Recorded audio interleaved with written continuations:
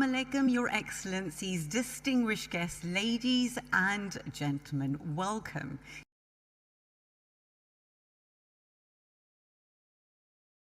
Assalamu alaikum, Your Excellencies, distinguished guests, ladies and gentlemen, welcome to the 8th edition of the Government Services Forum.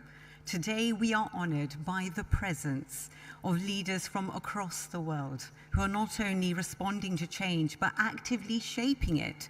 I, on behalf of the organisers, would like to extend a warm welcome to His Excellency Ala Karis, President of the Republic of Estonia, who we'll be hearing from in just a moment, His Excellency Honourable David Burt, Premier of Bermuda, Your Excellencies, global leaders, business leaders who are joining us from more than 15 countries, who will be our panelists and part of our esteemed audience. It's our great pleasure to welcome you all. My name's Amandeep. I'm a former BBC presenter, now based here in the UAE as a moderator. It's my great pleasure to support the World Government Services Summit here for the 4th year in a row. So, we are very honoured to deliver our keynote address. It begins with giving the spotlight to a country that beyond other countries has really influenced the global conversation on digital government. And that country, Estonia. How has it done it? We'll be hearing from the leader himself, a country that has consistently set global benchmarks in digital governance, public service information, and state resilience. It's our great honor to invite a leader whose vision and leadership have shaped one of the world's most advanced digital societies. So, my esteemed audience, please join me in welcoming on stage for the opening keynote address here for the 8th edition of the Government Services Forum, His Excellency Ala Karis, the President of the Republic of Estonia.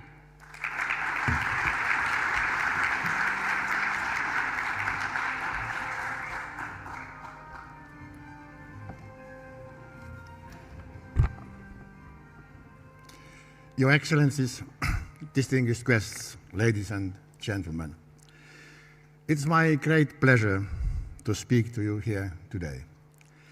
I'm especially glad that our focus is not on the anxieties of the world or on geopolitics, but on technology and innovation, and on how we can make them work better for people and for society. I'm also very pleased to be here in the United Arab Emirates, a country that, much like our own, has shown over the past 30 or 40 years that can be achieved with vision, energy, and determination. Your experience proves that rapid progress and development are possible. Technology and the smart, forward-looking use of it has played a crucial role in that journey. At the same time, we should not allow success to blind us. We cannot afford to rest on our own laurels.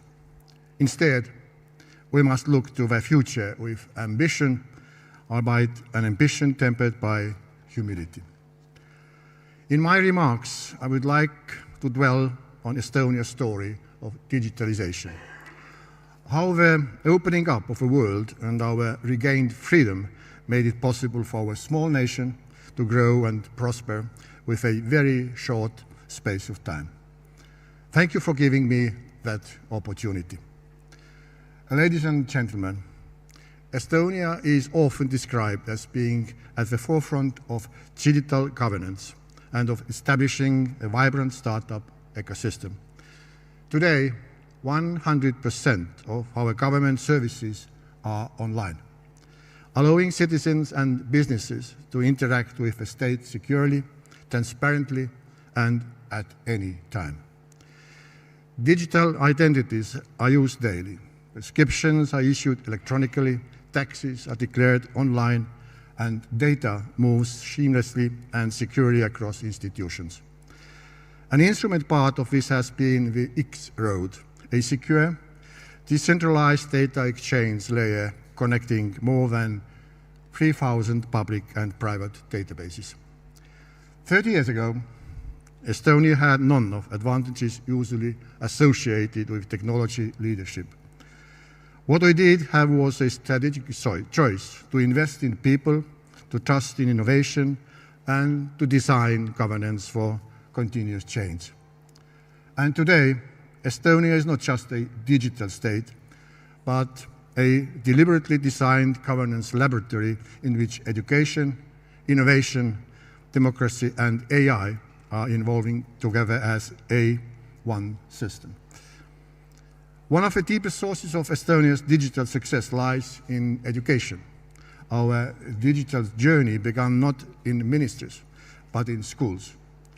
In the 1990s, Estonia launched the Tiger Leap program, which equipped all schools with computers and internet access and trained teachers in digital skills. This generation is now leading Estonian startup system, driving innovation and shaping our digital public sector.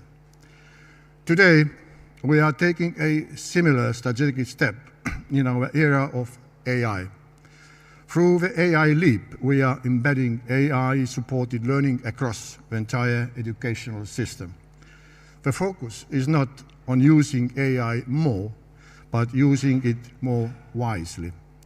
Students and teachers nationwide have received access to advanced AI tools supporting by training not to teach AI for its own sake, but to support the better learning in every subject. We are taking this AI opportunity to rethink the essence of education and the skills we need to offer our young people in today's world. Specially developed education tools help students develop independent and critical thinking, deep understanding, and the necessary digital competences. Teachers use AI both to simplify their work and to develop more effective teaching methods.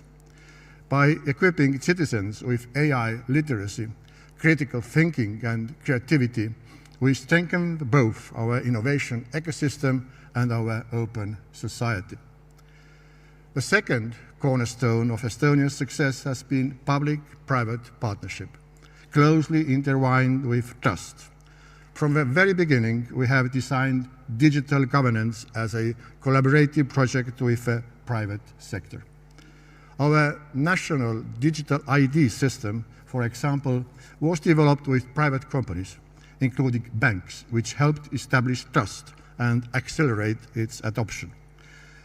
This approach allows citizens to experience immediate value, building the sort of confidence that later enabled the expansion of digital public services. That partnership model has shaped our entire innovation ecosystem. Digital transformation can only succeed if it strengthens trust. In Estonia, transparency is built into governance by design. Firstly, we have introduced the one only principle. Citizens provide the data just once, and government agencies reuse it securely.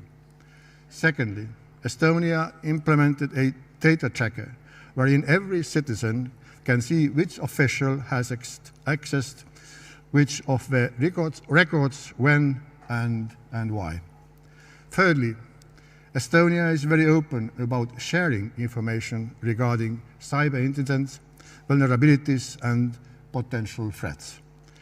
The Estonian Information System Authority published daily, monthly, and yearly overviews of the situation in cyberspace.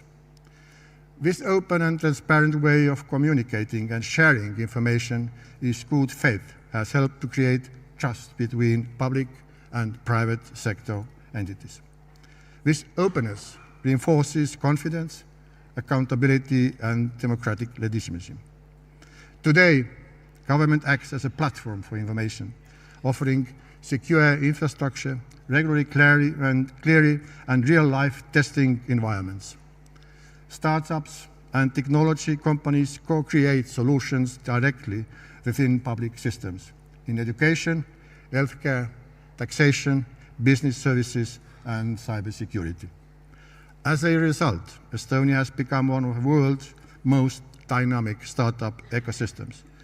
More importantly, innovation is embedded in how governance itself evolves. Estonian advantages lies in having built digital solutions horizontally across government.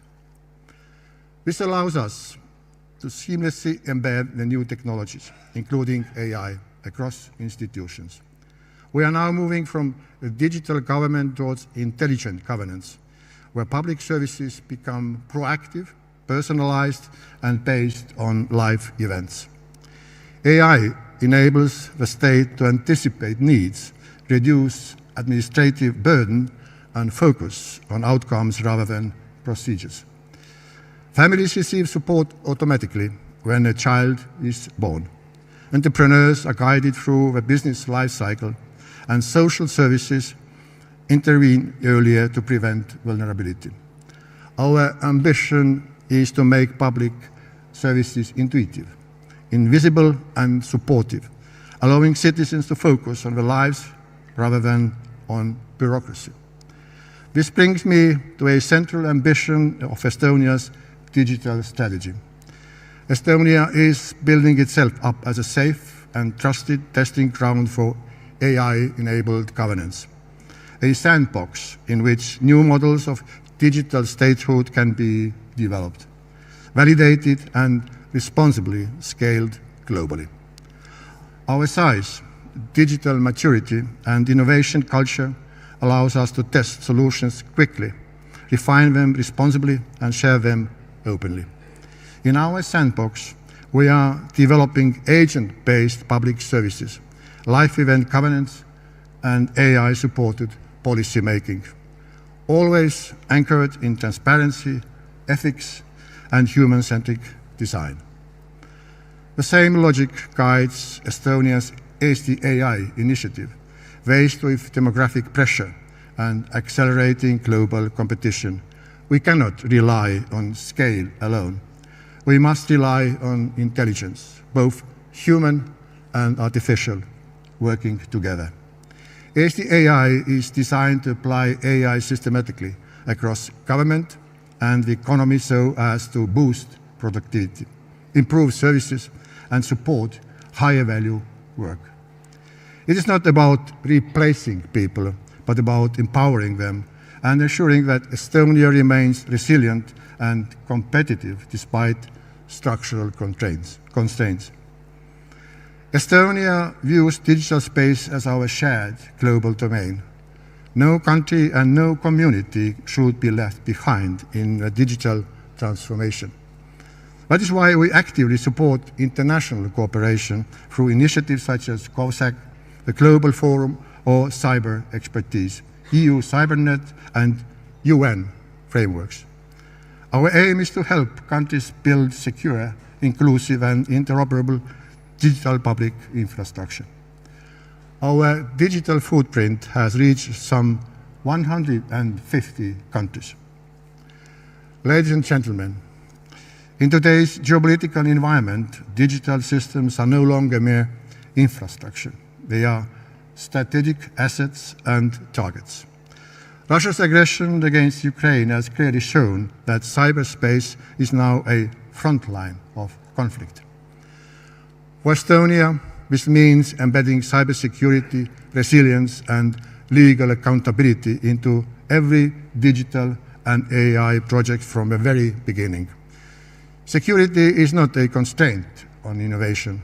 It is our foundation of trust and long-term sustainability. Estonia has already demonstrated this practice by publicly in identifying malicious cyber operations, reinforcing accountability and the application of international law in cyberspace. We have all witnessed rising tension and manifestations of brutality around the world. We must take care to ensure that AI is not affected by these developments, that it rightly understands that is good and bad, what is right and wrong.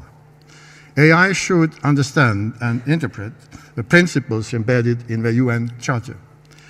Territorial integrity, sovereignty, peaceful settlement of disputes, the right to self-defense, human rights and dignity, international law, the same way that the founding fathers understood it and member states understand it today. Otherwise, we might end up in a situation where false justification and explanations and malicious interpretations earn a sneaking victory and become perfectly reasonable to the masses. This should not happen, and indeed should be avoided. This is a righteous and extremely important task for us. Steps to that end have already been taken by the United Nations. At the end of the year, the General Assembly established a global dialogue on AI governance, which provides an inclusive platform within the UN for states and stakeholders to discuss critical AI issues facing humanity today. Estonia is honored to have been nominated together with El Salvador to co-facilitate this process, and I assure you that we will do so with great dedication. Ladies and gentlemen, Estonia's ambition is not simply to run faster in the digital race, but to design better governance for the AI era. By serving as a trusted testing ground, by placing education and innovation at the heart of transformation, and by anchoring technology in democratic values and international law, we seek to contribute not just solutions, but directions. Estonia's experience has taught us that limitations can be an advantage, provided we are willing to think differently and act boldly. This is how even small countries, but also larger ones, can help shape a more open, secure, and human-centric digital future by working with partners around the world, including the United Arab Emirates. Thank you very much for your attention.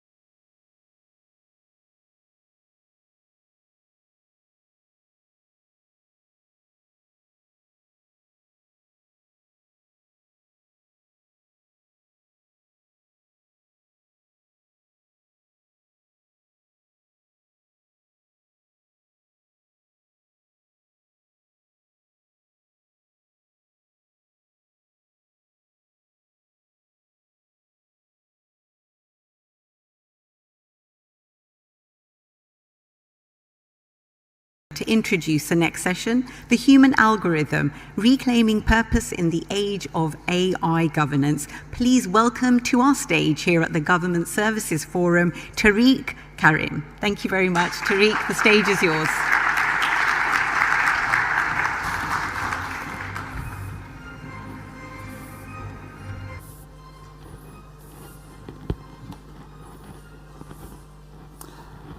Ladies and gentlemen, Your Excellencies, it's a great pleasure to be here talking about an important subject, of course. What are we going to do with the AI revolution?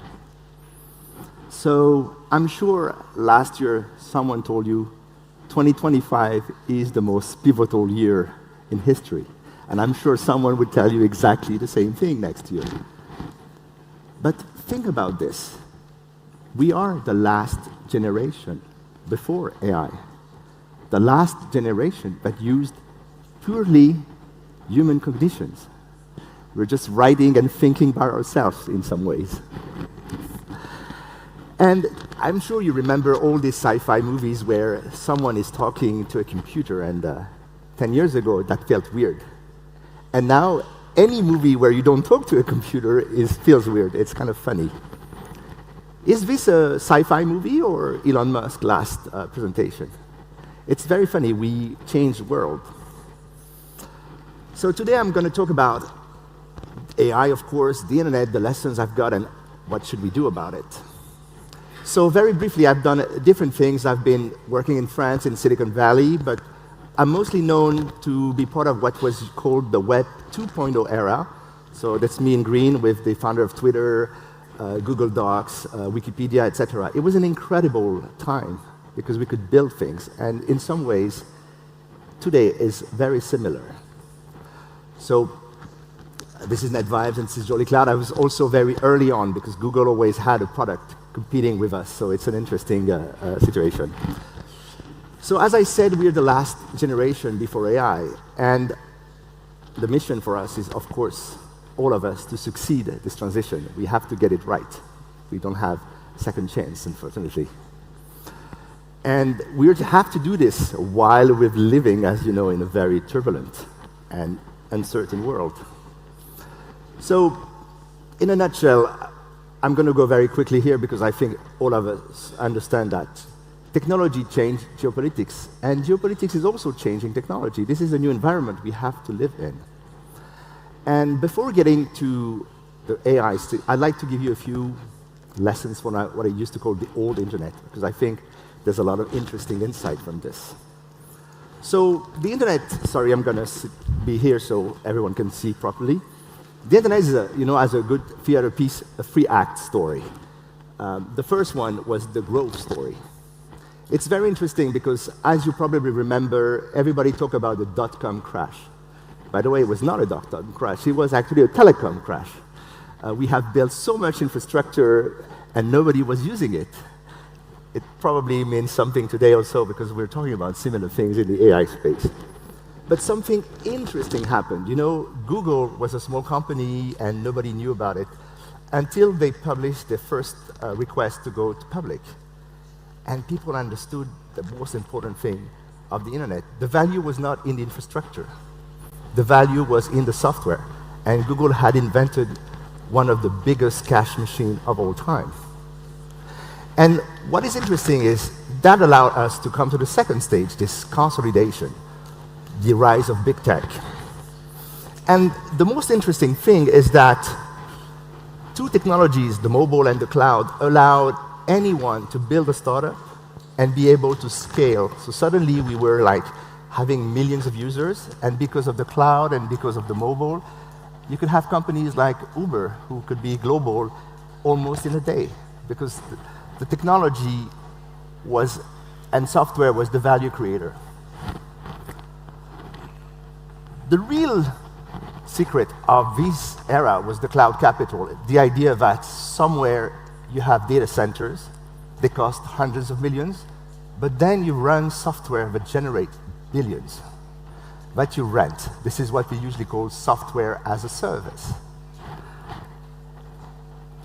These people made a fortune because, of course, they were providing all the tools to create that ecosystem. But the reality is that you were basically in two situations. Either you pay the rent to your software, or you collect the rent. And this has completely changed the dynamic of the world because you basically had two spaces, the US and China, who basically were providing the technology, the cloud, the services, the app store, the operating system, etc., etc. Everyone else is basically purchasing technology. That's an incredible model. It's the model we've built. The question we should ask ourselves is, now that we have AI, is it the same thing? Is it the same business model? Is it as profitable as it used to be? It's a very interesting question because when you think about it, the internet has basically two models. I simplified, it's bundle or unbundling. Before you have the cable, you pay a certain amount, you have all the channel, and then you have Netflix who say, you know what, now we're going to pay less and you have specific services. So these are always coming, we always switch from bundling, unbundling. You have all-in-one, and then you have to pay all the apps, etc., etc. And the other thing that is interesting is when you build a company, you have to think about two things. Either you build on top of someone. Let's say you do an app on the App Store. You're building on top of the Apple ecosystem. Or you decide to create the entirety of your business, and you control the entirety of the business. These are the two main ways of creating products. In the age of AI, if you remember 2 years ago when someone told you, I have an AI company, what they actually meant is, we've built the product on top of OpenAI, and it actually creates some intelligence. The problem, of course, is that this can be cut. Now, with the open source revolution, and this is very important, you can have your own system that you control entirely. You can say, in my company, or as a country, we have our own AI, and I'll come to that a bit later. Of course, the question of the platform is always the same. Is it open, or is it closed? If you take the App Store, today, if you want to publish an app, you need the permission of Apple to get it out. If you're using the web, no one's permission, you can just start doing things. Similar thing happened in the AI. So in short, you have two models. You have the closed model, which started with OpenAI and Claude, and the open model with open source. And it's interesting to have both, because you need to have a balance between I do not control anything with I control everything. The question is, we are entering an age where the old model, you were only allowed to do things on top of OpenAI or Claude. Now you can actually build everything yourself. So this number has changed. It was 1 trillion, 3 trillion, now it's 10 trillion. It's probably going to be 15. But the question is, of course, how do we make money? This is, you know, of course, this thing. Is it a bubble? Is it a realignment of capital? At the moment, there's about 2,000 data centers being built around the world. Everybody wants to be part of it. Everybody wants to get there. The question is, who will be succeeding? This is an interesting question. The reality is, the reason AI is so interesting is, first of all, a lot of people believe that the next hard problems of the world can only be solved by AI. You know, new antibiotics, anything that is complicated, you just use a lot of GPUs and you throw this problem and you get it solved. There's also the idea now, you know, with Cloudbot and the agentic, the idea that AI can let you do things, that someone, just by himself, with an army of AI, can create a billion-dollar company. Everybody in Silicon Valley is working on this and talking about this. And of course, you have a synthetic workforce. You could say in army that drones are actually an AI, a synthetic workforce. You're going to have support, anything, task that you could do with humans, now you can expand with AI. And a lot of people have a strong belief that, especially now with the technology, you will be able to at least expand your crowd. So the funny thing about AI, and there's the two things you need to understand, is that the system still works. You put a lot of data, you put a lot of money in GPUs, you put it up, and it works. And so far, we call it the law of scale. This law still works, even today. The funny thing is, and this is the most important thing to understand, is how people build startups now because of that. So I'll give you an example of a company called Lovable. Lovable is a company, you just type, I want to do this app, you describe the app, and it generates the app. When they started, they used the old version of Claude, you know, anthropic model. The product was good. They didn't change anything in their product.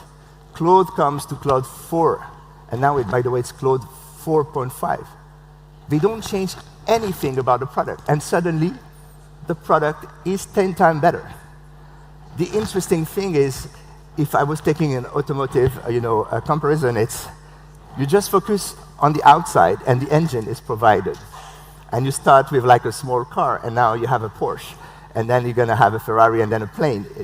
Every time the models improve, the software improves. And a lot of people today are building startups around this idea. Of course, to win the battle, you need all the talents, all the data. We're running out of data in 2030, all the compute, and of course, all the energy. So the thing about AI, it requires cooperation and regulation, and of course you need to be agreeing on what's going on. And the question is, we have to agree on what's going on in a very unpredictable world. Come to the third act, the breakup phase. We're in an interesting place. We have conversation around deglobalization, the splinternet. I'll come and speak a little bit about innovation divergence and also the AI capital debt. But this is, by the way, the journey of a chip. You know, we always say a chip is only Taiwan and the US. No, of course. The laser you need for ASML is made in California. The lens is made in Germany. You have hundreds of companies. It is a global cooperation. Without this, no chips. The other interesting thing, as you're probably aware, is that the internet used to be a commercial place. Now it's almost a militarized place. You know, we have submarine cables have been, undersea cable have been severed. You have an incredible activity around this. But what I'd like to point out is what happened with DeepSeek, because a lot of people talk about, you know, DeepSeek it's a cheaper version of OpenAI, etc. The reality is, when I was doing web, the idea was Silicon Valley is doing something, and everyone else is copying. And suddenly, in China with this model, they innovated differently. And now, if you're using ChatGPT, when you see the thinking of the machine, this is an innovation that came, of course, from this. So now, innovation will be different in different places around the world. And the question today is also which kind of ecosystem you want to be in. Do you want to be in an OpenAI, NVIDIA? Do you want to be in a DeepSeek, Huawei, Kimi? And I think people will actually look at both and become what I call swing states. You can lean into one or to the other. But it's an interesting situation right now as a decision you have to do. The other thing I'd like to talk about is the fact that if intelligence is, think about it, now we have to pay to think. This is the new model. And as a country, you want to make sure that every citizen has access to this. So do you make it a public infrastructure? Is it a private infrastructure? These are questions that are happening right now. When OpenAI talked about a bailout, it's not something they discuss randomly. They understand that AI will be as water, as part of infrastructure. And these are conversations that are happening right now. So I'd like to give you a sneak peek of what's happening in 2026. A lot of people believe that they should be in control of AI with the question of digital sovereignty and all these issues. This is a box you can buy today. You put it in your home, and you have your own AI system out of the box. You don't need anyone else. If the internet is cut, it still works. And this is the same thing for enterprise. You're going to see more and more people doing this. And there's one reason. Because the running of AI, what we call the inference cost, is going up to the roof. So if you want to control the investment you do, you want to make sure that you have your own data center. I'll give you an example of a university. You want all your students to learn vibe coding. If you use a regular commercial plan, it's going to cost a lot of money. But if you actually have your own data center, it's like a buffet. You can have it as much as you want, and you can have people use it as much as you want. The number one issue of AI this year is how to reduce the cost and controlling your infrastructure. This is going to be a very interesting thing, but we need stable area to innovate. And we're going to see this year locally grown AI, and all the tools are here. Thank you so much.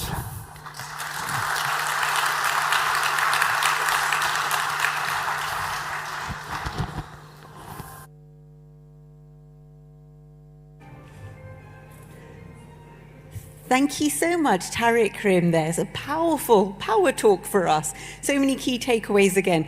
A thought-provoking deep dive into that human algorithm. Reclaiming Purpose in the Age of AI Governance. Now, as we promised you, our esteemed audience, we have an action-packed program here for our Government Services Forum. As you can see, the stage is being set by the wonderful team that have been working diligently around the clock for both the content and the creation behind this forum. We have a high-level ministerial panel coming up in just a moment as we set the scene for you. Now, I hope that you have been enjoying our thought-provoking keynote address and power talk from the very start of today. The organizers have been very inspired by the high-level direction that's been provided to us by the leadership in the country. They have encouraged me to share a quote. You may recognize the title of the book, Life Has Taught Me.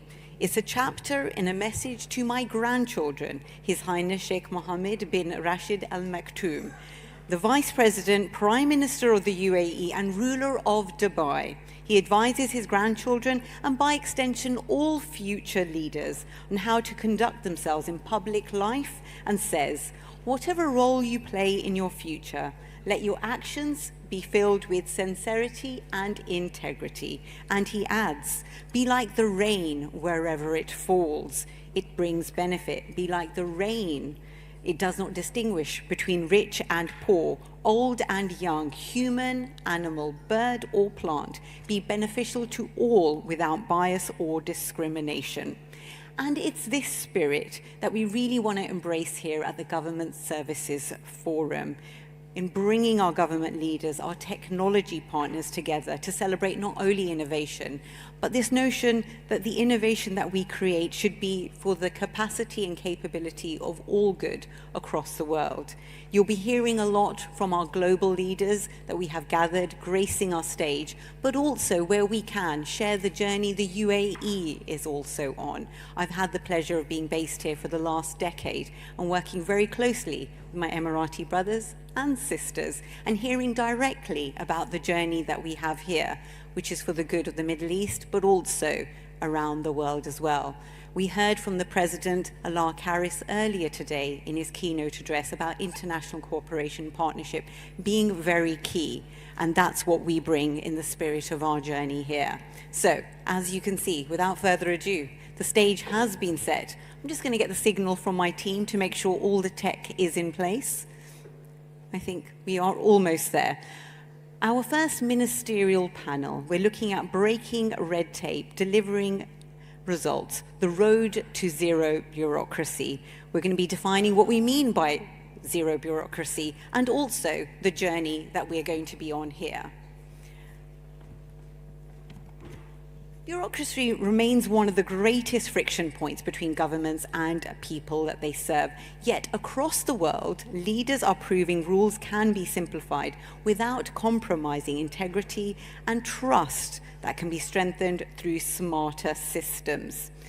This ministerial panel brings together leaders who are actively not only dismantling red tape and redesigning justice and public service systems, but delivering faster and simpler and more meaningful outcomes. So we are very pleased that we have both this ministerial panel, but also our guests joining us. So one last tech check to make sure that we are absolutely ready to go. We are. I have the thumbs up. So on that note, I have to say I'm very pleased. Not only am I emceeing the forum, but I get to moderate this panel. So may I please introduce my wonderful guests to the stage, and may I ask my esteemed audience to give them all a round of applause as they take to the stage.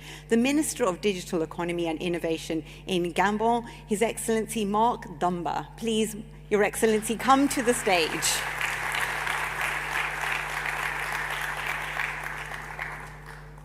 If I may ask you to take the second seat. Thank you very much. The second seat, please. The Minister of Telecommunications and the Information Society in Ecuador, His Excellency Roberto Curry. Please, Your Excellency, come to the stage. The Chairman of the State Agency for Public Service and Social Innovation in Azerbaijan, His Excellency Ulvi Mediev. Please, Your Excellency, join us at the stage. Fantastic. and our very own Minister of Justice here in the United Arab Emirates and the President of the Federal Judicial Council, His Excellency Abdullah El Nawaini. And I shall take my position here. And gentlemen, if I can ask you to just position the mics close to you so that we can catch every single word that you have to say. Fantastic. It's wonderful to have you all here. So I believe I've kind of set the scene in terms of zero bureaucracy, but let's define it as we answer our questions and also give our esteemed audience an insight into a global perspective. Gentlemen, it's such a pleasure to welcome you all here to the Government Services Forum. We are honoured by your presence. May I begin by showing a bias? I did declare that I do live here in the UAE, and it's a pleasure to work with all the teams across the country, the international and Emirati talent that we have in this country. So the Minister of Justice here in the UAE, Your Excellency Abdullah, may I begin with you? Yes, please. We mentioned zero bureaucracy. It's been wonderful to get your perspective on it.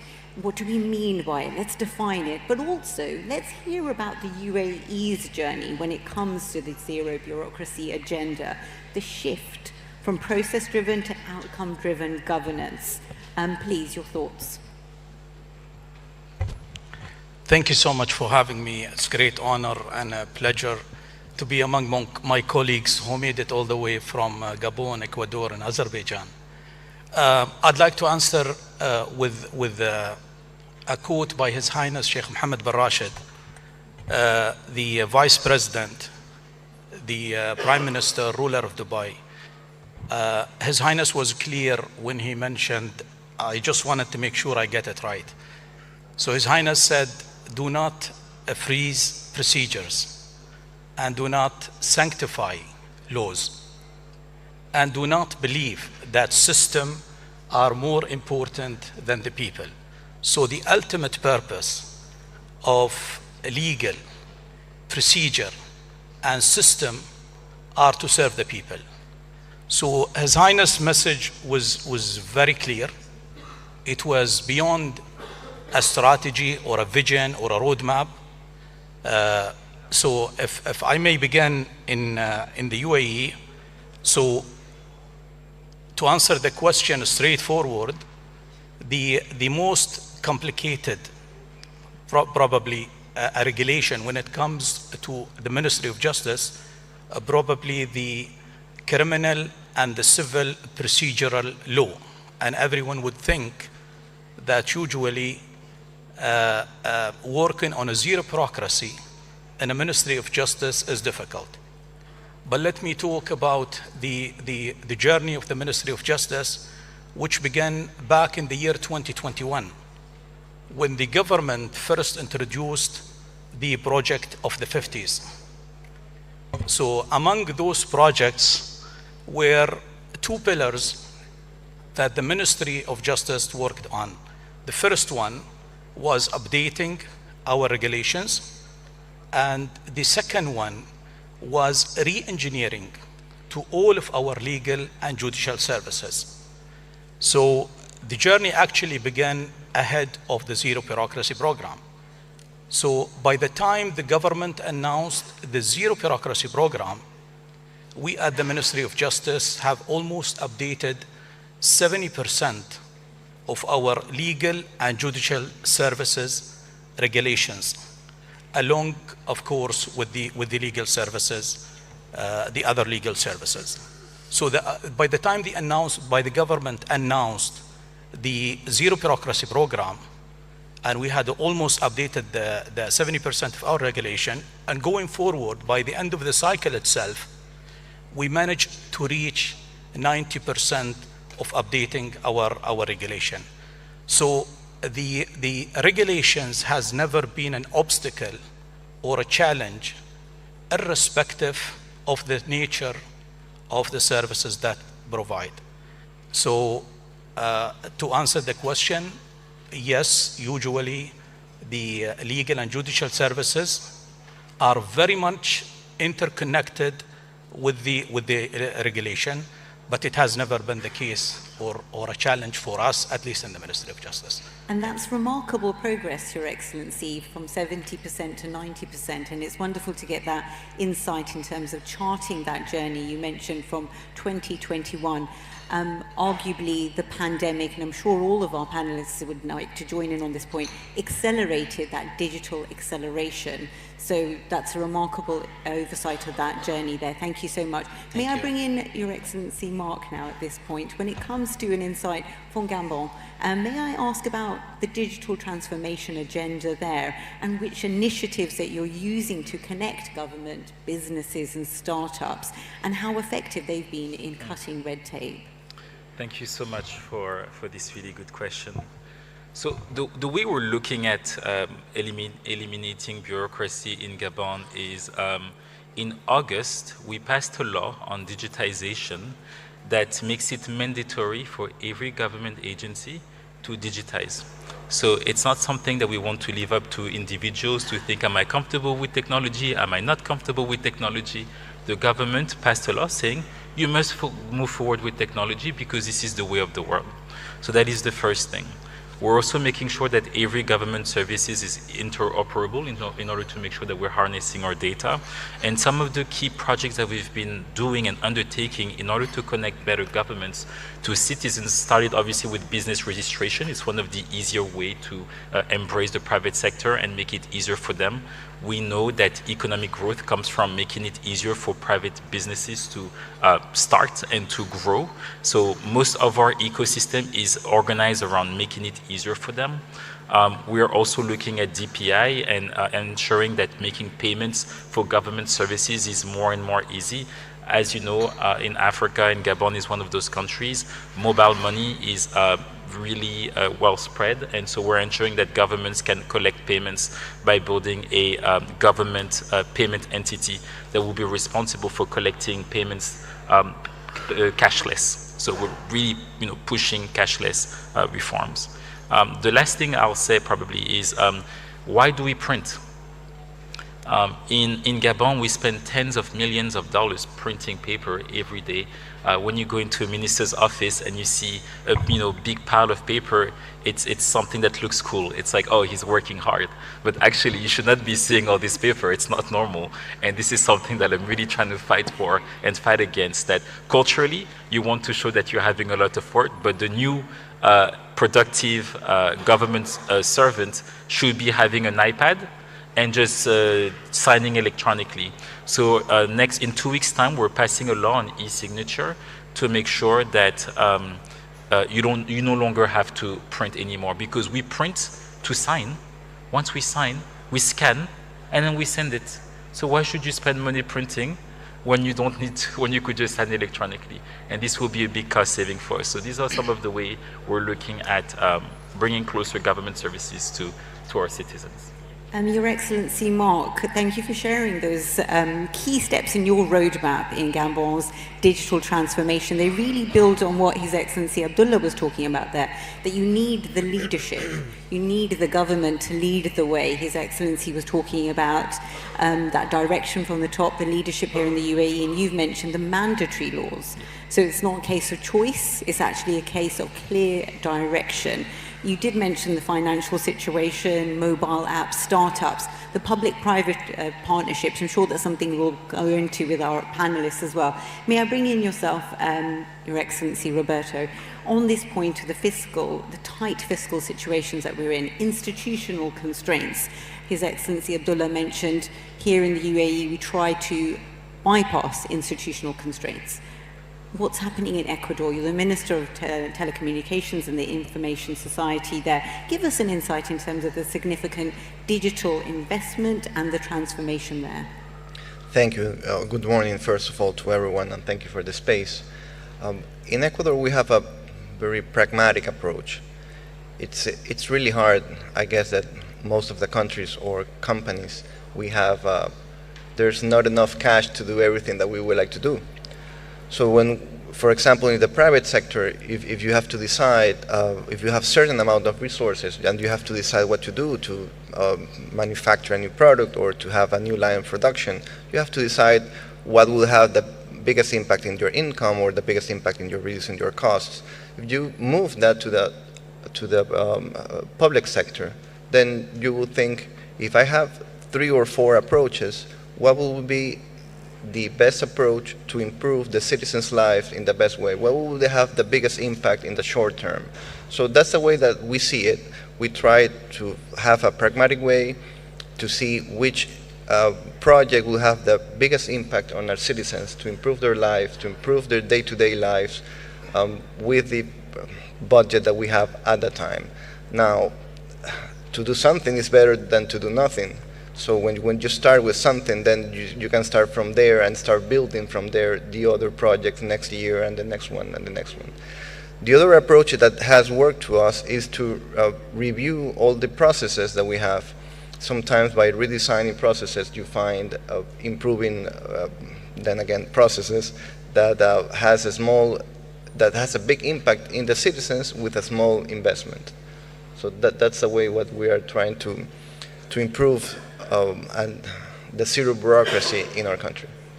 So that's an interesting point. We're building layer by layer and delving deeper into the main focus and the main issues. We've talked about the regulation from the top, how it needs to be streamlined, mandatory direction. And now yourself, Your Excellency Roberto, you've mentioned being really citizen-focused and where fiscally you can have that clear direction where the investment goes to have the greatest impact. Thank you for outlining this. May I bring in Your Excellency Ulvi at this point. You are the chairman of the State Agency for Public Service and Social Innovation in Azerbaijan. Hearing from our esteemed panelists, it'd be wonderful to hear about Azerbaijan's journey, building on this notion, mandatory regulation from the top, fiscally challenged, institutional constraints. When it comes to reducing procedural complexity for citizens, what would you advise? Thank you very much. First of all, I would like to extend my sincere gratitude and thanks for organization and invitation to this event and for opportunity discussing this. Fantastic. I may just ask Your Excellency to put the mic really close to you so we don't miss a single word. Okay, thank you. So, Azerbaijan's experience with public service reform is closely linked to the establishment of ASAN service, launched in 2012 on the initiative of the President of Azerbaijan, as part of a broader anti-corruption agenda and public sector reform. The objective was clear: cut red tape, eliminate discretion, and make public services simple, transparent, and citizen-centric. Today, over 400 public and private services are delivered through ASAN service, not only through physical centers, but also via mobile ASAN units that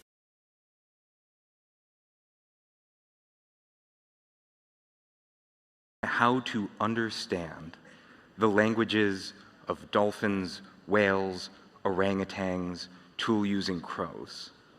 And of course, the goal isn't just to do the science, but to transform our relationship with the rest of nature, right?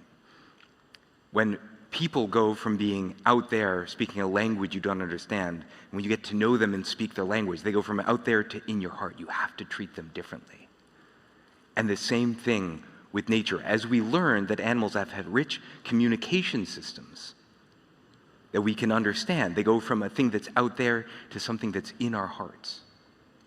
And that changes us in the process. So let's play a guessing game. Does anyone know what animal communicates this way, makes this sound?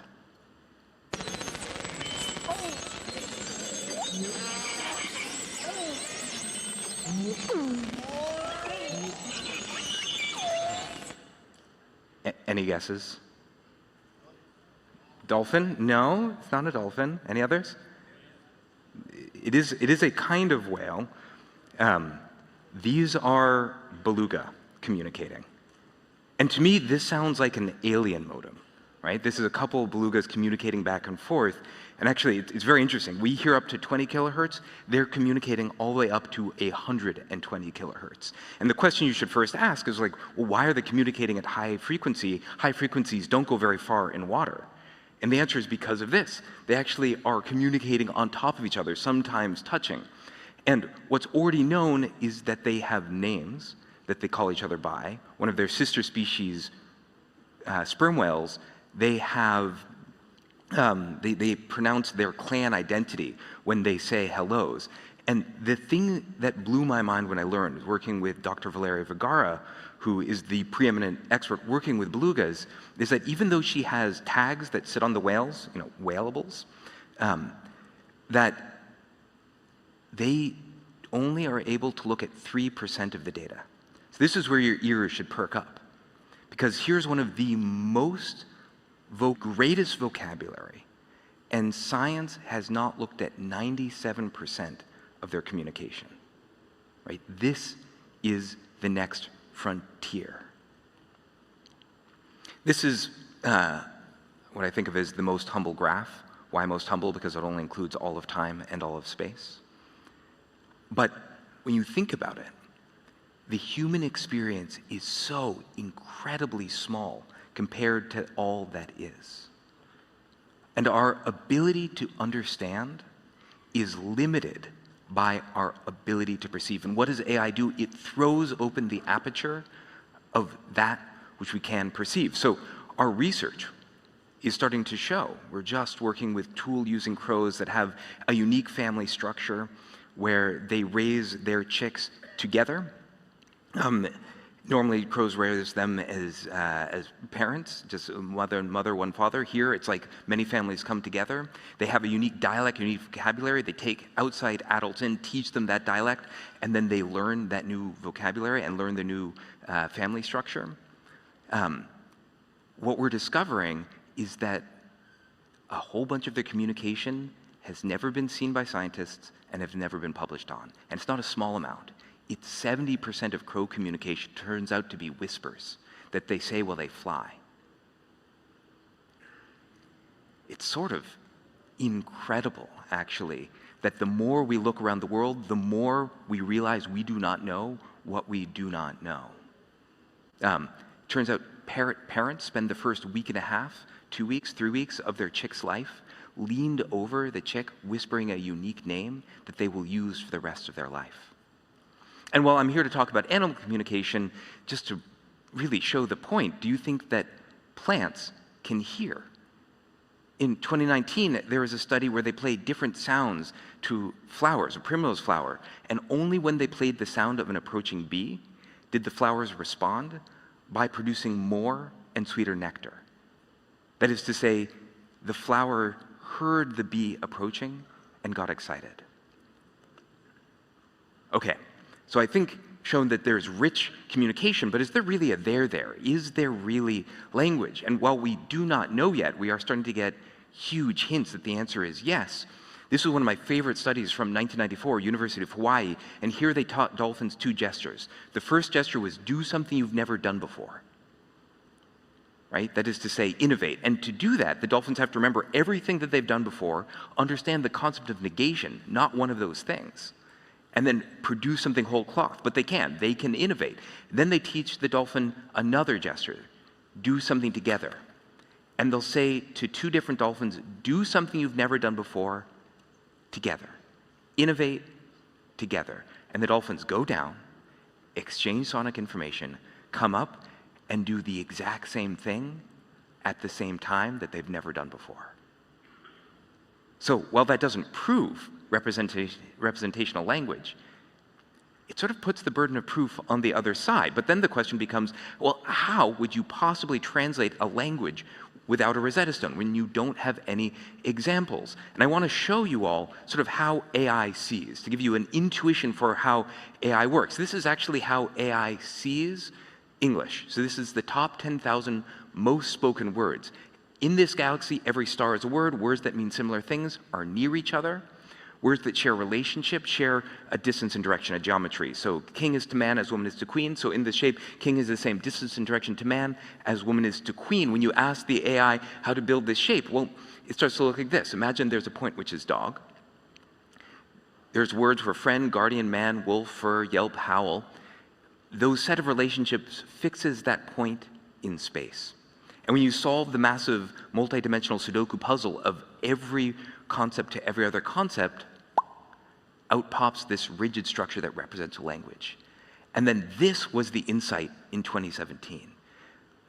computer scientists asked, well, how similar are the shapes of language? Is the shape of Spanish similar to English, similar to Arabic? You couldn't possibly just take the two shapes and line them up and use that to translate.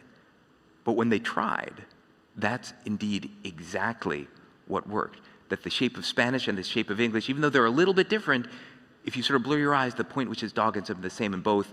And that's not just true of Spanish and English, but Arabic and Aramaic and Urdu and Esperanto. Every language, every human language appears to share a kind of universal human meaning shape. And to me, this is so profound, because in a time of such deep division, technology is showing us that there's a hidden underlying structure that unites us all. I just want to point out, this isn't just true for languages. It goes much deeper than this. So everyone, I'm sure, has used DALL-E or any of the other Nano Banana, where you type in language and you get an image that's never existed before. How does that work? Well, this is how it works. You ask AI to build this shape that represents the internal relationships of language. You ask it to build the shape that represents the internal shape of images, the relationships. You then use image caption pairs to align these two shapes. And now you can translate between language and image. Portrait of Chile as a person is this point in language space, which points to this point in image space, and that's the image. That's how it works behind the scenes. This, by the way, was my face when I learned how all this worked. And it's not just language and image. Everything can be treated as a kind of language. Robotics is a sequence of motions. It's a language. That's why robotics is suddenly moving so quickly. Videos are a sequence, they're a language. DNA is a language. We are learning how to translate to and from every possible language of nature, and that's how we know now that everything that can be translated will be translated. That is, this is no longer a matter of, is it possible to translate animal communication, but when will we translate animal communication? So hopefully now I've sort of demonstrated how we might translate. I've demonstrated that there really might be language, but the question is, okay, so maybe they're communicating, but they're just talking about but where's the fish? How deep could it possibly go? There's something called the mirror test. This is where you take an animal, you paint a dot on the animal, they look in a mirror, and if they start trying to investigate the dot, well, you know that they're connecting that there in the image, in the mirror, that image, that's me. That's self-awareness. These are dolphins looking into mirrors. So you can see they open their mouths, they're trying to investigate themselves, and they're having possibly the most universal mammal experience, which is you look in the mirror and you check out your abs. It turns out, by the way, that a couple of species pass the mirror test, have clear self-awareness, including elephants, but researchers didn't know that elephants passed the mirror test for a long time until they realized that they were using small mirrors, which to me is so very human. So when animals communicate, they may well be communicating about one of the most profound aspects of our experience, that of self-awareness, of consciousness. And this was the founding thought behind our project, Earth Species, which was, can we build these shapes for animals? Can we build these shapes for humans? Can we match the shapes together to do translation? And remember, the parts that match, that'll give us direct translations. The parts that don't match, whales and dolphins have been passing down culture for 34 million years. Culture, dialect, languages. Whatever it is that is the solution to humanity's problems, I'd argue it's not in our imagination, because if it was, we'd be doing it. So we are looking for things outside the sphere of human imagination. Where better to look than in the wisdom of cultures that are 85 times longer than our species? So, at Earth Species, we are pioneering animal language processing, sort of like natural language processing for animals, building frontier AI for the rest of nature. We're already demonstrating, actually, that when you train models on humans first and then move them to animals, they do much better. So it's starting to prove out the fundamental hypothesis. And we're already seeing that these models are accelerating science. They're saving scientists that we work with up to 3 months of doing their work. accelerating across the entire tree of life. That's sort of the side effect, is you need a scientific revolution to drive the Copernican revolution. And the thing that we're seeing is just like when the Hubble telescope was pointed at an empty patch in sky, and what it discovered was not nothing, but everything. That when we are building the new scientific tool and pointing it at a place that science thought was empty, rich animal communication and language, that what we're discovering is not nothing, but actually more than we could possibly imagine. The goal, though, isn't just the science. The goal is a fundamental shift in the relationship with humanity to itself and the rest of nature. And so there is an incredible album called The Songs of the Humpback Whale. It was the first time that the global community heard whales sing. And that album went on Voyager 1 to represent humanity just after the on the Golden Record, just after Human Greetings, gets played in front of the General UN Assembly, and becomes the reason that we banned deep-sea whaling. These shifts in perspective really can change almost everything. And I want to leave you all with another thought, which is that AI, almost all of it, ChatGPT, Claude from Anthropic, Gemini, they're all trained on human data. They are about modeling and extending human intelligence. But that's only half of all of the intelligence we have access to, probably less. We also need to be working on extending nature's intelligence. I've been very inspired here as I've learned about the concept of umana, the idea, as far as I understand, the North Star of being able to play the infinite game on a finite planet, to treat the land we live on as borrowed from our children and then borrowing it from our grandchildren.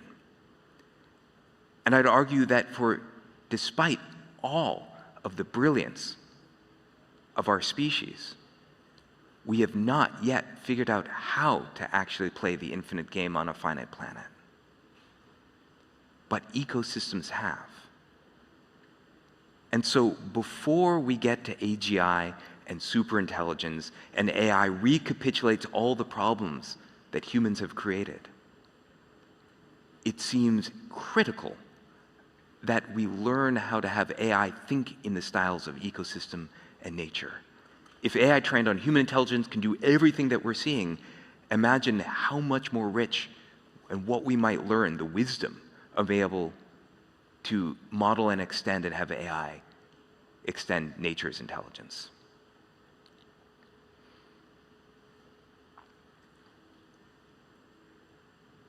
You know, it turns out that humpbacks, just return to this for a second, their songs go viral. Australian humpbacks, for whatever reason, are sort of like the K-pop singers. And whatever they sing within a couple seasons often are sung across the entire world. And this speaks to the ethical responsibility of what happens when we start breaking the interspecies understanding barrier in the next 4 years. Because if we just make a synthetic whale that sings, we might disrupt a 34-million-year-old culture. You know, create viral memes. We probably shouldn't do that.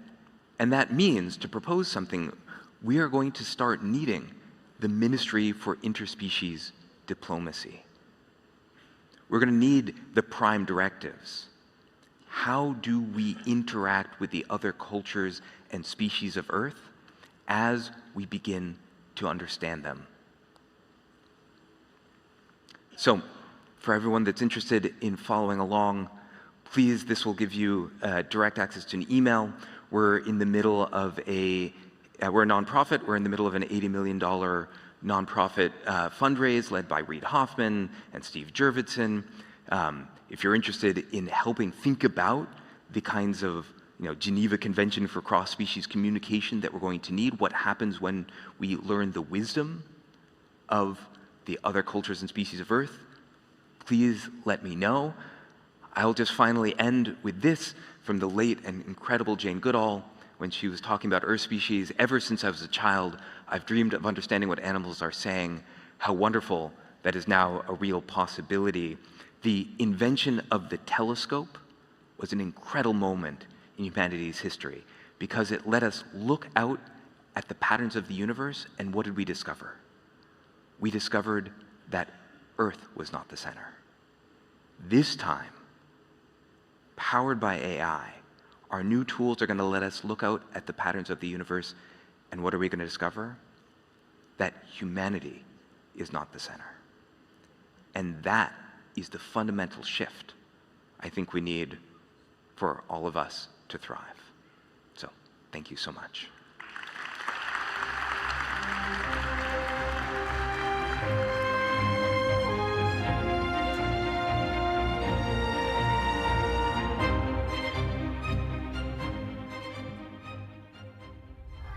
We have this field called de-extinction. We are correcting our intervention in nature. Absolutely mission critical.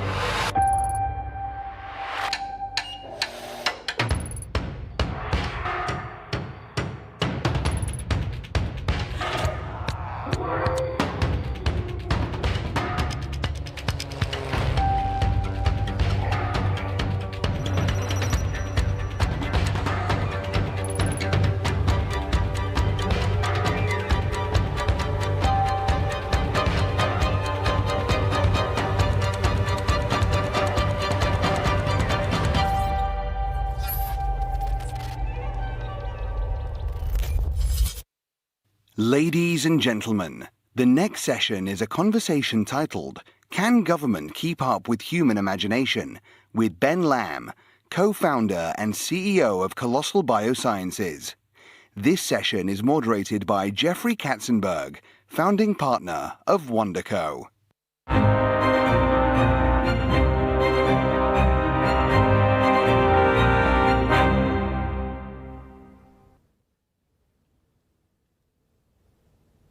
Good morning, everybody. How we doing? Okay. Doing great. So I'm actually really excited to be here this morning of what I think arguably may be one of the most unique and inspiring stories that we'll all get to hear over these couple of days of this incredible conference. I met Ben about 4.5 years or so ago. I was introduced to him as this tech founder, very successful, had done a number of startup companies, and he had a new idea. And his new idea is that he was going to bring back extinct animals, and in particular, the woolly mammoth. And I thought, well, that's just insane. Yeah. I don't know if our first call went that great. But. Yes, in fact, our first call I think I got off of and I went, I don't get this. I really don't understand. Like, please never put him on my calendar again. Yeah. So here we are 4.5 years later, and honestly, what he has done and is doing is quite unique and quite brilliant, and I think of enormous import for our planet. So Ben, if you would, maybe just start off with like, well, what motivated, why did you decide to pursue this idea of de-extinction of animals? Well, I met this guy named George Church, who's arguably the father of synthetic biology. He's the head of genetics at Harvard. He had invented a lot of the read-write technologies that are now kind of like taking over the world when it comes to genome engineering. And he taught me that in my first call with him, he inspired me that we have all the tools and technologies that are needed to actually make this possible, number one. But number two, he also shared with me that we are kind of at this critical inflection point for biodiversity and how we're going to lose up to 50% of all biodiversity in the next 25 years if we don't do anything about it. And this was an interesting way that we could help biodiversity, create technologies for human healthcare, and maybe even inspire the next generation. And I left that call as being an entrepreneur, and I'm sure other entrepreneurs in this room have made this statement as like, oh, I want to change the world. I want to make an impact, right? But most companies get bought or fail or whatnot. And what's interesting was that this was a true opportunity to change the world. So I felt as an entrepreneur who had said that 1,000 times in pitch meetings, that if I didn't go pursue this, I would be a hypocrite. Like, this was an opportunity that the universe and George presented to me to, go try to change the world. And so I was pretty hooked from day one. Yeah, but here's the thing, which is you're not a scientist. You don't actually have any background in that. So what hooked you into that? I mean, I understand the ambition of the idea, and that would drive you to it. But what made you wake up one morning and go, I can do this? You actually don't know anything about it. But I think that childlike wonder helped me, right? Because I'm insatiably curious. I love technology. I love the next frontier. But you know, I don't know anything about biology, so it allowed me to ask the right questions. I'm really good, though, about building teams of much smarter women and men than me. And so what was exciting and alluring to this is it's a systems model, right? And so if we got it right, just like satellites or just like software, you know, we just had to build the system, and then we had to put the smartest people on the bus to go drive it. And so I got very attracted to, I had those skills, right? I was like, I can hire, I can raise capital, I can make sure that I unify and kind of break down rules. I sometimes joke the hardest thing we've done at Colossal is not the dire wolf. It's actually reprogramming scientists to work in like Jira and software tools. But we made a lot of progress, and I think those were the kind of skills that I brought. But it was just this sense of wonder. And what's interesting is that this sense of wonder from these projects, it wasn't just in me. I quickly found that investors, press, friends, and kids and parents had that same sense of wonder in this project. So I really felt like it was a unifying humanity project from the get-go. So for 25 years, I had a really amazing partnership with probably arguably the greatest storyteller of our time, which is Steven Spielberg. And he got drawn in the imagination through Michael Crichton of making this movie Jurassic Park, which went on to create these incredible. So his was, you know, sort of fantasy, and I'm just curious, why did you think achieving this in reality would matter to mankind? How is this going? What is it going to mean to all of us when you are successful? Notice I didn't say if you are. No, I love that. I said when you are successful. Why is this going to matter to us? Why should we care? And we've had some early proof points, so I think directionally we're on the right track right now. You know, I think that we as humanity need moonshots, right? You know, I think that everybody for a long time looked to NASA as like the global moonshot, right? Regardless of what geopolitics were, I think the best brand the United States ever made was NASA. And so I think that we need that, and I think we need that in many categories, right? Like whether it's communicating like with animals like you guys just heard about, or whether it's like reaching for the stars, or whether it's being able to truly bring back extinct species and control biology and directed evolution. I think these are those moonshots that inspire us, that you know, the halo effects of the work are almost as powerful as the actual technologies themselves. And so I think that in our success, we have no idea of what little girl or little boy may end up achieving in terms of like curing cancer or whatever, because they got excited about biology. And that's one of the that's kind of one of the biggest drivers for me, is that kids are so inspired by this project that they want to lean in and tell their parents. Actually, 30% of all of our investors came to us because their kids told them about the project. So it's amazing for me. Yeah. So so your ambition here in terms of what this will mean for us is much more than just bringing back extinct animals. Yes, that is a sort of bigger than life fantasy brought to reality.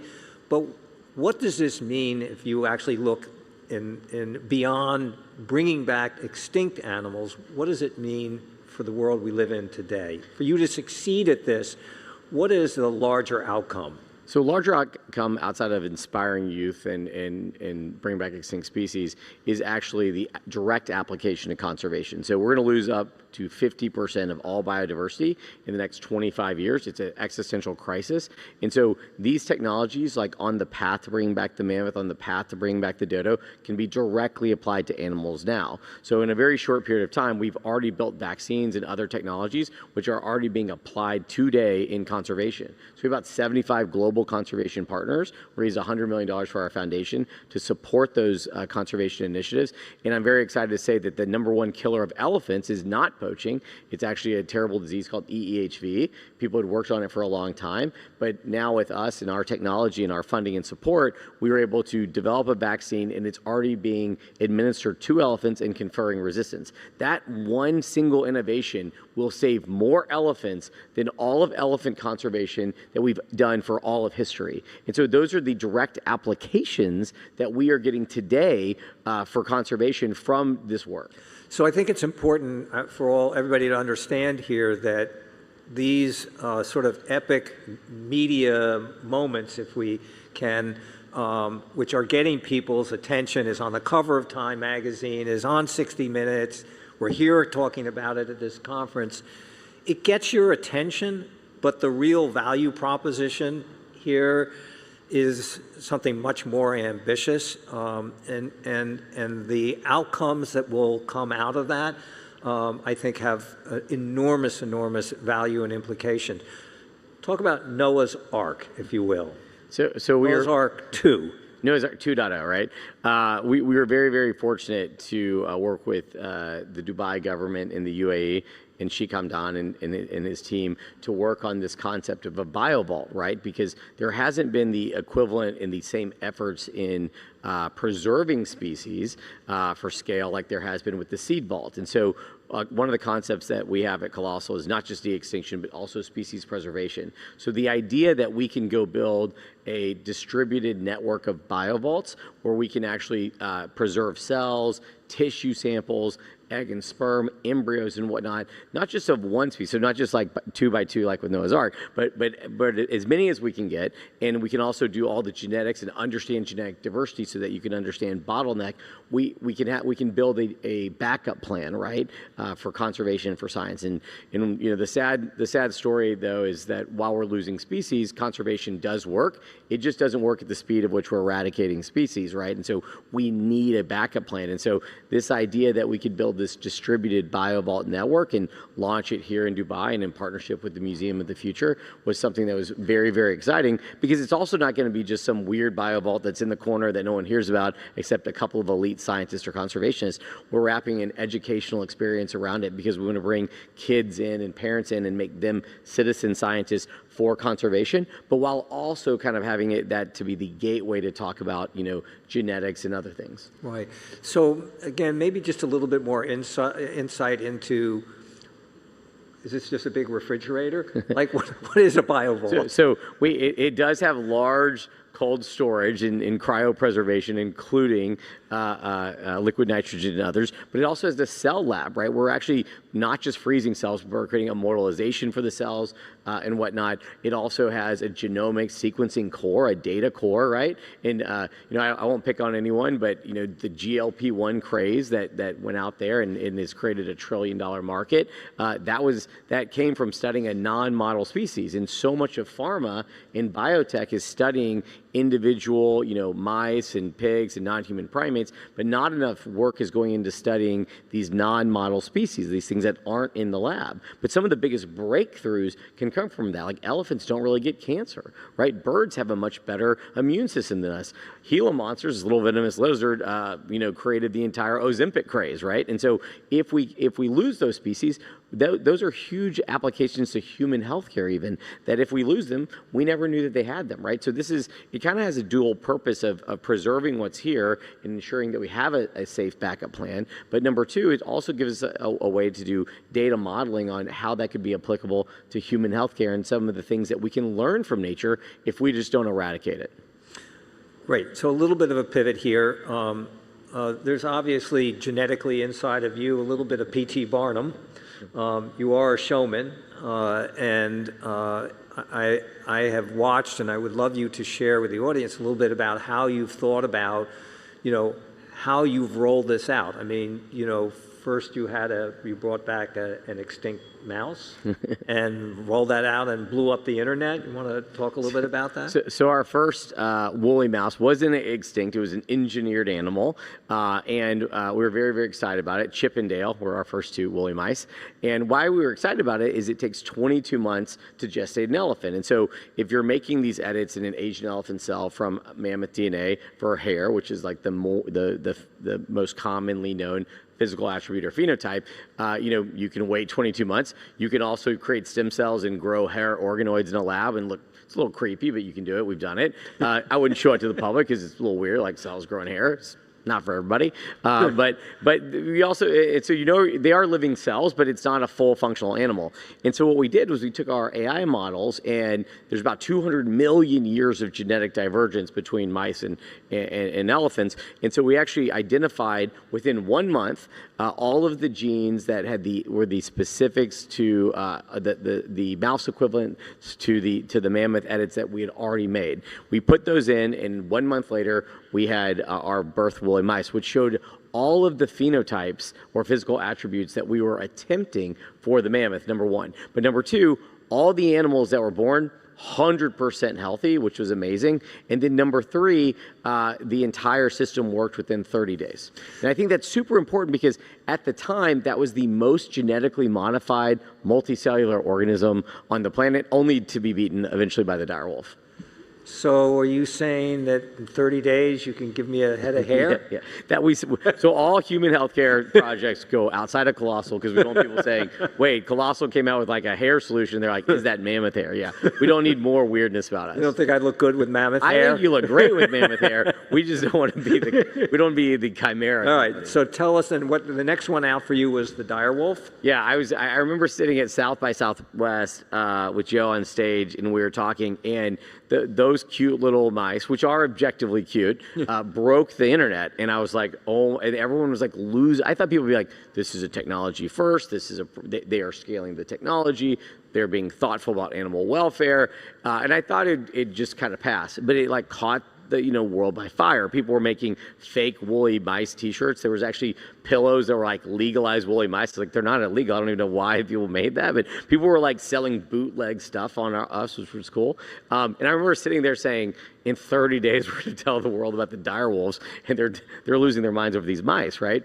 And so we announced the dire wolves, right? So we created 3 dire wolves. We took a 73,000-year-old skull in a 12,000-year-old tooth, did all the computational analysis, and we made puppies. But think about that for a second. We took a 73,000-year-old skull and made puppies. And we made 2 boys, Romulus and Remus, and then a girl, Khaleesi. A lot of fans of Game of Thrones informed us that the dire wolves were House Stark and not House Targaryen, and how we made a terrible mistake with the naming. And so we got a lot of feedback. We were trying to be nice. But it created this pop culture moment. And what was interesting to your point on showmanship and entertainment was some of the ways that we think about these projects are how they impact the ecosystems, how they can help conservation, but how we can bring the public in, right? Many people, including several people on the Game of Thrones cast, I won't name names, believe that dire wolves were mythical creatures, right? And so if you can bring back an extinct species that has an application to conservation and do it in a fun and interesting way that's healthy for the animal, but you can then bring all of these people into science, why not? And we showed it, I remember showing it to George R. R. Martin, and he literally cried the first time he saw it. He goes, is that what I think it is? And to have that emotional response to then bring people to science and conservation, that's core quest line for us. So I understand that you made Tom Brady, Paris Hilton, and Mr. Beast cry also. Want to explain that? They all reached out to us, let's be clear. So we are not actively pursuing them. We are not as connected in that world as you are.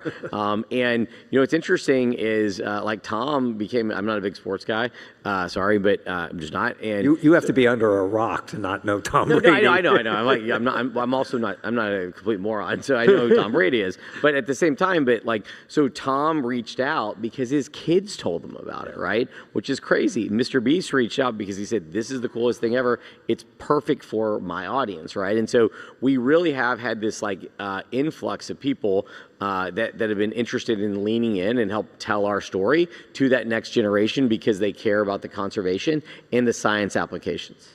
So looking ahead, in literally less than a handful of years, in a few years, we are going to have a woolly mammoth. Yes, 100%. 100%. No we're going to have a woolly mammoth. So what does that mean for nature, for mankind, for Colossal?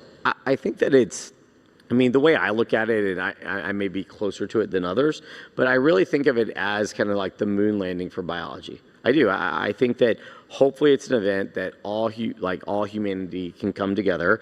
We work with 17 academic labs across the world. We fund 80 postdocs in academic labs. We work with numerous governments, right?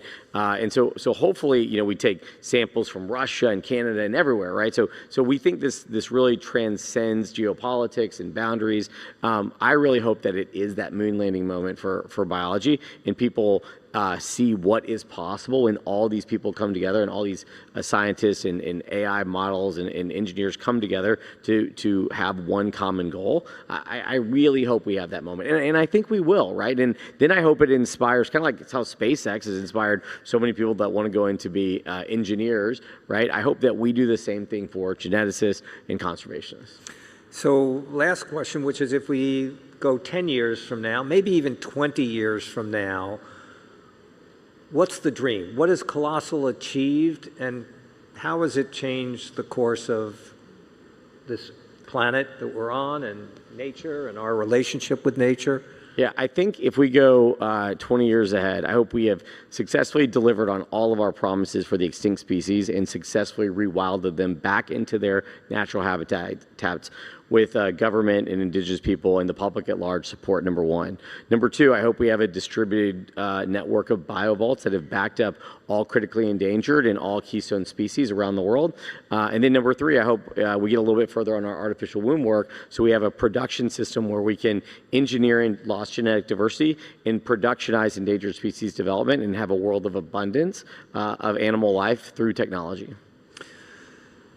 Ben Lamb, a real visionary doing something that literally will change the world. Thank you, Ben. Appreciate you.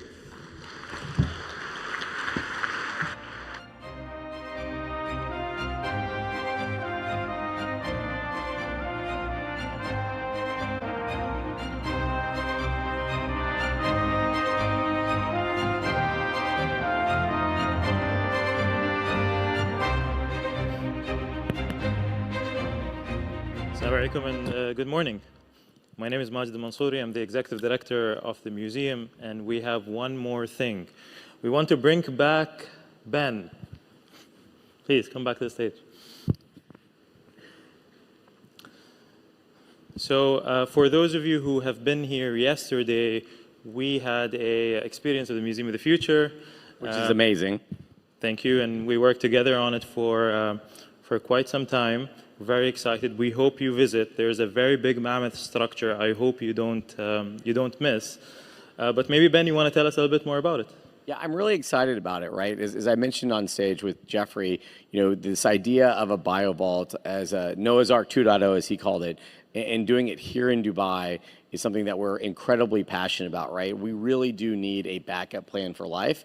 And our vision is to not just do that, as I mentioned, in kind of some cold, dark corner, but to do it in a way where we can actually wrap educational content around it, make it a living lab, right? And so it's a combination of museum and experience, educational content.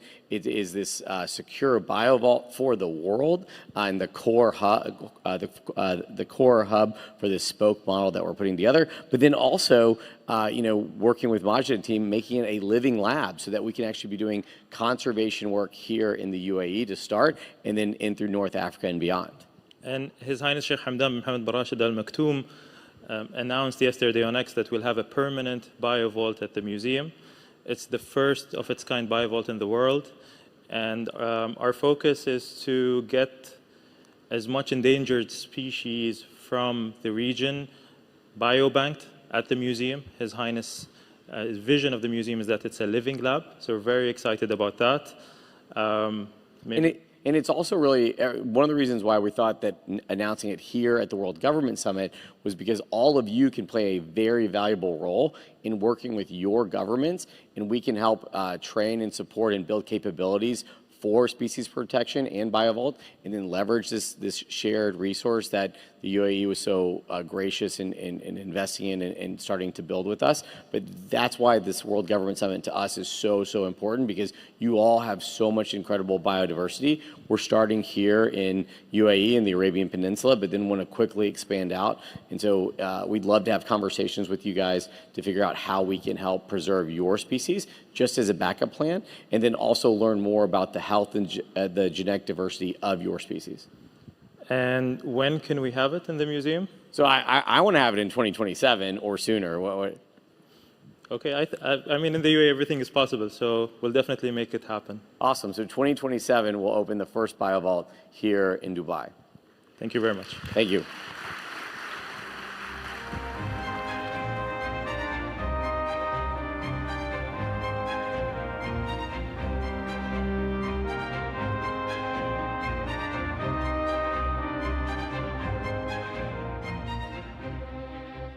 Ladies and gentlemen, our next panel discussion is titled, Are We Ready for Human 2.0?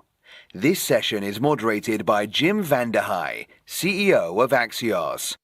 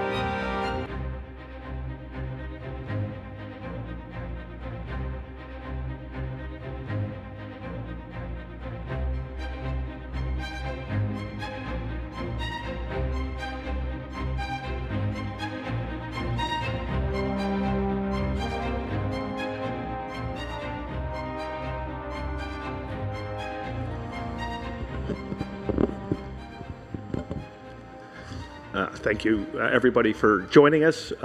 Nolan, really appreciate you coming all the way to Dubai to share your story. I'll summarize your story, and then you can kick things off. 10 years ago, you had a freak accident. It left you without the ability to move or feel beneath the shoulders. You heard about Neuralink, Elon Musk's famous project. You didn't think you'd ever be considered. It sounds like you kind of joked in your introductory notes to him. It turns out they were looking for a needle in the haystack, somebody who was healthy, somebody who was sharp of mind, and somebody who was willing to be the first patient. You're the needle. Tell us what a difference it's made, and tell us exactly what happened, how it worked. You have a chip with little threads planted in your frontal cortex. Mm-hmm. Yeah, so like you said, I never thought I would be selected, ever. I had applied for quite a few studies, spinal cord injury studies, things of that nature, a big database, and I never heard back. So something with Elon Musk's name attached to it, it just seemed like a different world. I never thought I would be in this position, but I guess they were looking for someone like me. I don't know why. I don't know what that means exactly. But yeah, so how it works, like you said, I have a chip that was implanted onto my skull, and there are 64 threads with 16 electrodes on each thread. I think that's about right. Implanted in my motor cortex on my left side of my brain, specifically correlating to my right hand movement. Obviously, I can't really move, but all the signals are still there. When we did an fMRI, it's just what lit up most on the scans. And so now I can control the computer with my thoughts. That's kind of the very basic level of it all. Yeah, it's... And as you control the computer with your mind, what types of things you're doing? You're obviously proficient at video games. What other things are you doing with your mind? Yeah, so video games came first. It was something that I had a passion for before my accident. I had a lot of fun playing games. It's one of the first things that I did after I got full control of the Neuralink. I just played video games for hours, and it was great. But over the years, not having spent a lot of time playing video games for 8 years, I quickly moved on to other things, how I could improve my life, what I could do now that I couldn't before. Controlling a computer, I think a lot of people take for granted what they're able to do, what they can do with just a computer. For me, it became reconnecting with the world in some way, whether that's through social media or texting or emailing. I just was reconnecting with my friends and family and people who I had never met, doing interviews and all sorts of things, and I was scheduling everything. And then moving on to starting a business, what that looks like. Am I capable of it? And it turns out I can do a lot more than I thought I could. And then going back to school, I had my injury a couple months after my senior year of college, and I was a terrible student then, so I didn't finish my degree, but I decided to go back to school. So last semester was my first time back. I took 22 credit hours. I got a 4.0, so I was much more capable than, like I said, I thought I was. Went back for neuroscience because it's something that I am very interested in now, and maybe someday I'll continue that and get some sort of a master's and PhD and be able to affect the field a bit more than I am now. Thank you so much for sharing. It's amazing. Sheriff, you brought your product to the stage. They're in your shoes. When we think about Nike, we obviously think about apparel. We think about what's on our feet. You have a new technology that embeds on the bottom of your shoe called Nike Mind. I guess Nike Mind 2. It's about $90. What does it do? Basically, there are, I have to show if that's okay, there's 22 nodes under this shoe that basically moves independent from the sole of the shoe. What it does is it activates the sensors under your feet. Inside your palms and under your feet are the most sensors in your body. And when you wear a regular shoe, all those sensors feel the same thing, so no data is transferred to your brain. But when you walk on these shoes, they individually activate those sensors and send data to your brain. As a result, you get brain activity. When you walk around wearing these shoes, you get up to 15% more brain activity. What it does is it makes you feel more present. And at a time that we live in where there's a lot of distraction around you, all the devices, all the data that we're receiving, all the information from all sorts of all kinds, being able to be present becomes more and more important. And not in an opposing way, but in a complementary way. So the idea is actually, as we move forward, we see two patterns. You know, you're either a distracted human, or you're either a person who's able to train your mind and be more present as well. So this product kind of helps you be more present and be more in the moment and feel the surface that you're stepping on. And that's a really important contrast to everything else that's working for you in a different way. So if we switch shoes right now, I would feel instantly different. Instantly, yeah. I would. You know, we should try it. I don't know if the stage is the place. We won't. Yeah. Amazing, Tom. I'm a Aura fan. There's probably a lot of people wearing Auras in the audience. So 3 on this stage. 3 on this stage. Yeah. Give us the state of the technology, what we'll see in the next year, and we'll save for later kind of the more futuristic dimension of it. Well, the Aura Ring is a powerful biometric sensor that you wear continuously. There's a software application that makes predictions for you. And I think the thing that's most powerful about what Aura is doing is that on one hand, we try and modify your behaviors by telling you things that you don't know. You are getting sick, your stress levels are high, things that you may not experience yourself through your mind or your body. We're trying to give you a sixth sense, and that's sort of in the kind of goal of changing your behaviors to bend towards health, eating healthy, exercising more, drinking less, all the things that would moderate towards health. But where it gets really interesting is when we're making predictions. You told me before we got on the stage that you had been told many times when you don't know you're getting sick and Aura informs you that you're getting sick, you have a chance maybe to not kiss your child and infect them, or maybe you rest and you don't actually get a full-blown sickness, you get a less sickness. And I think that capability, it can happen on a micro level, like 2 days from now, you're going to be sick and you're going to want to be sitting on the couch watching Netflix and drinking tea. But I think where it gets really interesting is when you can make a prediction that's about where you're going to be a year from now, 2 years from now, 10 years from now. We can predict all sorts of things about the human body using the power of machine learning and AI, and we can use those predictions to not just make you healthier, but make the healthcare system healthier. Blood pressure is next. When will we be able to check our blood pressure with our Aura ring? Well, we can today. And so everybody who has an Aura ring today, we would be able to make an estimation of your blood pressure. Today we're running a large-scale observational study, 100,000 participants, where we're actually correlating what we're predicting and what's actually happening measured through an independent gold standard. And I think for us, accuracy is everything.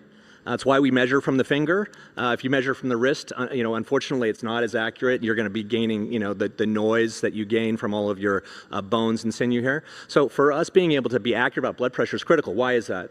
Well, because blood pressure is a clinical measure. It tells you whether you have hypertension or if you have hypotension, whether you're headed for a stroke. You can't make that mistake. If I tell you you're going to have a stroke and you don't, that's terrible. What a terrible thing. We would never want to do that. So accuracy is key. One of the cool things about this conference is the focus on the future.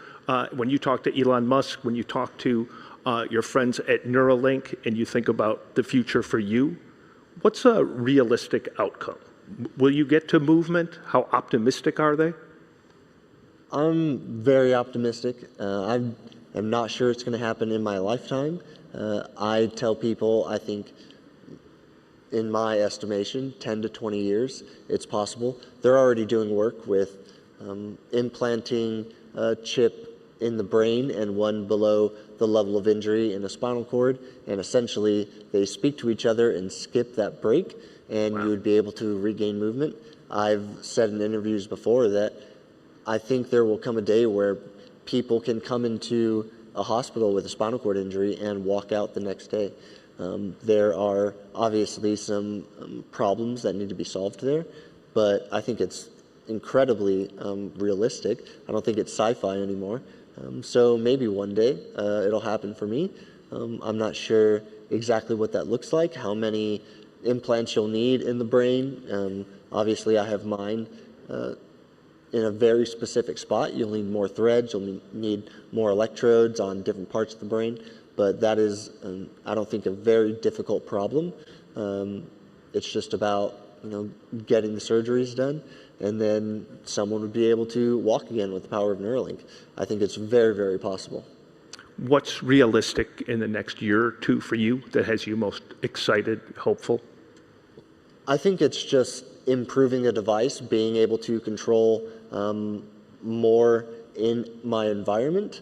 The Neuralink uses a Bluetooth connection, so really you can control anything with a Bluetooth connection. I've told people many times that as things come off the assembly line Alexa compatible, I think someday it'll be they're Neuralink compatible. As long as the app is uploaded on the device, you would be able to connect to it and control it. So that's what I'm looking forward to, being able to just control more with my Neuralink. The wheelchair would be a pretty cool next step. I've told them plenty of times that I am more than happy to test it out when they figure it out and not near any bodies of water or traffic. I think that is a really cool next step for them. Very cool. When you think ahead 2 to 3 years, putting on shoes, putting on apparel, it carries a Nike label. What's it going to do that it doesn't do today? Well, we're working on quite a few things, but the ones that we've revealed recently, obviously, building a connection between your mind and your body is one approach. And then we have recently just introduced the amplified product that kind of amplifies your movement, so helps you walk a little bit faster, make your movements a little bit more comfortably. That's actually a piece of electronics, right? There's electronics embedded into it, correct.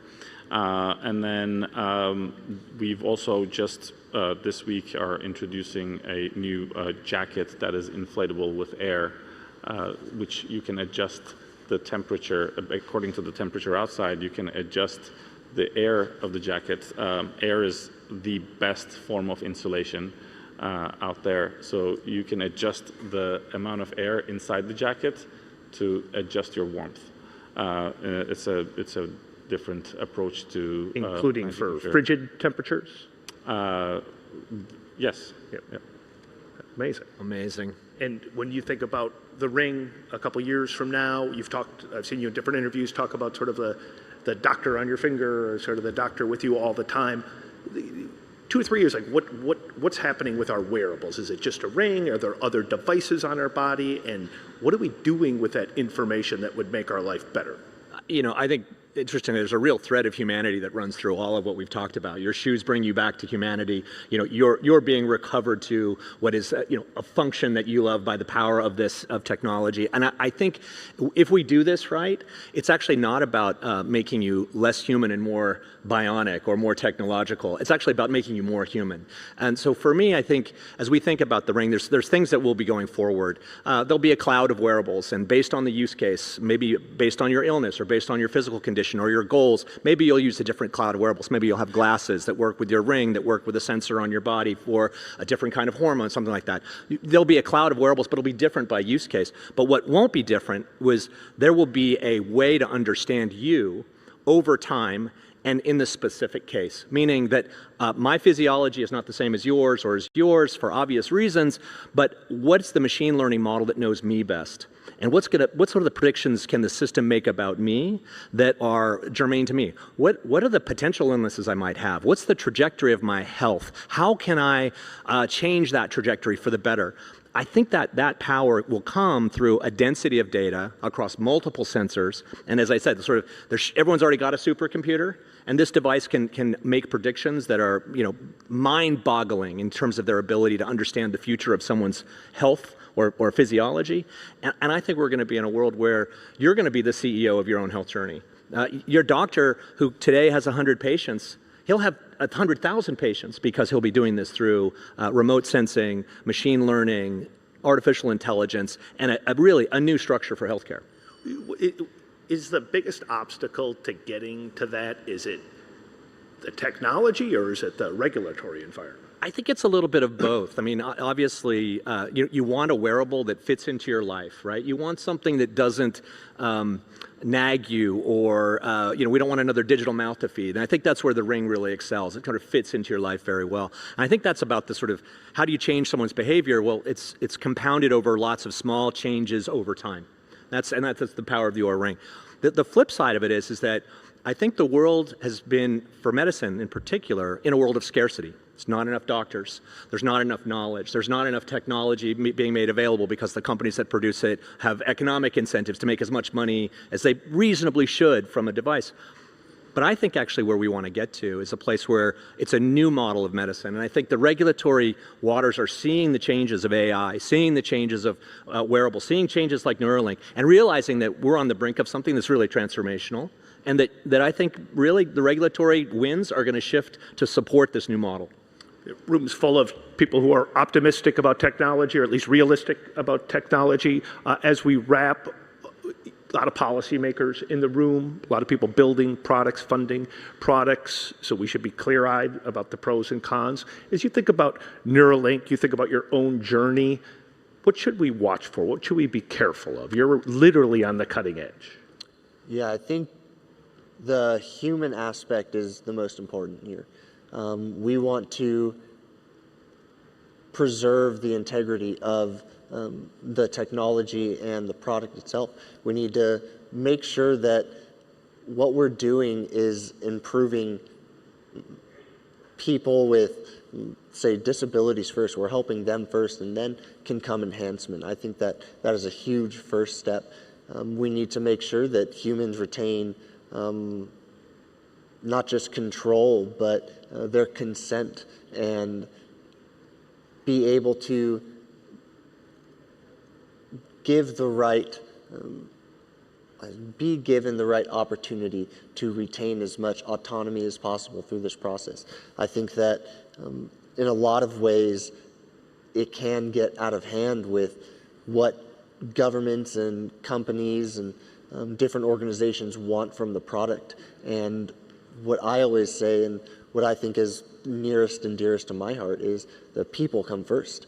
And we need to make sure that we're helping them, and then we can talk about all of the things to come after that. So it's just a ethical dilemma that I think we'll have many, many more conversations about. I am more than happy to have these conversations with people because I am so close to the technology. I've seen it firsthand. I know that there are privacy concerns, and there are all sorts of different conversations about data, who it belongs to, and where we go from here. And I think that it really is just about making sure that we are serving people first and not getting caught up in how much the technology can do so many different things, whether that's for the military or I guess just economic incentives. It's about helping people first, and I think that's where government should start. As we quickly wrap, what do you worry about the most when you're talking to your team at Nike in terms of, hey, now I can make you feel more present, I can give you a little robotic pad to help maybe your runtime improve. What do you worry about? It's not so much of a worry. I think it's honestly the opportunity that we see out there. Our founder, Phil Knight, always says, if you have a body, you're an athlete. And in the past, a lot of the data, the information, the technology that we had in the past was exclusive to a few select athletes. And now it's becoming more and more available to larger groups and hopefully everyone in the future. And that is the opportunity. Everybody has now the ability to treat themselves, their mind and their body like an athlete to perform better in their daily lives, not just for a basketball game or a football game, but in your daily life, how performance, how you can improve who you are through your physical activity, through your mind, through data. That's the opportunity. And the idea is, I think, being able to combine what we all do to actually shape a better future for ourselves, our bodies, and for the communities. Thank you all three for sharing your minds, your stories, your products. We really appreciate you. Thank you. Thank you. Thank you. Thank you.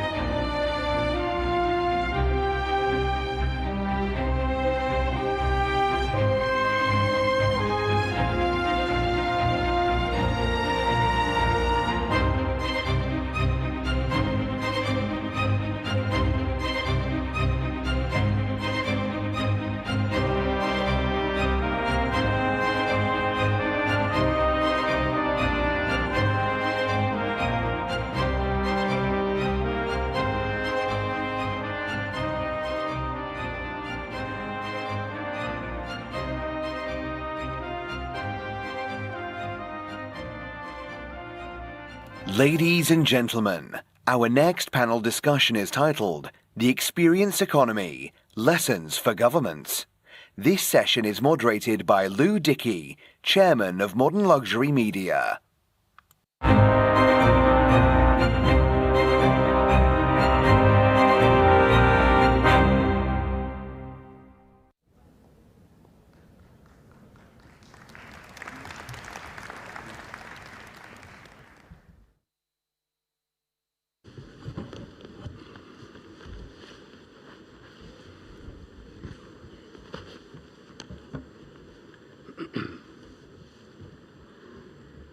Good morning. Thank you for coming. It's an honor to be here at the World Government Summit. For much of the past century, luxury was defined by objects, what you owned, what you displayed, and what you accumulated. Today, however, luxury is increasingly being defined by experiences, how something makes you feel, what it says about your values, and how deeply it connects you with place, with culture, and with story. And this shift really matters, not just for brands, but for governments. Experiences have now become a form of soft power, an important form of soft power.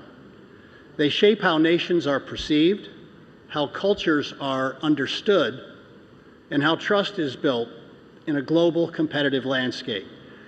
And I would have to say that Dubai, in my experience here, is an exemplar for the world in how to do this very, very well.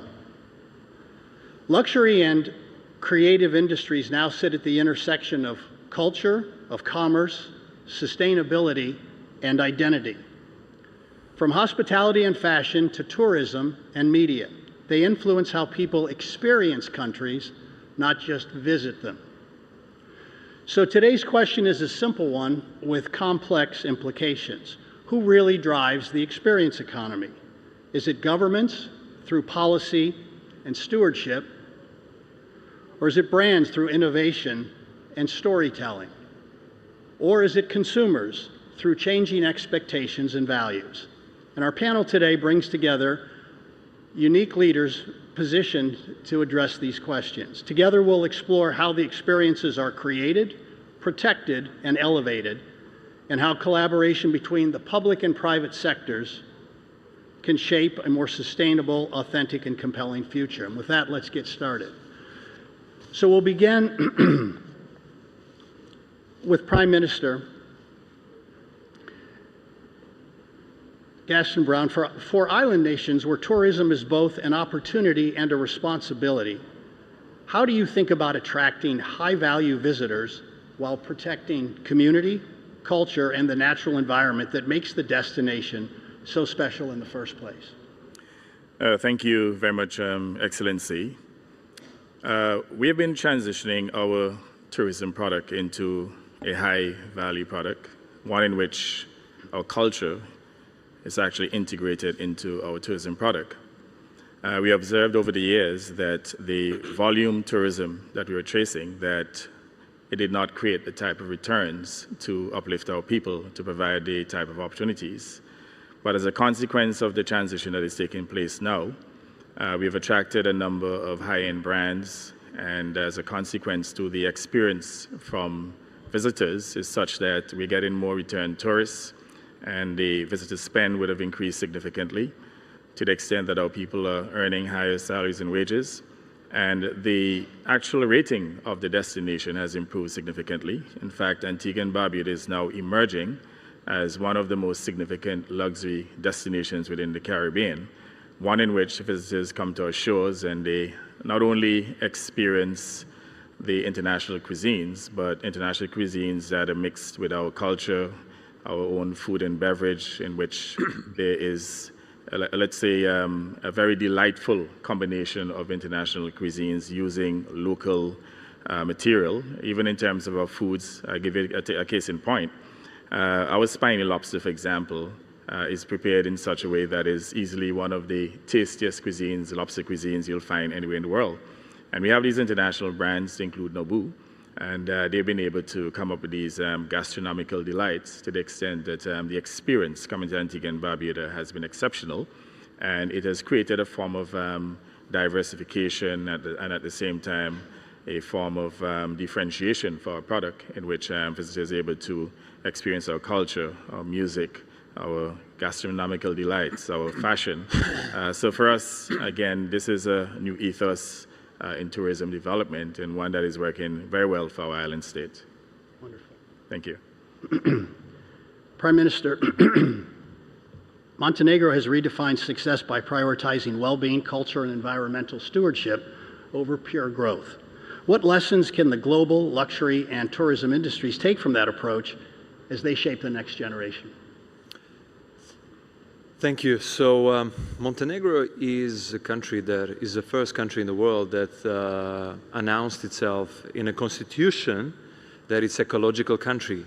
From the early 90s, we were in the constitution written as a country that is a green country. It became a trend afterwards, but Montenegro was, frankly spoken, not really adhering to that from the start. So we had to go through, although we were in the constitution, and the constitution is the highest law of a country, we were not taking it too seriously, to be frank. And only recently we have started understanding what we have done in the 90s and what was that move all about.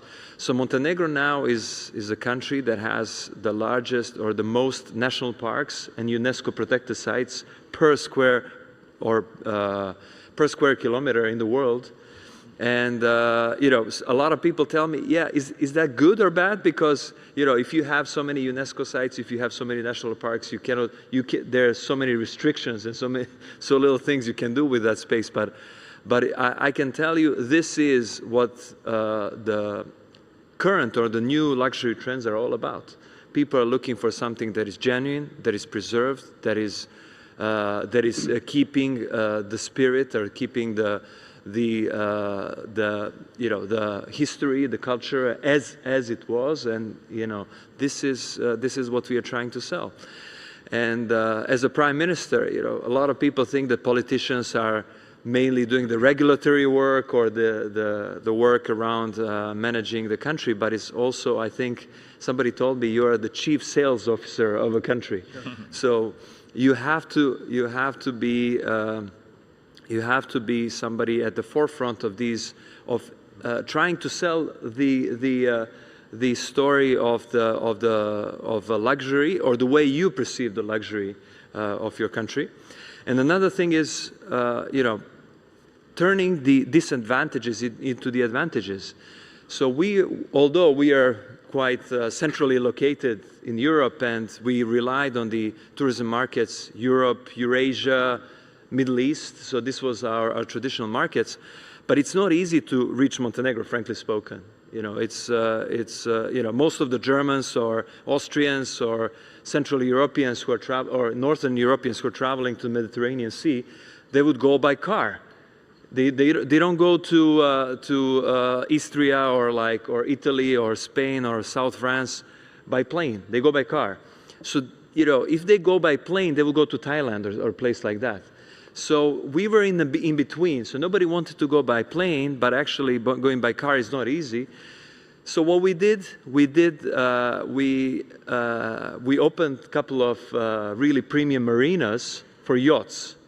So turning the disadvantage into complete its opposite. So now we have arguably the best yacht marina in Mediterranean, and it became like a good entry point and good customer acquisition tool for us. A true luxury experience. Yeah, true luxury experience. Wonderful, thank you. Moving on, Daniel, the luxury fashion used to be about products on the runway.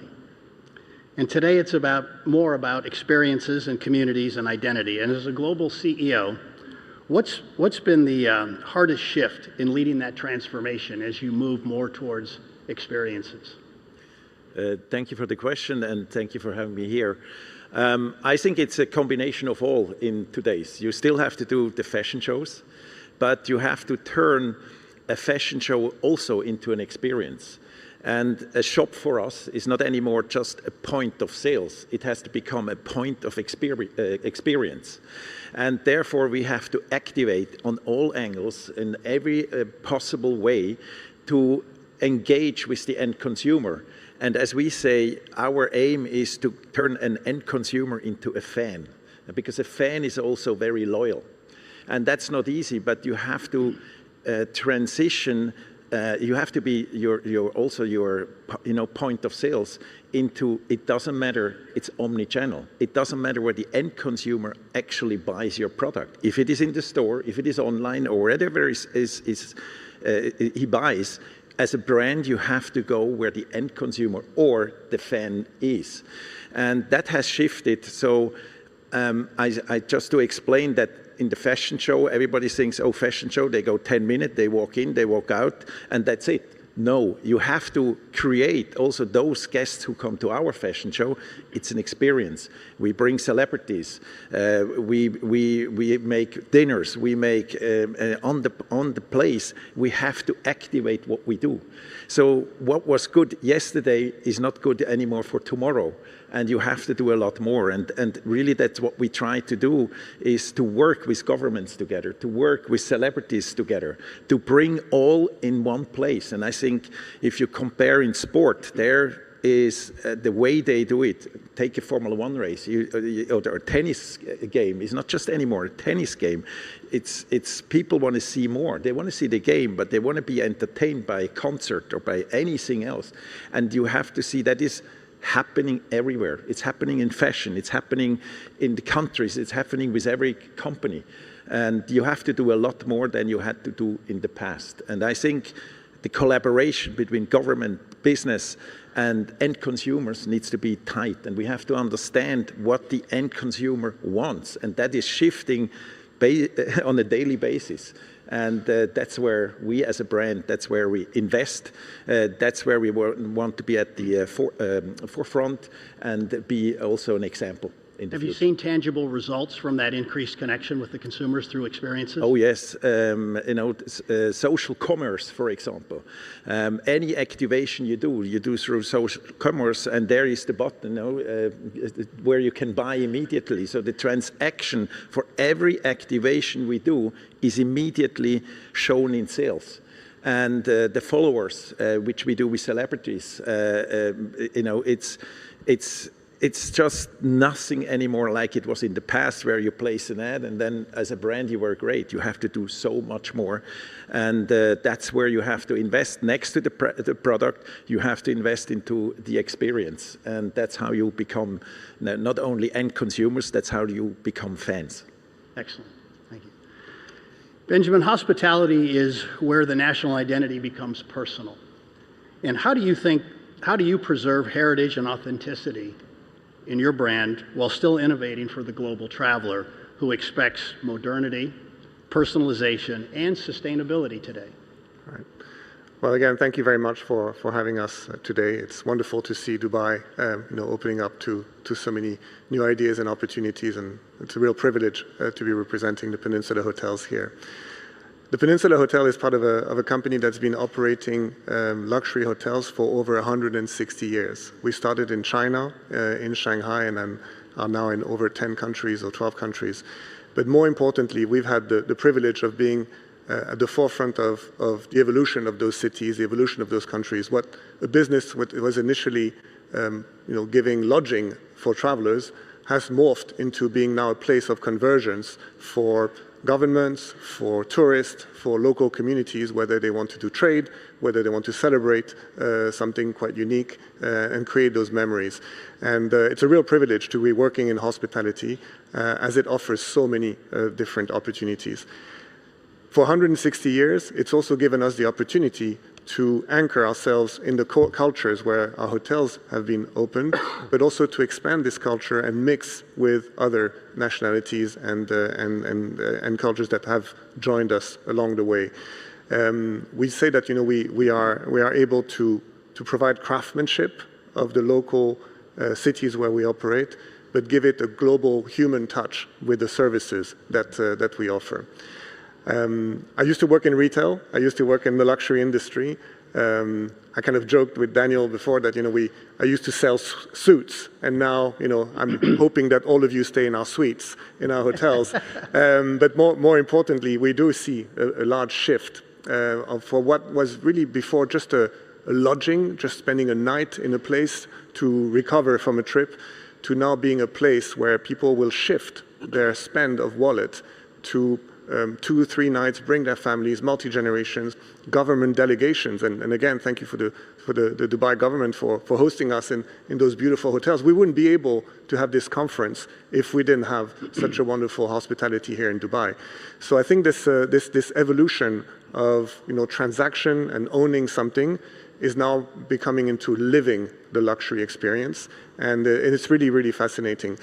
What is important now for us also is to make sure that there's an element of sustainability in what we do.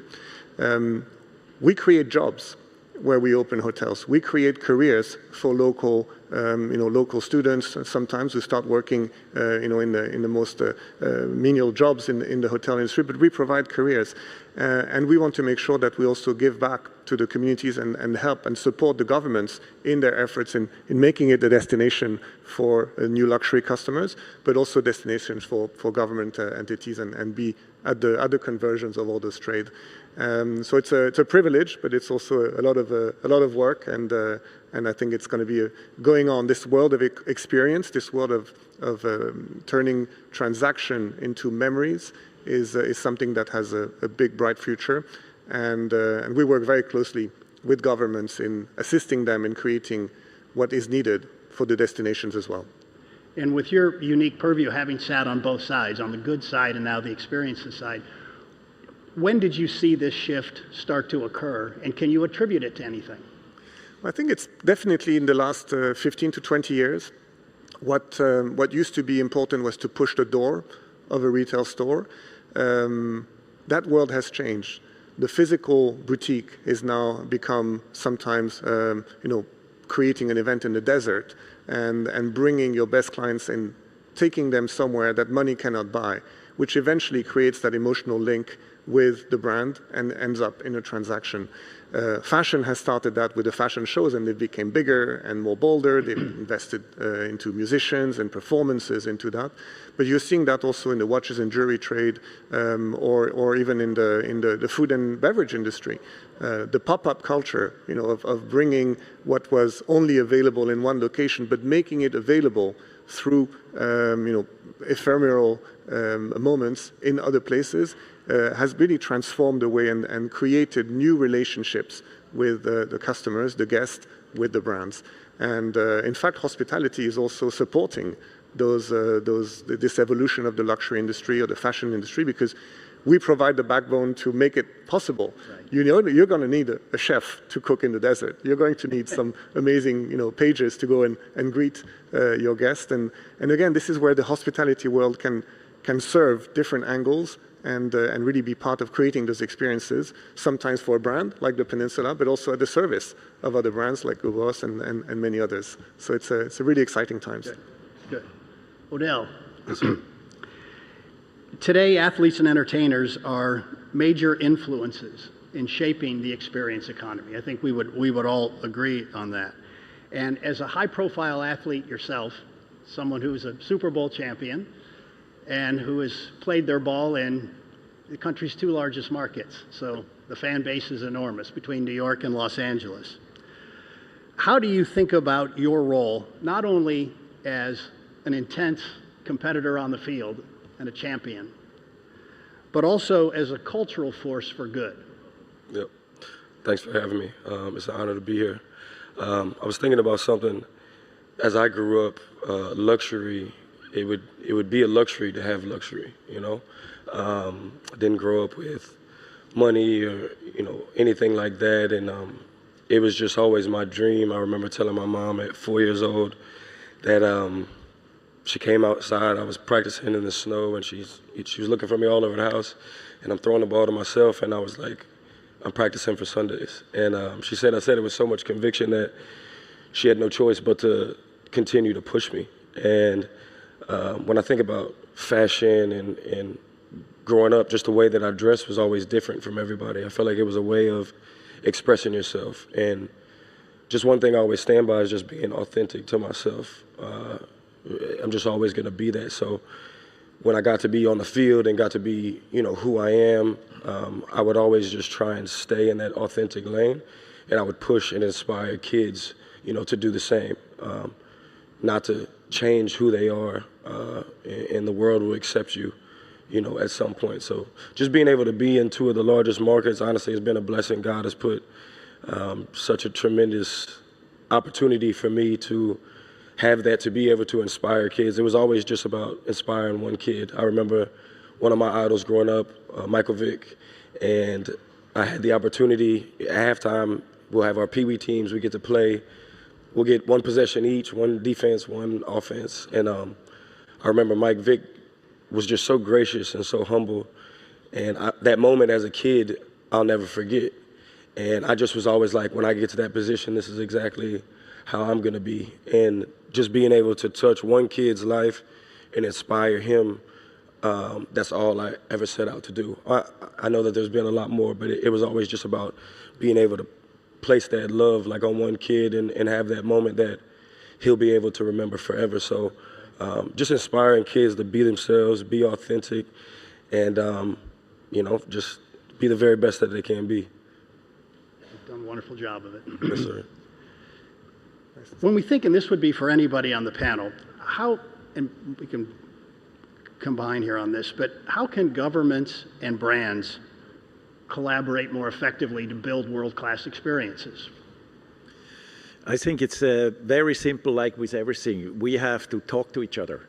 We have to share ideas. We have to show each other what are the opportunities that the government has, and we have to show as a brand what kind of opportunities we can give.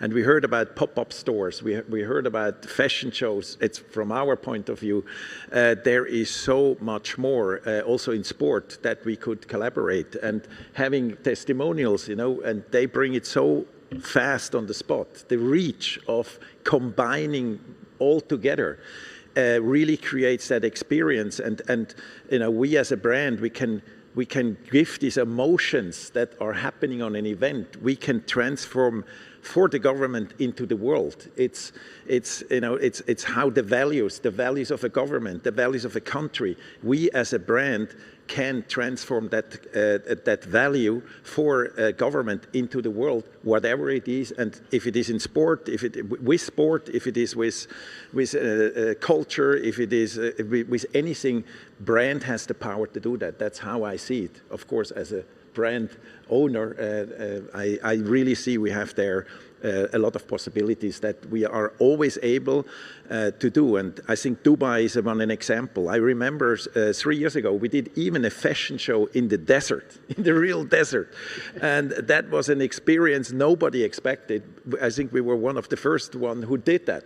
But this kind of collaborations, that's what we are looking for. And that is, every government is welcome to talk to us and bring ideas. The more crazy it is, the better. Good. I think we're right at time. I appreciate everybody very much. I think this is an excellent panel. Thank you, guys. Thank you.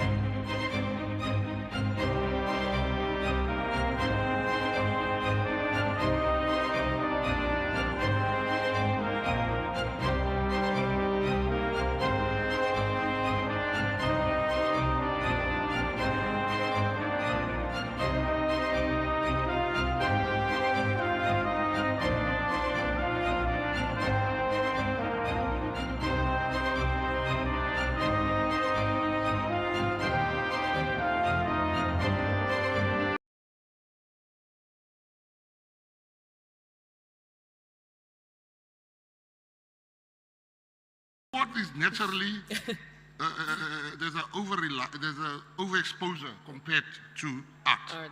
Sport is in our face. رؤية أو أكثر مرئية من الفنون، فالأشخاص يدفعون المال لحضور الفعاليات الرياضية. فليس كل الأطفال الذين يتمتعون بالمواهب الرياضية يتمتعون بالمواهب الفنية. لابد من تشجيع النموذجين. مرة قال أحدهم: لما لا تستثمر في المياه المعبأة؟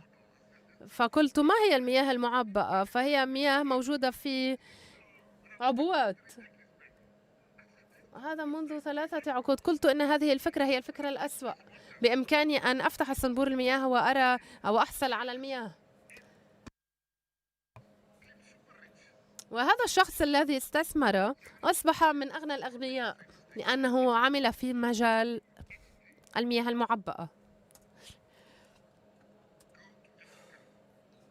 أود أن أدعوكم جميعا أن تذهبوا إلى أفريقيا، إلى جنوب أفريقيا، أن تذهبوا إلى تلك الأماكن، وسوف ترون أن ما هو لافت والأفكار الكبيرة والناجحة في أمريكا سوف تنتقل إلى قارتنا أيضا. فإذا ما كان هناك من مؤتمرات أو فعاليات رياضية، أدعوكم إلى الذهاب إلى أفريقيا. فموجة المليارديرية سوف تأتي من أفريقيا. باولو وسومير: كيف تتشارك الحكومات والجهات الاقتصادية للحرص على الرفاهية الاجتماعية؟ باولو: أعتقد أن القيادة يجب أن تتيح الظروف المؤاتية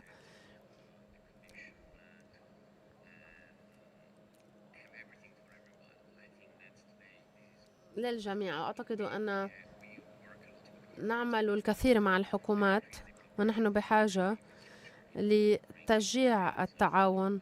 مثلا نعمل مع الحكومات لتسير قطاراتنا على سكك الحديد في تلك البلدان.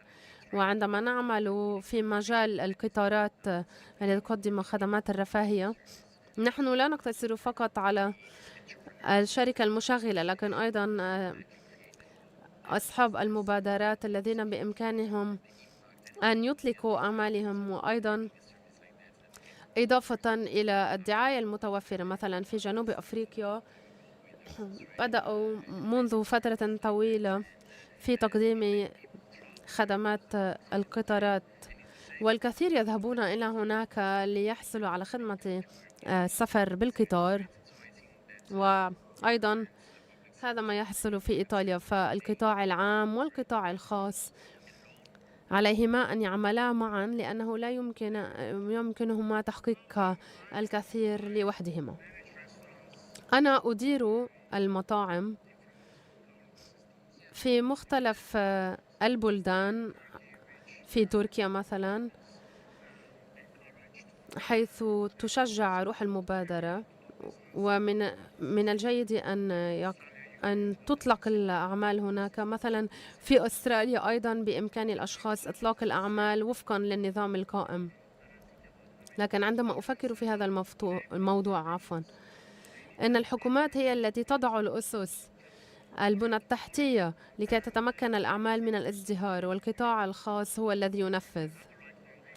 إذا ما كانت الركائز قائمة بطريقة جيدة، بإمكان الأعمال أو بإمكان الشركات إطلاق الأعمال، وعليهما أن يعملا معا. فالحكومات عليها أن تشجع القطاع الخاص، والقطاع الخاص عليه أن ينفذ هذه الأفكار. أعتقد أنه علينا أن نختتم هذه الجلسة لضيق الوقت. أشكركم على مداخلاتكم. شكرا جزيلا.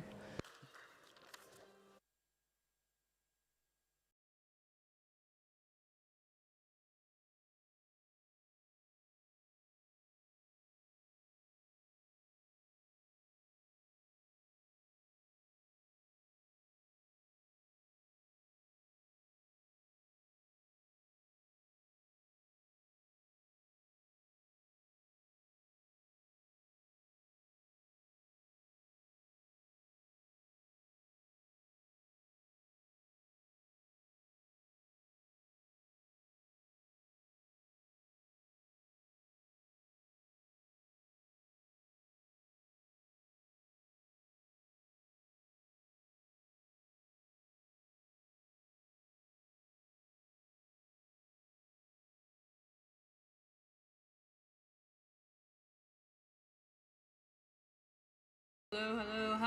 Hi, everyone. Can we just all take a seat? رجاء هل نأخذ مقاعدنا؟ لدينا جلسة رائعة. أرجو منكم أن تعودوا إلى مقاعدكم. سوف نبدأ بعد بضع دقائق. Yeah. Okay.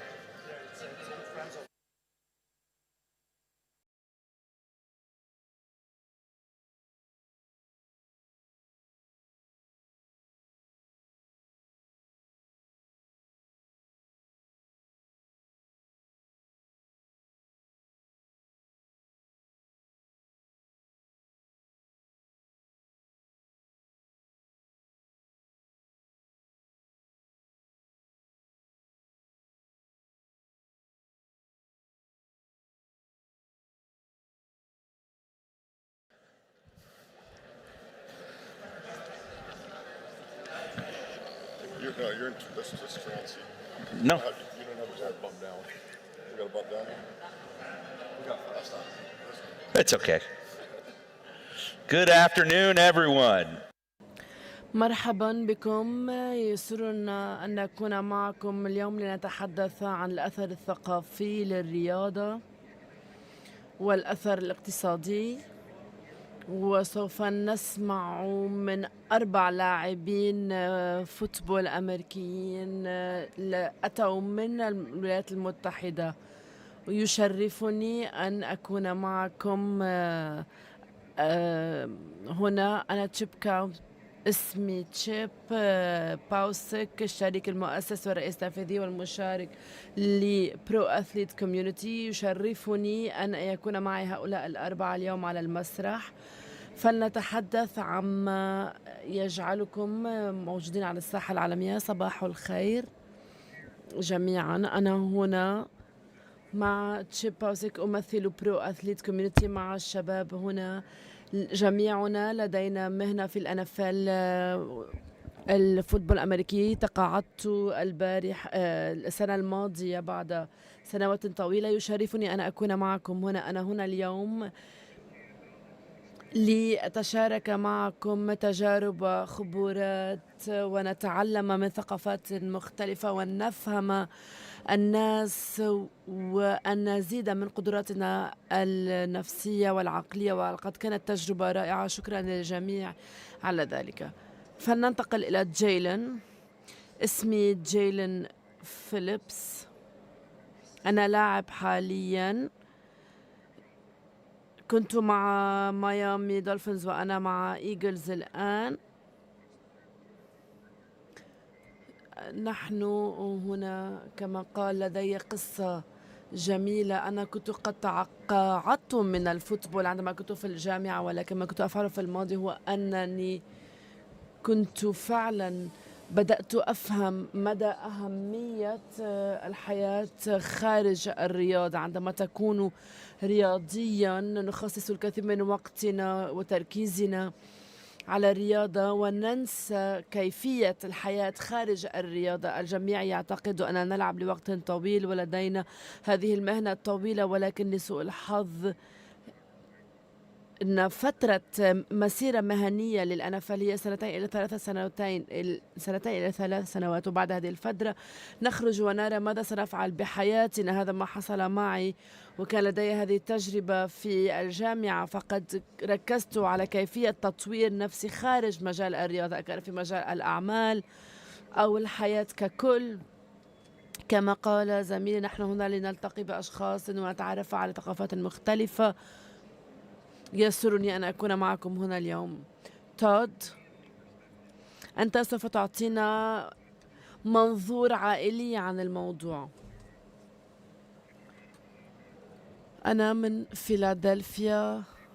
أعطتني الفوتبول فرصة أن أذهب إلى الجامعة وأن يكون لدي مسيرة مهنية.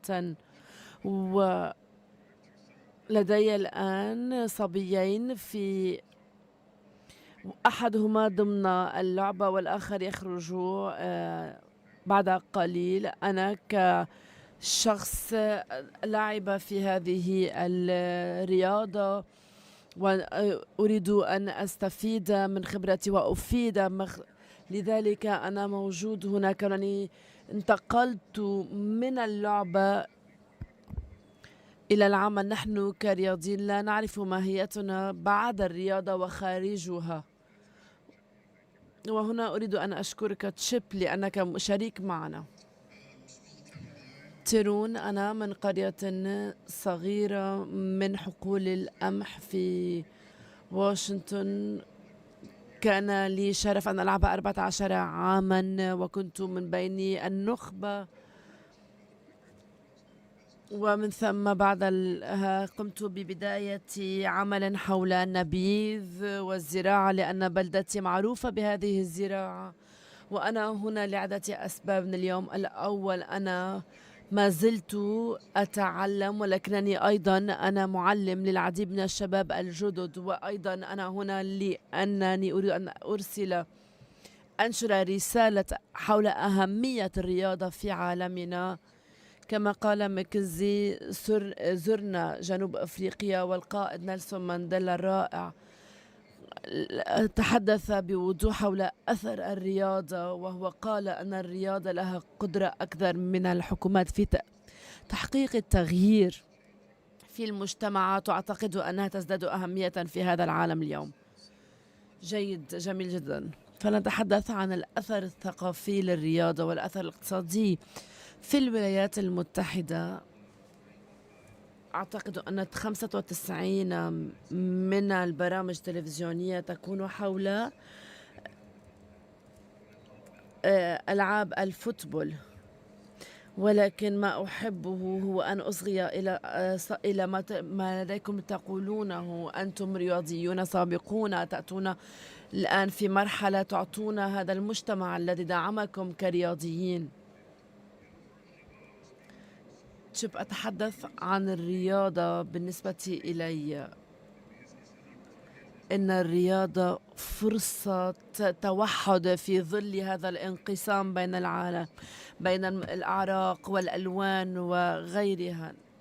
نحن نرتدي في الفريق لباس الفريق الموحد ولدينا انتماء إلى هذا الفريق. بالتالي لدى الرياضة قوة في هذا المجال أن تكون منارة أمل ووحدة، ونحن نرى هذا هنا في دبي. صحيح، أجل، رائع. كرياضي محترف لدي منصة الآن. أنا عندما كنت طفلا لم تكن لدي الموارد الموجودة الآن. حاولت أن أنشئ مركزا اجتماعيا حيث نحاول تحضير الرياضيين المستقبلي ونحاول تمكين الشباب بالأدوات ليكونوا قادة المستقبل من خلال التعليم المالي ومهارات الحياة والمهارات الاجتماعية، من أبسط تفاصيل مثل السلام الصحيح إلى أكثر الأمور تعقيدا. أنا فخور بما نقوم به في بلدنا، وهذا عربون صغير مني. رائع. كيف تتعامل مع ضغوطات العمل وأهدافك في منظمتك؟ أؤمن أن من بين الأشياء التي تجمع الناس بالإضافة إلى الرياضة الموسيقى. كبرت في عائلة موسيقية، لطالما أدت الموسيقى دورا أساسيا في حياتي. شعرت عندما كبرت بهذه المسؤولية والحاجة لأعطي المجتمع كما حصلت أنا على هذه المزايا. وعندما كنت أبحث عن ما أردت لمنظمتي أن تكون، أردتها أن تكون شيئا يعكس شغفا لدي، والموسيقى كانت واحدة منها. ما نفعله أنا وأمي الآن هو أن لدينا منظمة أو مؤسسة توفر دروس رياضة، دروس أو مساحات تدريب، موسيقى ومساحات تدريب على كل ما له علاقة بأدوات الموسيقية والموسيقى، ونعطيهم انخراط في عالم الموسيقى والفن.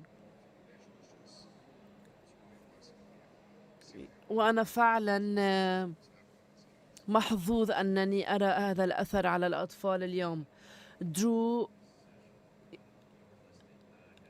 أنت عندما كنا نحضر لهذه الجلسة كنت مختارا شخص له أثر ليس فقط بالرياضة. الكلام عن عملية الانتقال من لاعب رفيع المستوى إلى رائد أعمال إنه متعب في الواقع. تترك بيئة هيكلية واضحة تمارسها منذ أن كنت طفلا وتنتقل إلى شيء مختلف تماما. هذا الانتقال له وجهان. الأول أنني فهمت أن ليس لدي خبرة بما يكفي وأنه علي أن أتعلم، ولكنني لم أكن أعرف عما يجب أن أتعلم وكيف، وكانت هذه مهمة صعبة علي. ولكن الوجه الآخر هو أن أخذ كل المهارات التي سمحت لي أن أكون ناجحا كظهير رباعي وكرياضي وأطبقها على مجال الأعمال، في أن يكون منها أن يكون لدينا خطة واضحة، تنفيذ رائع، أن يكون لدينا فريق متناسق. أنا اعتمدت على هؤلاء الشباب لأبدو ممتازا في فريق، وأن لدي الآن في فريق الفوتبول، وأنا لدي الآن فريق العمل أيضا ممتاز، وأيضا البحث والقبول التنوع. فالتنوع يجعلك أقوى وأفضل إذا تعلمت كيف تتقبله من دون الشكوى. في الفوتبول لا يحق لنا أن نتشكى، لن يشفق عليك أي شخص، عليك أن تقبل الواقع. في الواقع البارحة خلال الطاولة المستديرة الرياضية، ومع وجود هؤلاء القادة الرائعين في الرياضة والرياضيين الرائعين، وهذا أمر يجعلنا نتواضع، أحببت أنه خلال هذه الجلسة كان صوت الشباب واضح جدا ومهم جدا. وهنا أنتم كلكم تحدثتم عن كيف نعطي المجتمع، وخلال عشاء البارحة رأيت أنه من الرائع أن أنظر إليكم أنتما الاثنين تتواصلان مع تود ودرو، وترون الأثر على زملائكم وعلى العالم. أريدكم أن تحدثونا عن كيفية تفكير بهذا الموضوع. في الواقع في عالم الأعمال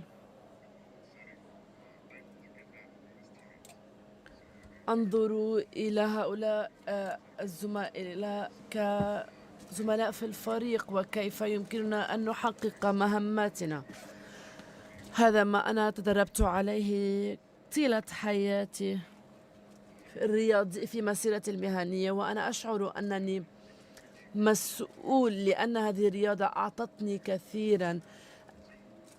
كما قلت، أفهم كيف نشعر عندما نخسر، خصوصا بهويتي كلاعب NFL أو فوتبول.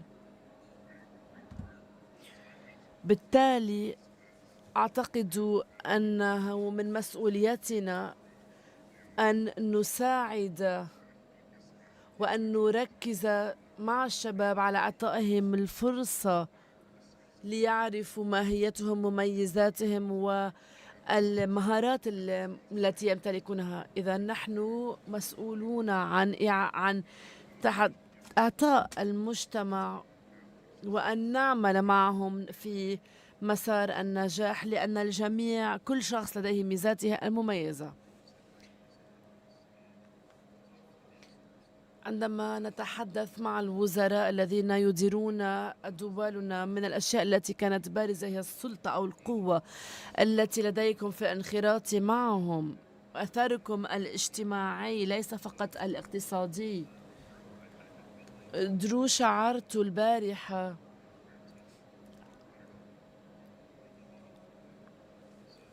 على الطاولة المستديرة أنكم قدمتم للمجتمع كما قدم لكم. أخبرونا كيف تفكرون بأنفسكم كقادة، كرياضيين سابقين وكقادة الآن. أعتقد أنه يتوجب علينا أن نقوم بشيئين. الأول أن نحدد معنى الرياضة في ثقافتنا، الثقافة العالمية وليس ثقافاتنا المحددة. في هذا العالم بعالم وسائل التواصل الاجتماعي والهواتف. إن الرياضة تخلق ما يجعلنا بشرا. هذا الرابط الشخصي والاتصال العاطفي كل ما يفصلنا عن الحواسيب. إن الرياضة أحد السبل التي تسمح لنا بهذا التفاعل الإنساني. هنا لدينا ورقة رابحة، جميعنا عملنا بجهد لنصل ونحقق ما حققناه، ولكن كانت لدينا فرصة أن يدفع لنا أجور لنكون رياضيين، وهذه فرصة لا تتسنى للجميع. لذلك نسعى إلى تحقيق هذه الفرصة لأكبر عدد ممكن بهدف خلق هذا التفاعل الإنساني. كقادة ضمن دوائرنا على الناس أن يفهم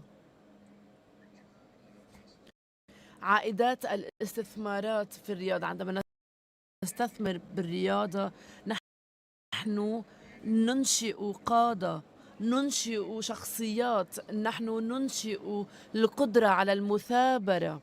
وعودة هذا الاستثمار لا يمكن أن تقاس سنويا أو فصليا. تحدثنا البارحة مع زميلنا عن تغيير الهند. لقد علم ملايين الأطفال عن الرياضة، ما يعني أنه غير البلد ككل، لأنه يخلق رياضيين جدد. إذن عائدات هكذا نوع استثمار له مدى طويل على مدى عقود طويلة ويغير المستقبل ليس فقط لمجتمعاتنا المحلية بل للعالم ككل. ما مدى أهمية الكلام مع أشخاص انتقلوا من عالم المسيرة المهنية إلى مسيرة أخرى، لأن العالم قد يكون صعبا لهؤلاء الأشخاص؟ طبعا صحيح، لأنه يمكن للناس أن ينسانا، فأن الزي أو اللباس الرياضي الذي نرتديه هو الذي يعرف عن هويتنا لفترة طويلة. وهنا لدينا حالة صعبة من التأقلم. أنا تركت الفريق منذ سنة واحدة وما زلت طفل في مسيرتي المهنية الجديدة. نحن طبعا كنا محظوظين، لقد تمكنا من أن نعيش الحلم، ولكن أيضا هذا يخلق موجبا علينا أن نخلق الموارد، أن نستخدم الموارد المتوفرة لنا، وأن نكون موجودين من أجل الشباب ليروننا، ليتحدثوا معنا.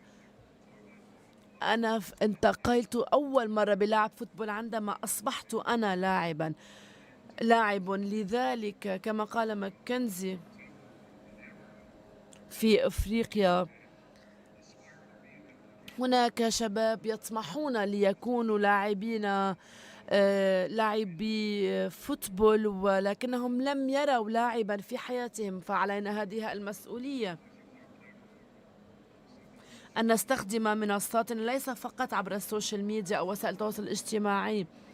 نحن ندين لهذه المجتمعات وللعالم بكل ما يمكن أن نقدمه لكم. جيدن stars on the rise. أعرف أنني حزين لأن الإيجلز خسروا، ولكن هناك أشخاص آخرين سعيدون بهذه الخسارة. حدثنا الآن عن مكانك أنت كشخص، كفرد. أنا حاليا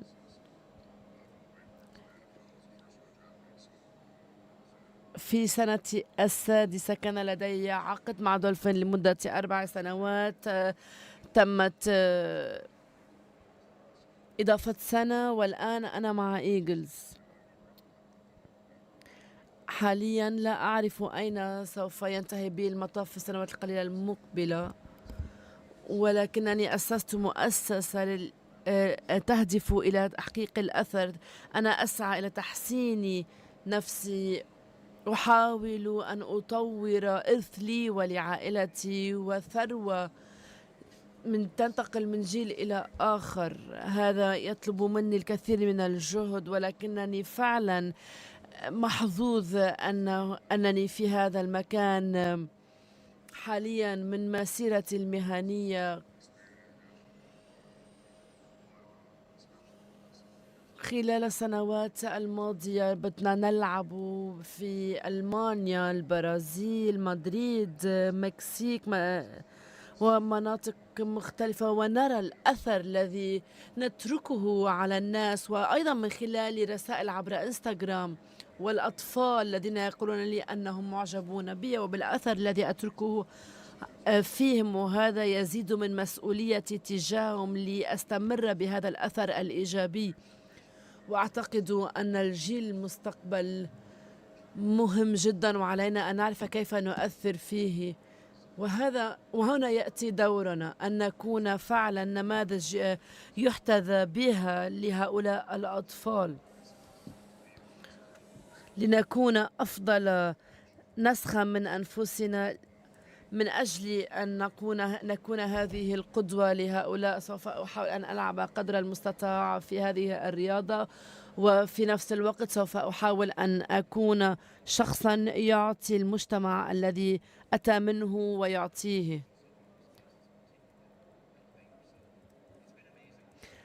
من الرائع أن نراكم هنا اليوم في مجالاتكم المختلفة. طبعا هذا عملي فأنا أملك هذه الشركة، ولكنني أيضا معجب بهذه اللعبة ورؤيتكم هنا في دبي. فعلا ضمن وجودكم في هذه الغرفة آتينا من الولايات المتحدة، السلطة والتأثير الذي لديكم هنا واضح. حدثوني عنه. قلت ذلك كثيرا. كان علي أن أعتذر كثيرا لأن كان لدي أفكار مسبقة سلبية جدا، وأعتذر عنها، وذلك لأنني لم أكن أملك المعلومات والمعرفة. على كل اختلافنا ما زلنا جميعنا متشابهون، كلنا نريد الأفضل لعائلاتنا، لمجتمعاتنا المحلية، لدولنا، وكما تحدثنا البارحة هذا ينطبق علينا جميعا. هذا أشعل في هذه الرغبة لأصل إلى الجميع، إلى أكبر عدد ممكن من الأشخاص الذين يأتون معنا. نتحدث مع الناس في دول أخرى، مثلا في دبي. إذا اجتمعنا نحن الأربعة كفريق يمكننا أن نحدث تغييرا فعليا. أنا فعلا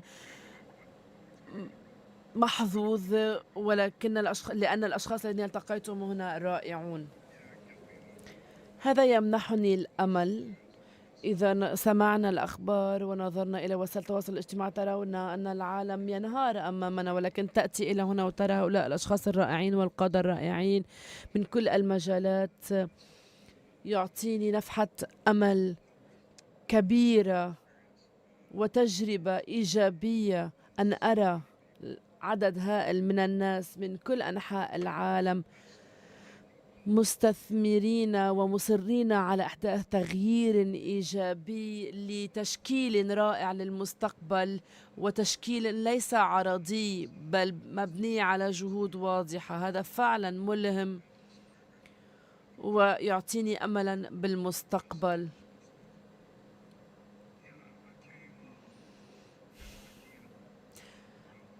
كان لدي فكرة عما سأراه هنا قبل أن آتي إلى هنا، ومع ذلك تفاجأت بشكل رائع بما اختبرته هنا.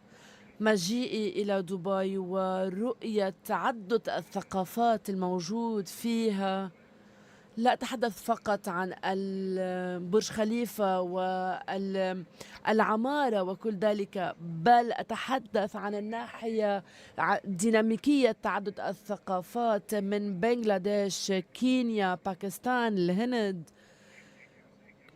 هذا يعطيني أمل في أن هناك عرق واحد وهو عرق الإنسان. أنا فعلا مليء بالأمل للمستقبل. هذه أكثر لحظة أنا بعيد عن بلدي، ولكنها من أجمل التجارب، وأنا فعلا أقدرك لأنك دعوتني إلى هنا. شكرا. أن أراكم هنا في هذه قاعات الاجتماع العالمية مع لي أندر وغيرهم من الرياضيين. من الواضح أن هناك هذا الرابط مع الرياضة. قلتم أشياء رائعة، ولكن ما فعلتموه ليس بالسهل، وهو النخبوي لا علاقة له بقدراتكم الرياضية، بل أنتم نقلتم هذه التجربة إلى مستوى أعلى من أجل مستقبل أفضل. انظروا إلى ما تفعلونه الآن، انظروا أين أنتم من بين نخبة في الولايات المتحدة. شكرا جزيلا لكم. ماذا تريدون أن تقولوا للناس هنا؟ ليس فقط عن تجربتكم في دبي، بل عن أن تكونوا محترفين عفوا. أعتقد بالإضافة إلى ما قيل عن هذه المنصة عن مكانتنا، إنه محفز اقتصادي كبير وهائل، خصوصا في عصر ال AI. إن الأصالة التي تقدمها الرياضة مهمة جدا. إن الرياضة البشرية هي نقطة الرابط. صحيح. أكبر امتياز أن نكون لاعبي NFL هو بالنسبة إلي كطفل من قرية صغيرة. إن صديقي المفضل هو من فيلادلفيا. ما كنا لنلتقي لولا الرياضة، بالإضافة إلى الشباب. يجب أن نشرح أنك ظهير رباعي، هؤلاء الاثنين هما من يحمونك من أشخاص مثله. صحيح. إذن أكبر امتياز هو وجودي في غرفة الملابس مع أشخاص من خلفيات مختلفة، من مناطق مختلفة من الولايات المتحدة، ذات تجارب وخلفيات متنوعة. الرائع هو أننا لم نكن نحاول أن نكون مثل بعض، بل أن نحترم تجاربنا المختلفة واختلافاتنا والتعلم من بعضنا البعض، ومحاولة أن ننمو وننضج أكثر. إذن هذا هو الرائع بالنسبة إلي، أن يكون لدي أصدقاء رائعون ما كنت لألتقيهم لولا تجربة الرياضة، وما كنت لأرى العالم بنفس المنظار كما أراه اليوم. سوف أتحدث عن تجربة شخصية. ابنك كان يلعب معه، ما رأيك؟ هذا رائع. نتحدث عن الرابط. ابني إذن يتبع خطايا، وهو الآن زميل هؤلاء الشباب، وهذا مثير للاهتمام ويجعلني أتواضع. أنا فعلا ممتن أن أطفالي يختبرون هكذا نوع من التجارب مع هؤلاء الأشخاص، وهو فعلا رائع بالنسبة إليه.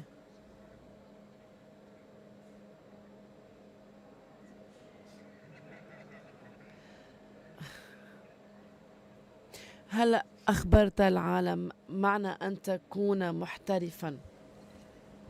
أعتقد أن من أكثر الآثار التي نتركها هي الوحدة، كما هي الوحدة بين كل الأشخاص الموجودين من مختلف مناطق العالم، من مختلف الخلفيات والمهن. الجميع مختلف، ولكن الجميع له تفاعلات رائعة. بالنسبة إلي أن أكون محترفا في الحياة هو أن أكون إنسانا صالحا أتواصل مع الإنسان الآخر في بيئات مثل هذه البيئة. والرائع بالنسبة إلي بالرياضة وأننا نبين ماهيتنا في الملعب، وهي أيضا انعكاس لشخصيتنا خارج الملعب أيضا. وأفضل طريقة للتعبير عن ذلك هي التعلم وأحداث الفرق والأثر نحن فعلا ممتنون أنا فعلا ممتن أن أكون هنا معكم هنا. أعتقد أنك قلت ذلك بشكل رائع. رجاء فلنصفق لهم. شكرا جزيلا لكم.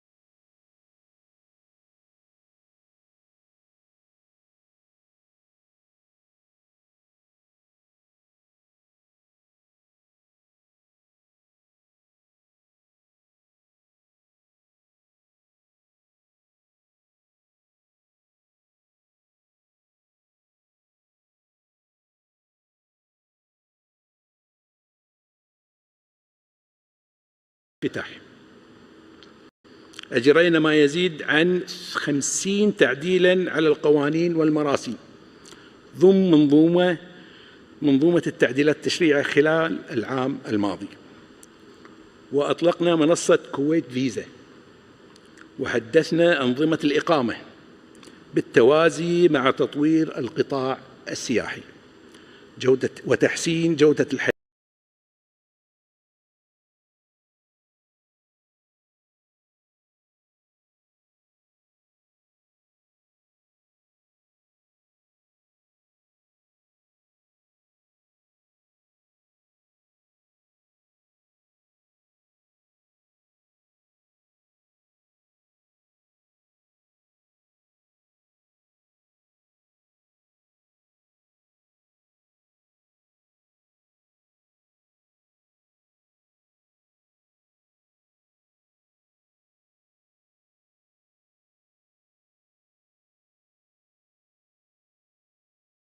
السمو والمعالي، الحضور الكريم، نستمع الآن لكلمة رئيسية لسمو الشيخ أحمد عبد الله الأحمد الصباح، رئيس مجلس وزراء دولة الكويت. Your Highnesses, Excellencies, ladies and gentlemen, please join me in welcoming His Highness Sheikh Ahmed Abdullah Al-Ahmed Al-Sabah, Prime Minister of the State of Kuwait. Please note that this session will be in Arabic. Kindly use your headsets for instant interpretation.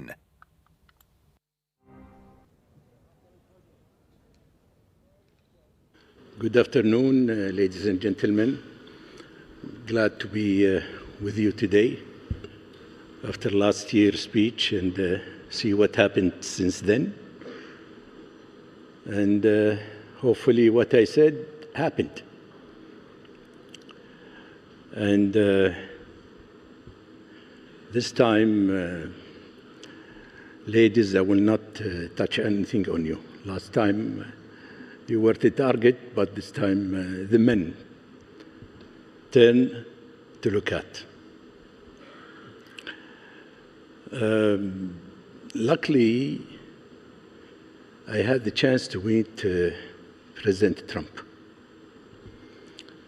a few weeks ago or a few months ago at Sharm for Gaza Summit. And we were sitting there at the lounge and waiting for President Trump to come and shake hands with him. And we were waiting and waiting and waiting. He was late. And then we came to know that he was at the Knesset. He had a speech there. And he said, I'm late. And because of that, all the rich country already left Sharm.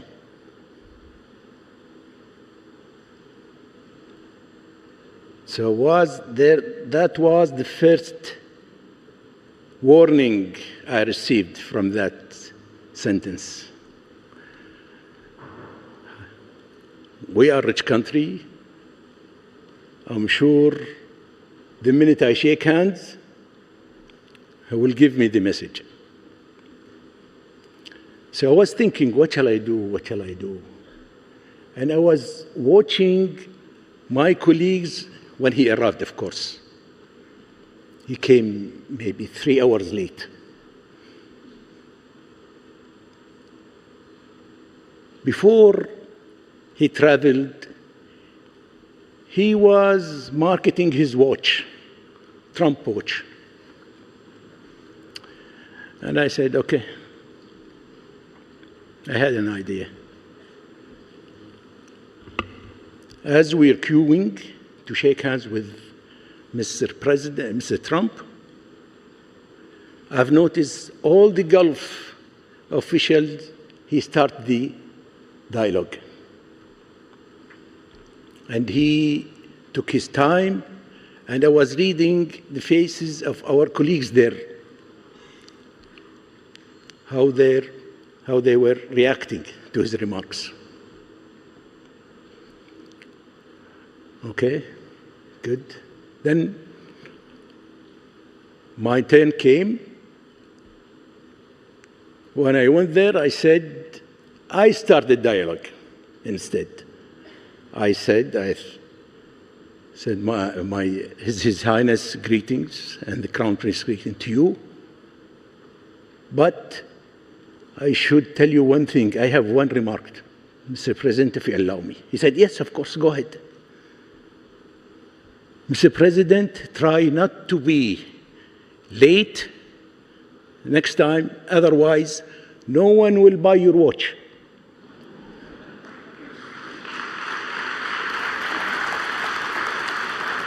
He stayed there second and he said, you got me this time. Then we finished the dialogue in a nice way. So I was the starting of that by reading the incidents, reading what's happening in the international world. I hope everybody will go to his common sense in solving our problems, especially in this area. What's going on in Iran and the negotiation going on now in Turkey, now it's been transferred to Oman. Hopefully, peaceful solution will be reached. Otherwise, if the war started, then we'll be going in the tunnel, and God knows what happens there. Let's hope for the best.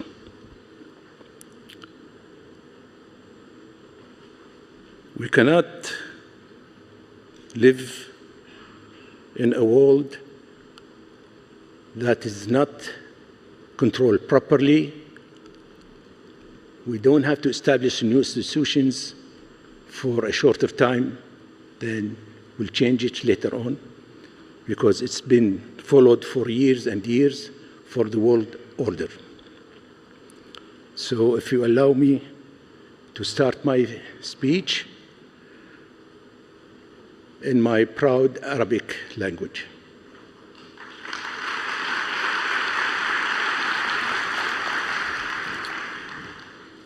بسم الله الرحمن الرحيم. صاحب السمو الشيخ محمد بن راشد آل مكتوم، نائب رئيس دولة الإمارات العربية المتحدة، رئيس مجلس وزراء حاكم دبي، أصحاب السمو والمعالي والسادة، السيدات والسادة، السلام عليكم ورحمة الله وبركاته.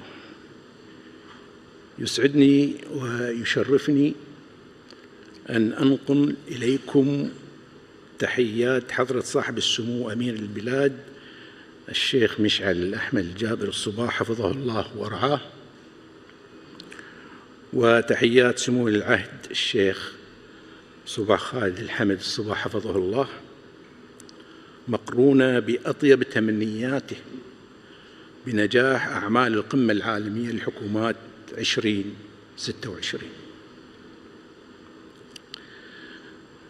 كما يسرني أن أتقدم بخالص الشكر لدولة الإمارات العربية المتحدة الشقيقة قيادة وحكومة وشعبا على هذه الاستضافة الكريمة لقمة أصبحت اليوم منصة عالمية رائدة ومختبرا مفتوحا للأفكار وورشة حية لصناعة الحلول وجسرا يربط بين طموحات الحكومات وتطلعات الشعوب. وأثمن ما حظيت به دولة الكويت من احتفاء مميزا خلال فترة 29/1 إلى 4/2 اللي احنا تاريخ اليوم، وما قدمته دولة الإمارات العربية المتحدة الشقيقة من نموذج راق للعلاقات الإنسانية والثقافية بين الشعبين، بما يعكس قيم المودة ويجسد معاني التقارب والأخوة إخوة للأبد. أصحاب السمو والمعالي والسعادة، السيدات والسادة، إن رسم ملامح حكومات المستقبل أمر مهم، لكنه لا يكتمل ما لم تكن هذه الملامح قابلة للتنفيذ. فالتحدي الحقيقي لا يكمن في صياغة الرؤى، بل في تحويلها إلى قرارات وترجمتها إلى سياسات وقياس أثرها في الحياة الشعوب. فحكومات المستقبل لا تقاس بما تعلنه من طموحات، بل بما تحققه من نتائج ملموسة في حياة المواطن اليومية. وقفت أمامكم على هذه المنصة قبل عام وتحدثت عن رؤية مستقبلية لوطن الكويت وتحديات الاقتصاد العالمي الجديد. واليوم أقف بينكم لأشارككم واقعاً صنعناه منذ لقائنا الأخير، واقعاً يؤكد أن التحول ممكن، وأن الوعود أصبحت إنجازات بالإرادة والعمل الجاد والتنفيذ الفعال. لأن حكومات المستقبل لا تبنى على الخطب. خلال العام الماضي اتخذت دولة الكويت خطوات إصلاحية جوهرية لتعزيز الاستقرار المالي وضمان الاستدامة المالية العامة، والبدء بإصلاح الاقتصاد الوطني وتنويعه وزيادة مساهمة القطاع الخاص. وفي مقدمتها إقرار قانون التمويل والسيولة كإطار تشريعي منظم لإدارة الالتزامات المالية والدين العام. ونحن على وشك إقرار أول تشريع ينظم طرح الصكوك الحكومية محلياً وعالمياً بالتوافق مع أحكام الشريعة الإسلامية، بما يمكننا من التعامل مع التحديات المالية بمرونة ومسؤولية، والتخطيط المالي متوسط وطويل الأجل. وقد انعكست هذه الإصلاحات مباشرة على ثقة المؤسسات الدولية، حيث رفعت وكالة S&P Global Ratings التصنيف الائتماني لدولة الكويت في نوفمبر 2025 من A+ إلى AA- مع نظرة مستقبلية مستقرة في شهادة واضحة على سلامة النهج الحكومي في إدارة المالية والمضي في مسار الإصلاح. وترجمنا هذه الثقة إلى خطوات عملية من خلال العودة إلى أسواق الدين الدولية بإصدار تاريخي لسندات سيادية بقيمة 11.25 مليار دولار، والانضمام عضواً كاملاً إلى البنك الآسيوي للاستثمار في البنية التحتية، وتحقيق أعلى معدل إنفاق تنموي خلال ال5 سنوات الماضية.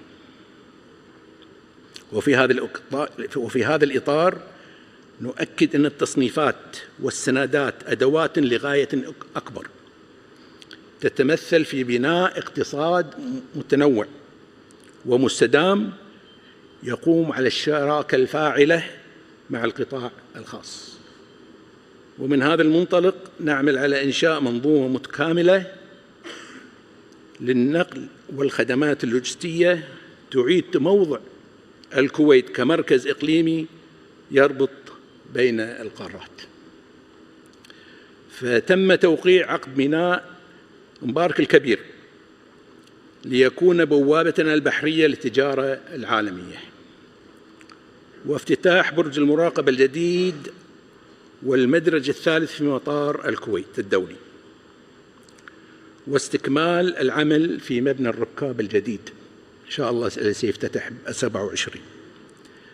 كما تم توقيع عقد الدراسة والتصميم لمشروع سكك الحديد والتقدم في مشروع الربط الحديدي بين الكويت والرياض ضمن منظومة تعزز تكامل سلاسل الإمداد وحركة التجارة والركاب بين مجلس دول التعاون. ويشكل هذا التكامل بين البحر والجو والبر منظومة استراتيجية لنقل والخدمات اللوجستية لدعم تنويع الاقتصاد واستدامة النمو.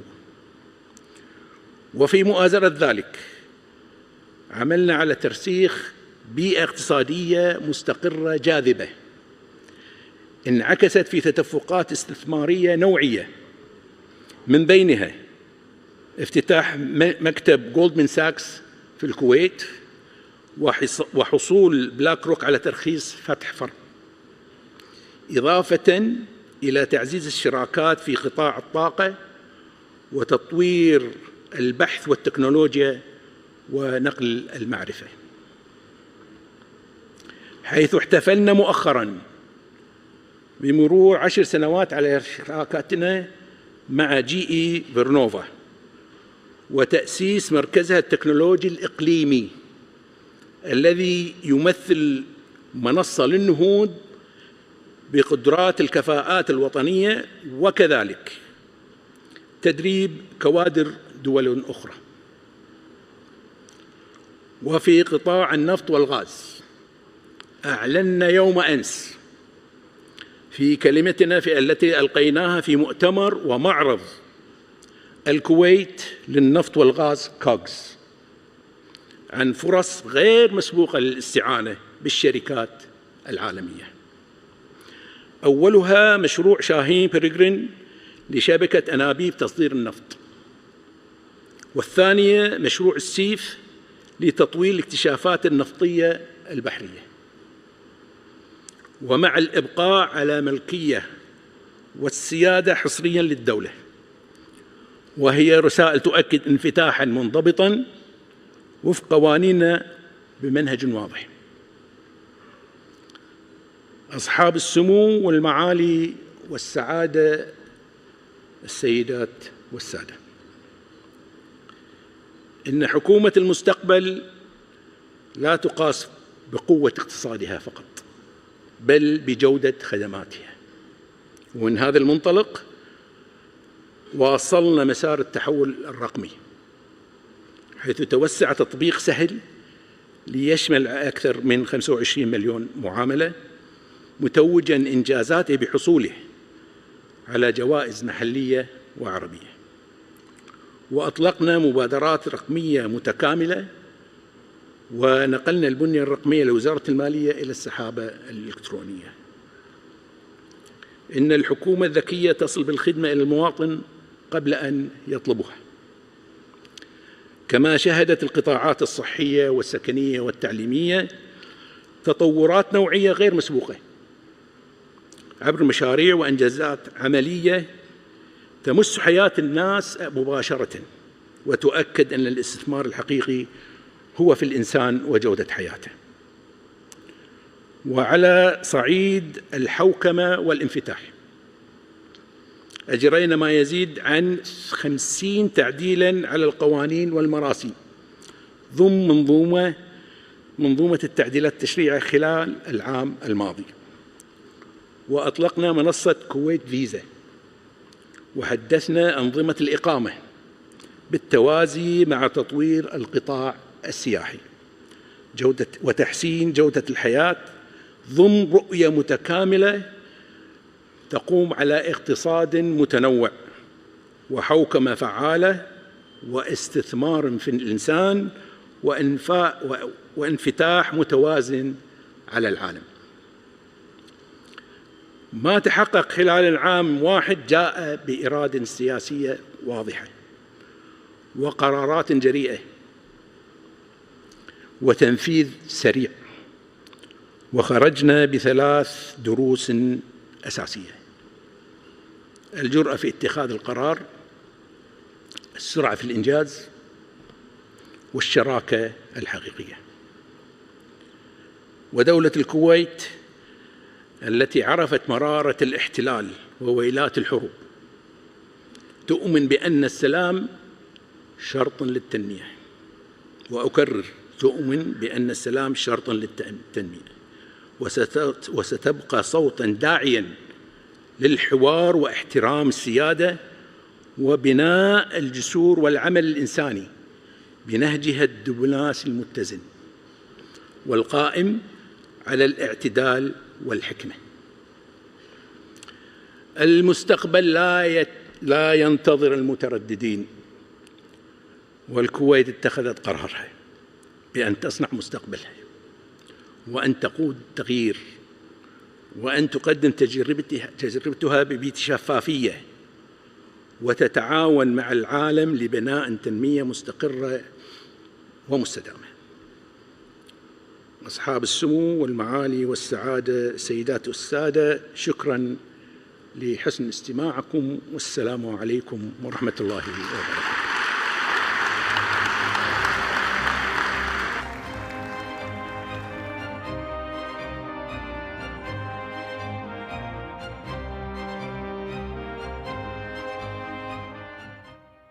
أصحاب السمو والمعالي، أيها الحضور الكريم، الفصل القادم لأمريكا اللاتينية ماذا بعد؟ هو عنوان الجلسة الحوارية التالية. رحبوا معي بمتحدثي هذه الجلسة، يحاورهم دان ميرفي من قناة CNBC. Your Highnesses, Excellencies, Ladies and Gentlemen, our next panel discussion is titled Latin America's Next Chapter, What Comes Next? This session is moderated by Dan Murphy from CNBC.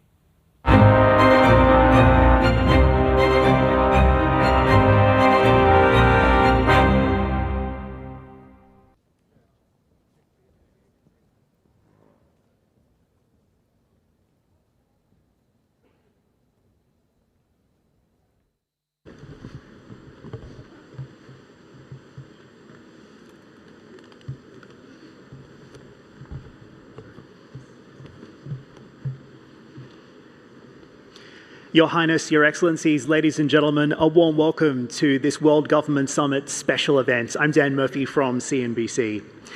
Let's begin with the state of play inside the region today. Just weeks ago, the world watched as US Special Forces extracted Nicolas Maduro from Venezuela. Today, he sits in a federal prison in Manhattan. President Trump calls this the Donroe Doctrine. It is a new policy asserting a new era of US primacy across the Western Hemisphere. For leaders across Latin America and the Caribbean, this raises some fundamental questions. How much strategic autonomy do countries in the region still have? What are the red lines on sovereignty? And how should governments respond when the United States acts unilaterally in their neighborhood? So I'm joined today by three sitting presidents who are navigating these questions while also growing trade and investment ties with the UAE and the wider Gulf. Your Excellencies, welcome to the World Government Summit, and thank you for joining me today. Thank you. Thank you. President Pedro, I'll begin with you. From Paraguay's perspective, what precedent did this intervention in Venezuela actually set for the rest of the region? And what is your reaction to the President's approach to the region today? I think that for every country in Latin America, we are very proud about sovereignty and self-determination. Having the intervention of another country is not our first choice of action in terms of foreign policy. But in the case of Paraguay, we know and we learned the hard way. We have to endure a very long dictatorship, 35 years of a military regime that ended in 1989. And we learned that dictators, they don't live with pamphlets and manifestations on the street. They usually go with bullets and with a military intervention. So we tried, and I tried very hard since my inauguration as president in 2023, to restore democracy, see a restored democracy in Venezuela. We participated the Barbados Accord among many countries in Latin America to see a free election, which was not respected during the elections in 2024. So since then, we have been trying very, very hard to find a way out of the problem, because it's a real problem for all the countries. 6-7 million Venezuelans left Venezuela, and this is not for the good reasons, it was for the bad reasons. Many more were incarcerated without a judiciary process. So things were not going the right way in Venezuela. Now we're seeing a change. Hopefully this change is gonna put Venezuela back on track as a democratic country, and I hope that this is gonna happen very, very soon. President Noboa, do you agree, and do you believe that the Donro Doctrine has made Latin America safer or more dangerous? Well, I do believe that it has made Latin America safer, or at least we're on the road to become a safer region. At the moment, we do have 30-35% of the region still vouching for what they call blind sovereignty. But at the same time, we have narco-terrorists in our region. We have Hamas, we have Hezbollah, we have armed groups operating and acting in the drug trade. So I think this is the last resort, and we're using it as a last resort. But we needed something like this. We needed a shock to really change the direction of where we were going. So you welcome this shock, as you've called it? Well, in a country where we fight every day for peace, where we fight every day against narco-terrorism, more than 50,000 armed men and women, and where we have also 600,000 Venezuelans living in our nation, I do believe it has done more good than bad. President Abinader, the Monroe Doctrine was used once to justify U.S. intervention in the Dominican Republic. Are you reassured or alarmed by what has unfolded in the last few months?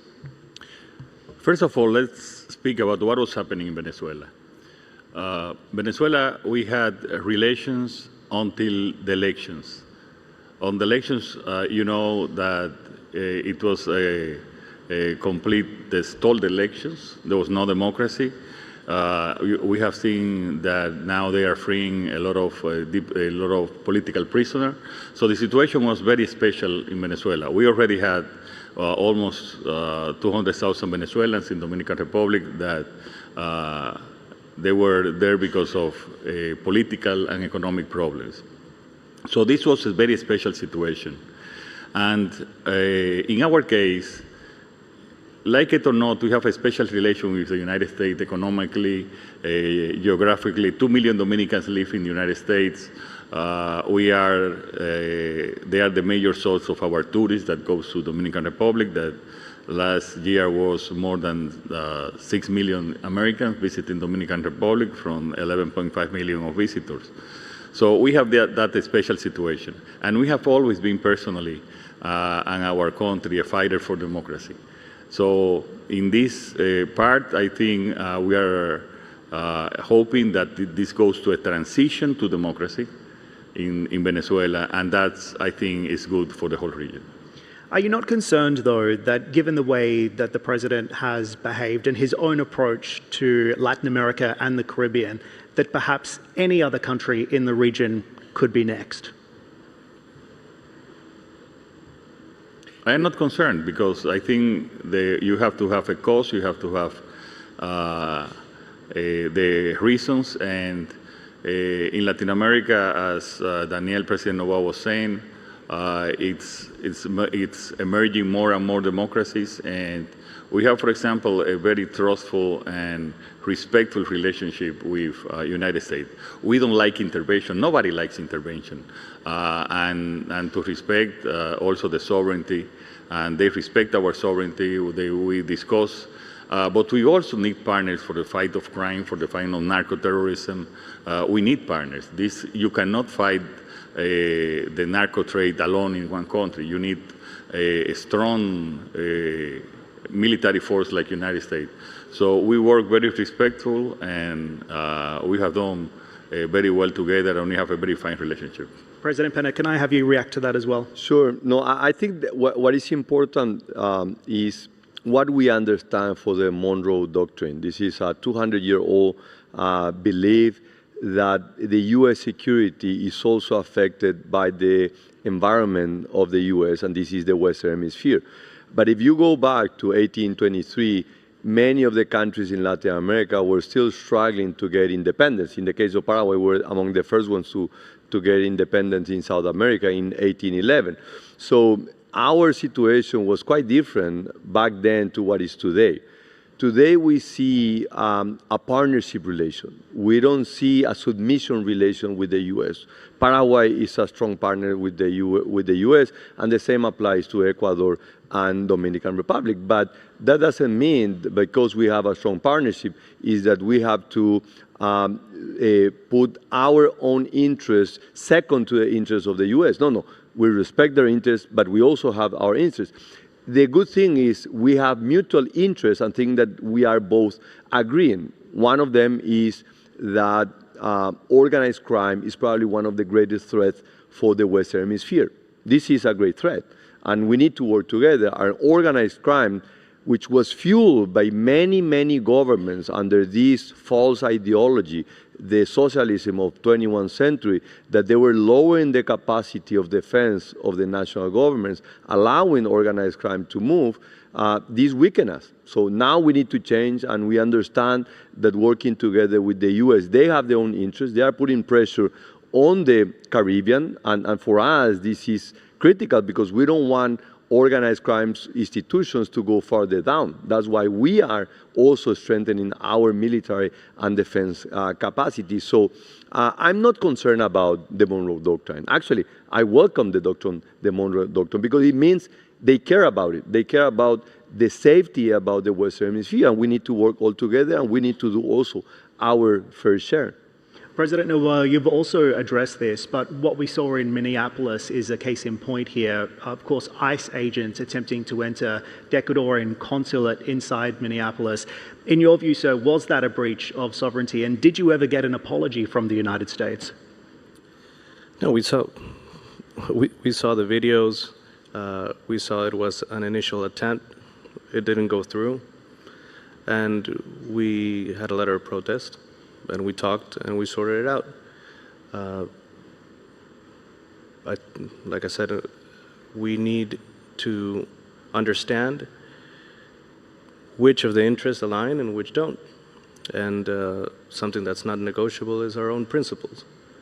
But on the other hand, we need to understand that the U.S. is our main trade partner, and that we have over 500,000 Ecuadorian immigrants in the United States, the great majority, hardworking people that just want to have a good life and want peace. Not to be petty, but do you want an apology? Well, they gave us an explanation. They gave us, it was shown that they didn't cross, the final line, you would say. So we protested. They gave us an answer and an explanation, and that's it. So that's the state of play inside the region today, with a perspective from each president. Let's shift focus to what's happening inside the UAE, because there is, of course, a reason that each of you are here at the World Government Summit, and I wanted to unpack that as well.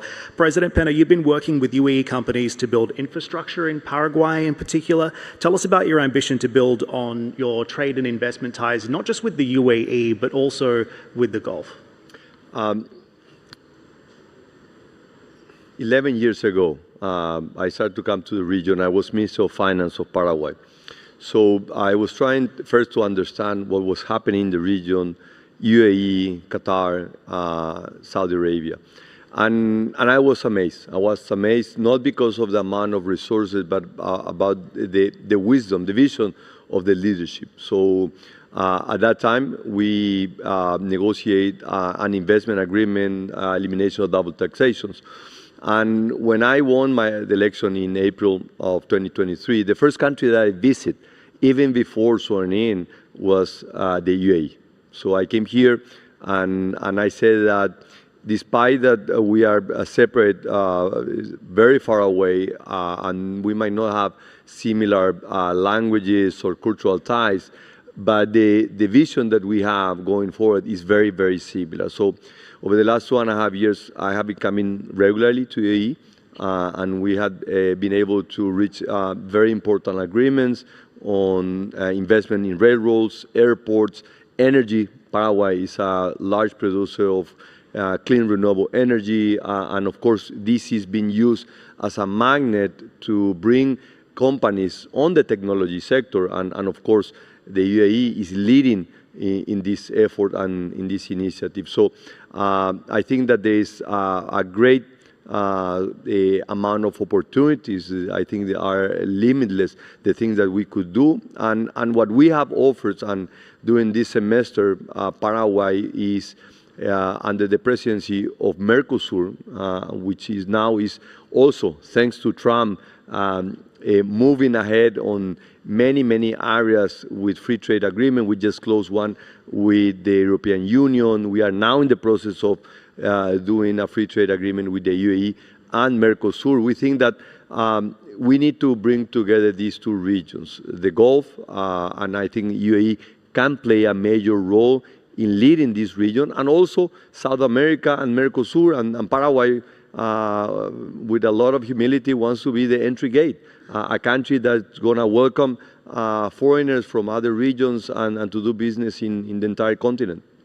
President Noboa, to you on this as well. Of course, we have also just seen the signing of a brand new economic partnership agreement with the UAE. This is very important. You're also opening a trade office this week as well. Does having a strong friend in the Gulf make you less dependent, if you will, on the mood in Washington? I mean, we have a diversified group of trading partners.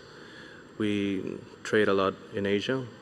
Our second largest trade partner is China, and our third largest trade partner as an independent country would be Russia. The European Union altogether would go up to second place if it's all together.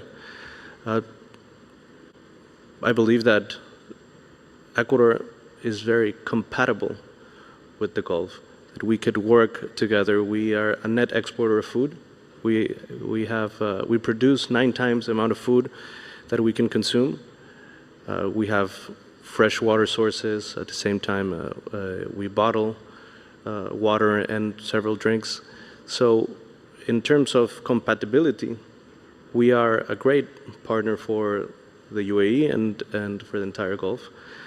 At the same time, we are in a process of growth and renovation. The country is improving technologically. The country is improving also in terms of energy. So we're going to need the know-how for refining, for waste management, also for energy management. Ecuador is growing at around 4% every year, but I believe if we work together with the Gulf and with trading partners like the UAE, we could grow above 5% in the next few years. And really unlocking the ambition and the opportunity in this part of the world. We were just talking backstage about how it's hard to find what we have here in the UAE anywhere else in the world at this point, given what's happening on the ground here, the investment opportunities opening up and the doors that are opening for countries around the world in this country as well. President Abinader, over to you on this, because you were also on stage talking about your partnership with DP World earlier in the week as well, which has helped to turn your country into a massive trading hub, that long-standing relationship. How do you expand on that relationship and continue to build out that opportunity across the public and the private sector? We are a very diversified economy, and one of the part that is growing is the free zones, and also especially in our government since I started in 2020. One of the special sectors that we want to develop is also the logistic hubs.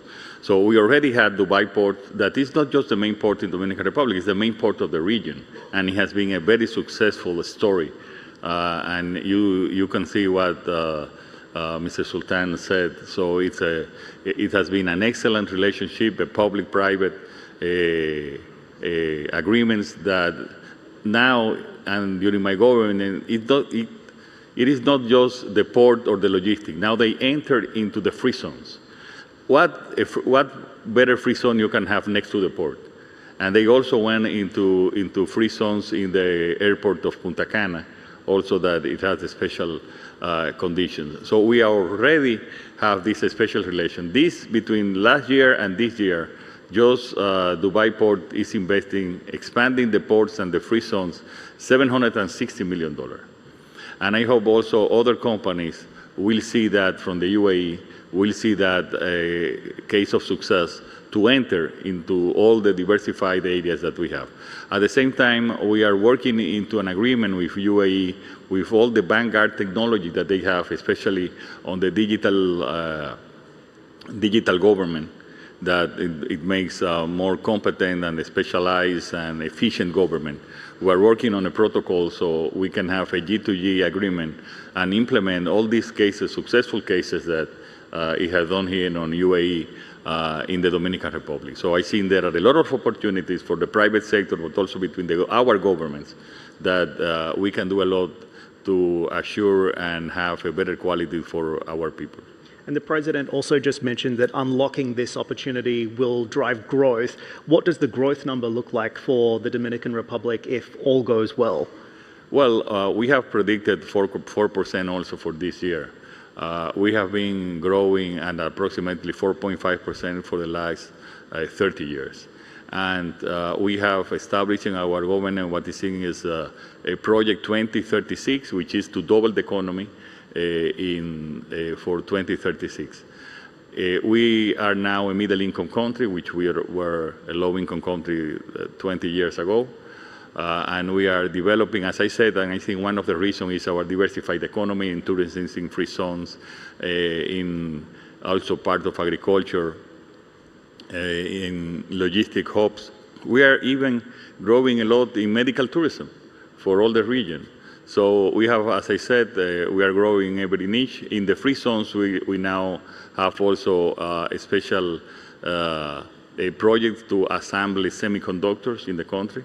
We already are preparing our people in the technical part. Also, we established a master for semiconductor, assembly of semiconductor in one of our universities.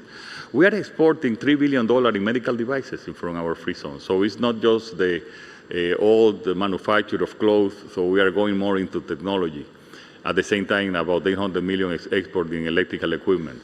And I think that in that path, there are a lot of opportunities for enterprises with the UAE that can grow. And last year, we have a record of $5 billion in foreign investment, the biggest of the region, and a record for DR, which it says that there is confidence in the country, also for the internal market and also for export.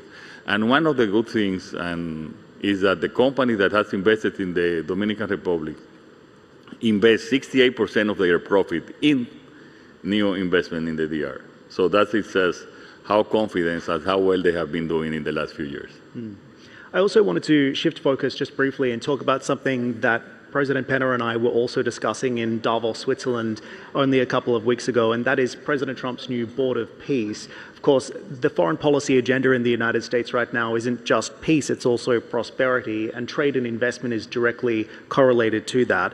President Trump proposed this Board of Peace as an alternative to traditional security alliances. Paraguay has joined, but Ecuador and the Dominican Republic, as I understand it, were not invited or declined to join. So can I just get some clarity on that? First of all, President Pena, you did sign that piece of paper. You were there in Switzerland. What's the strategic advantage for Paraguay? Paraguay has been very critical. We truly believe in multilateralism, but we also think that the system that was designed after World War II, 80 years ago, is outdated.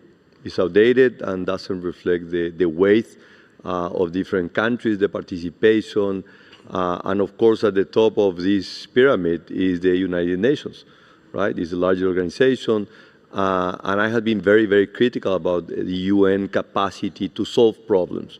Every year we go to the UN General Assembly and we are just adding one more conflict to the table, and we are not taking any other conflict. So I take President Trump's initiative. I think it was a good effort. Previous to that, I also participated in the signing of the peace for Gaza in Sharm el-Sheikh in Egypt. Paraguay has been a long-standing defendant on the Israeli position of self-defense and trying to build a long-lasting peace for the region. This participation also brought Paraguay into the table on the Board of Peace. So hopefully we're going to find a way. I think this year is going to be also a great opportunity because the countries are going to be choosing a new Secretary General for the United Nations. And the Western Hemisphere, our region, will play a leading role. This is a position that rotates by region and is coming back to the Western Hemisphere after 40 years. So I think all of these puts in the right track for countries that wants to do the good. I mean, for us, we want peace, we want countries to work, and we need to strengthen the multilateral system. We don't like a world without multilateral system. We need a system that is benefiting all countries, not only the large countries. We need also a more important role for middle powers. I think the three countries that we are representing here, we can identify as middle powers, countries that we are no longer poor countries. We are very rich countries, and we don't have the problems of the very large countries in terms of population and complexities. So we can play a pivot role in bringing solutions to the table. President Noboa, I think you have a different view on this. You've heard the case for. Why is Ecuador against? We're not necessarily against. We're not part of it. That doesn't mean that we're against. We've been fighting an internal war for 2 years, war against narco-terrorism, and we fight every day. We need the help of the world. 40% of the cocaine that's being exported out of Ecuador goes to Europe, another 40% goes to the US, and 20% to the rest of the world. So it's not a war because of local consumption, it's a war based on external consumption. We are also not cocaine producers. It's been smuggled through the borders from Colombia and from Peru. So we're fighting a war. We are fighting a war against evil and against narcos and illegal mining. And we do believe that the strength of multilateralism will help us achieve our goal, which is to win this war. So you see a pathway to joining the Board of Peace at some point in the future? I know it's not our top priority right now. Top priority right now is to fight the war, to win the war that we're living in right now, and to give peace to our 18 million citizens that we have in Ecuador. Mr. President, same question to you. Yes, we were not agree or disagree. We're just not participated. But we have, as never before, an excellent relationship for security with the United States. We are working. We are the main country in the Caribbean fighting narco traffickers and all other sorts of criminal activities. They said that they have never before had the government that has cooperated so well in security. I think that's in favor of us and in favor of them. So we have this special bilateral relationship. We also believe in multilateralism, and I think what everybody wants is that the United Nations continues to reform, which is normally that to be more effective, which normally happens with long-term organizations, that it needs to reform. So that is our idea, but as I said, we have a special relationship with the United States, but not just with the United States. We signed a special cooperation of security with France for the Caribbean. So everybody who wants to fight criminal activities and narco-terrorism, as President Noboa says, and the activities is going to count with Dominican Republic. We have been so successful that we are the second most safest country in terms of murder homicides per 100,000 people, after El Salvador, which has I think 2 or 3. We have the lowest, which is 8. It's high for some countries, but this for the region is one of the lowest. And that is because of the cooperation, part of the cooperation that we are doing with the United States. I wish we had more time, but we'll have to leave it there. Your Excellencies, on behalf of all of us, welcome again to the UAE. Thank you for being here. And ladies and gentlemen, thank you for listening in. Thank you. Thank you.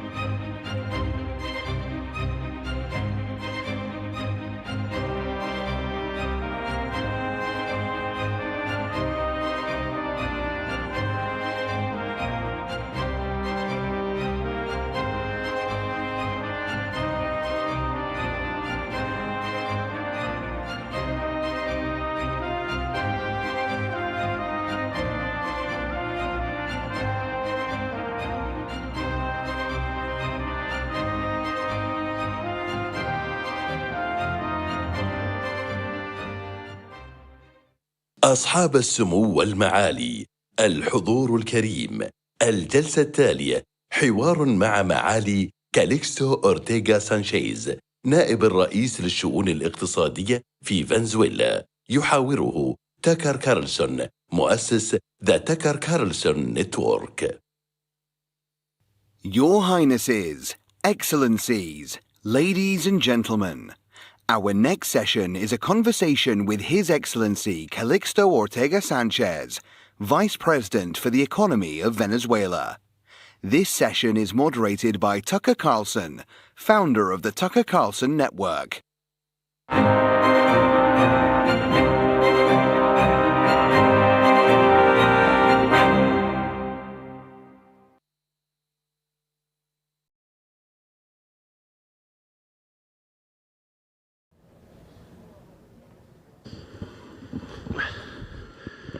Thank you, Mr. Vice President. So how's your year been?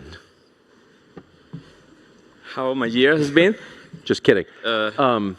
Interesting. Yeah, I know that. Thank you Very so much for doing this. I was trying to picture your New Year's Day. You know, you sort of envision the year ahead, and I bet you didn't call this one on New Year's Day. So you are now in charge of the Venezuelan economy. I should say, for those who don't know your bio, you were head of the country's central bank at 34 and weathered hyperinflation and a lot of other twists and turns. So I think it sounds like you're the man for the job. But let's just start on January 3rd, the day that all of this began. Where were you that day, and what was your experience of it? Well, I was in Caracas. I'm coming from a Catholic family, and those days are very important for us, for family reunion. So I had in my house my mother, my father, my sister, my nieces, of course my little kids. And it was an event that, you know, is at that point in our history now, but we'd like to move forward and somehow build opportunities for economy under the situation we have to face. Did you know what was happening that day? Well, you know, I woke up in the middle of the night and the events were passing very fast, and just following the news and the statements of the authorities. And, you know, it was a very extraordinary situation, but the Venezuelan people and the authorities have shown that they are ready peacefully to move forward and to build opportunities for our people and for the welfare of the Venezuelan people. So now you're in charge, as noted, of the Venezuelan economy, quite a portfolio at this point. The defining fact, I think, of the economy for more than a decade has been U.S. sanctions, which are very strict. and they were levied with the idea they would destabilize the regime. Obviously, they didn't. It took Delta Force and directed energy weapons to take out the regime. So they didn't actually affect political change, but they did constrain. They defined your economy. Are they? I'm a little bit confused. Are they American sanctions still in place? Well, so due to my former responsibility as a central bank head, I had the opportunity to see and to be in the front line on while all this was happening. I'm talking about restrictions, sanctions, accusations, the lack of access to your own resources. In 2018, when I started at the central bank, we have hyperinflation, we have scarcity levels that probably that was something that everybody read in the news. But the story that is not being shown in the news is like we defeat hyperinflation. We now we have scarcity levels the lowest. We have like a regular normal economy right now. And just to give you an example, in 24, when the sanctions were eased, there were some, how do you call it, OFAC licenses to do to leave the economy functioning like a normal country. We have readings in inflation and, for example, inflation and exchange rate in 2024 show the best reads in 40 years, since the mid-80s. I'm talking about a time where in the mid-80s, Venezuela have access to her international reserve, international markets, everything. But in 24, without access to anything, just to have able the private sector to function like a regular country, we have the lowest inflation in 40 years, and the exchange rate was very stable. So as of today, sanctions are, there are some general licenses that are allowing now private sector to invest in Venezuela, to trade with oil and gas. And Venezuela is ready to receive investment now. One of the first decisions that interim President Delcy Rodriguez took was to go to the National Assembly and ask for a reform to the hydrocarbon law. Yes. And it was already sanctioned, the law, and this law will allow international investors to go to Venezuela with favorable conditions, with legal assurance of their investments. And we want to build upon this, because Venezuela, under sanctions, was leading. This is something that you will not read in the news as well. Venezuela, the last 5 years, according to United Nations entities, the CEPAL, the Commission for Latin American Economy, Venezuela had led 3 of the last 5 years the growth, GDP growth in Latin America, and that was under sanctions. So the economy is ready for investment. The economy is ready. Economic agents, private sector is ready to build up a better future for the Venezuelan people. And I want to ask you about the foreign investment, but as an American, I can't help but wonder, how quickly are those restrictions being withdrawn? I mean, the U.S. Congress, yes, White House levy sanctions a lot. Once they affect regime change, do they pull them back, and have they pulled them back? And where are we on that? Yeah. Well, there is a functional government in Venezuela. It's led by President Delcy Rodriguez, and we are facing. So we know how to deal with these restrictions, because that's what we have to do. That was our reality.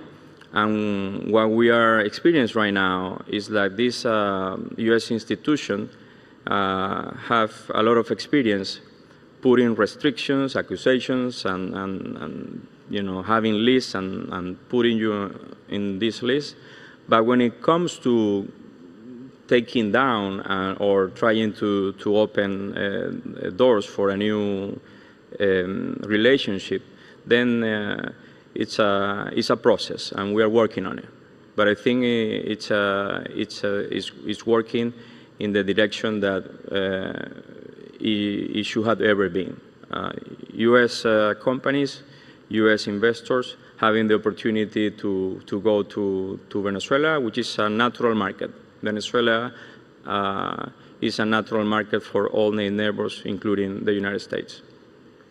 So how, I mean, to the extent you can say or that you know right now, how exactly will that work? The U.S. president, my president, Donald Trump, has said that the revenue from oil production in Venezuela will go to the United States and then be allocated to the government of Venezuela and to the extractors, to the American oil companies. Is that, what is the plan? Is that the plan? So the government, the interim president, Delcy Rodriguez, announced the creation of two sovereign funds. One is going to be used for the Venezuelan welfare, talking about salaries and the policy in regards to directly helping the Venezuelan people to overcome all what happened due to these sanctions. The other sovereign fund will be related to infrastructure. I'm talking about electricity projects, roads, and so on. So that's what we're expecting to see in the coming month. And is it the government of Venezuela that will decide how that money is split, how it's allocated? Yes, yes. There is only one functional government in Venezuela, and it's led by our authorities, and they are under control. One example to this reality is that after the events of the last month, Venezuela is peacefully moving forward and ready to receive investment and trying to compete in the market, in the international market, like every other player. When I'm telling you about the economic growth in Venezuela and how we lead the region, this comparison is with countries that don't have the restrictions that we had. So, right. So we hope that the growth is going to be really, really fast. So I suspect you hope not just to extract more oil, but to increase refinery capacity, petrochemicals. Yes. Requires a ton of investment, much more profitable, obviously. Yes. In the long run. We would like to be, we know that the reference for Venezuela is that the country with the biggest oil reserve. And we want to stop being known about this, and we want to be known as one of the countries with the highest production levels, and use the model, for example, of this country that use these revenues to diversify the economy. So when you speak, as I know you are speaking, to potential entrants into your market, big companies from abroad, including the United States, what are they asking you to assure before they commit these massive capital investments? I think that what they were waiting is for sanctions to be lifted. And why is that so hard again? I mean, if your former president's in an American jail, why do we still have sanctions? I'm sure that there will be room for that kind of question to be addressed in Venezuela if you would like to visit. You're very diplomatic. Okay. But I think it's a great opportunity right now for investors. The first one who enter in the market right now will be the ones who will benefit the most, and we are ready. Venezuela is ready. So I think the question everyone from the outside, including me, well, first is the gratitude that Venezuela seems to be stable, and all these horror shows we've seen around the world after regime change that has not happened in Venezuela. Everyone on the planet is grateful for that. But in order to keep stability, what does the country need, do you think? So Stability has been in Venezuela political, economically since at least the last 6 years. Economically speaking, we are solid and ready for investment. As long as the Venezuelan people, it's allowed to have a normal life, to stop make them to live under restrictions that doesn't help to anybody, because it doesn't help the Venezuelan people, it doesn't help the country that imposed those restrictions, it doesn't help anybody. The economy will grow, and the welfare of the Venezuelan people will increase.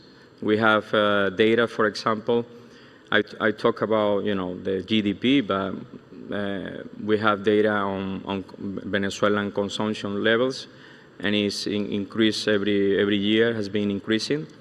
So families are better, and if we are allowed, our economy is allowed to function like a regular one, competing with the rest of the markets, is going to be an improvement. We're going to see improvement in Venezuelan welfare. So just to put a very fine point on this conversation, the thread throughout it is, in order to maintain stability in Venezuela, which is in everyone's interest across the world, you need to pull back the sanctions, which achieve the opposite of their intended effect. They did not dislodge the political leadership. That was by force. It just hurt the people there. It hurt the country that issued the sanctions, the United States. It weakened the dollar. And so in order to go forward on terms that help everybody, Venezuela needs to be allowed to re-enter international markets on equal terms without sanctions. That's what you're saying. And allow us to have access to our own assets. For example, when I was running the central bank, I didn't have access to international reserve. Yeah, I know. It was not something about having like international access to international markets. We didn't have access to our own money, and if you allow us to function like a regular country, Venezuela will show an extraordinary improvement and growth, and it will be an example of growth. I believe that. Mr. Vice President, thank you. If you ran the central bank at 34 through hyperinflation, then you're equal to the job you have, which is an amazing job. So Godspeed. Thank you. Thank you. Amen to that. Thank you.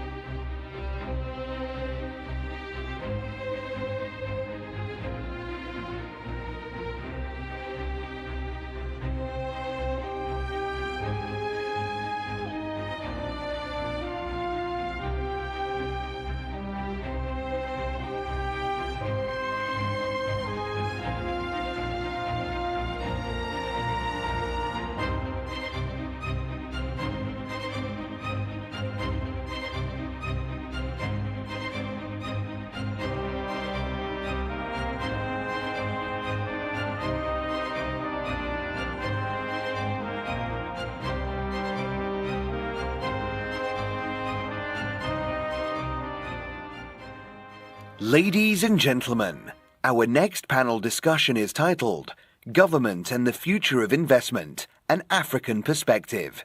This session is moderated by John Defterios from APCO. Please join me in welcoming our distinguished panel.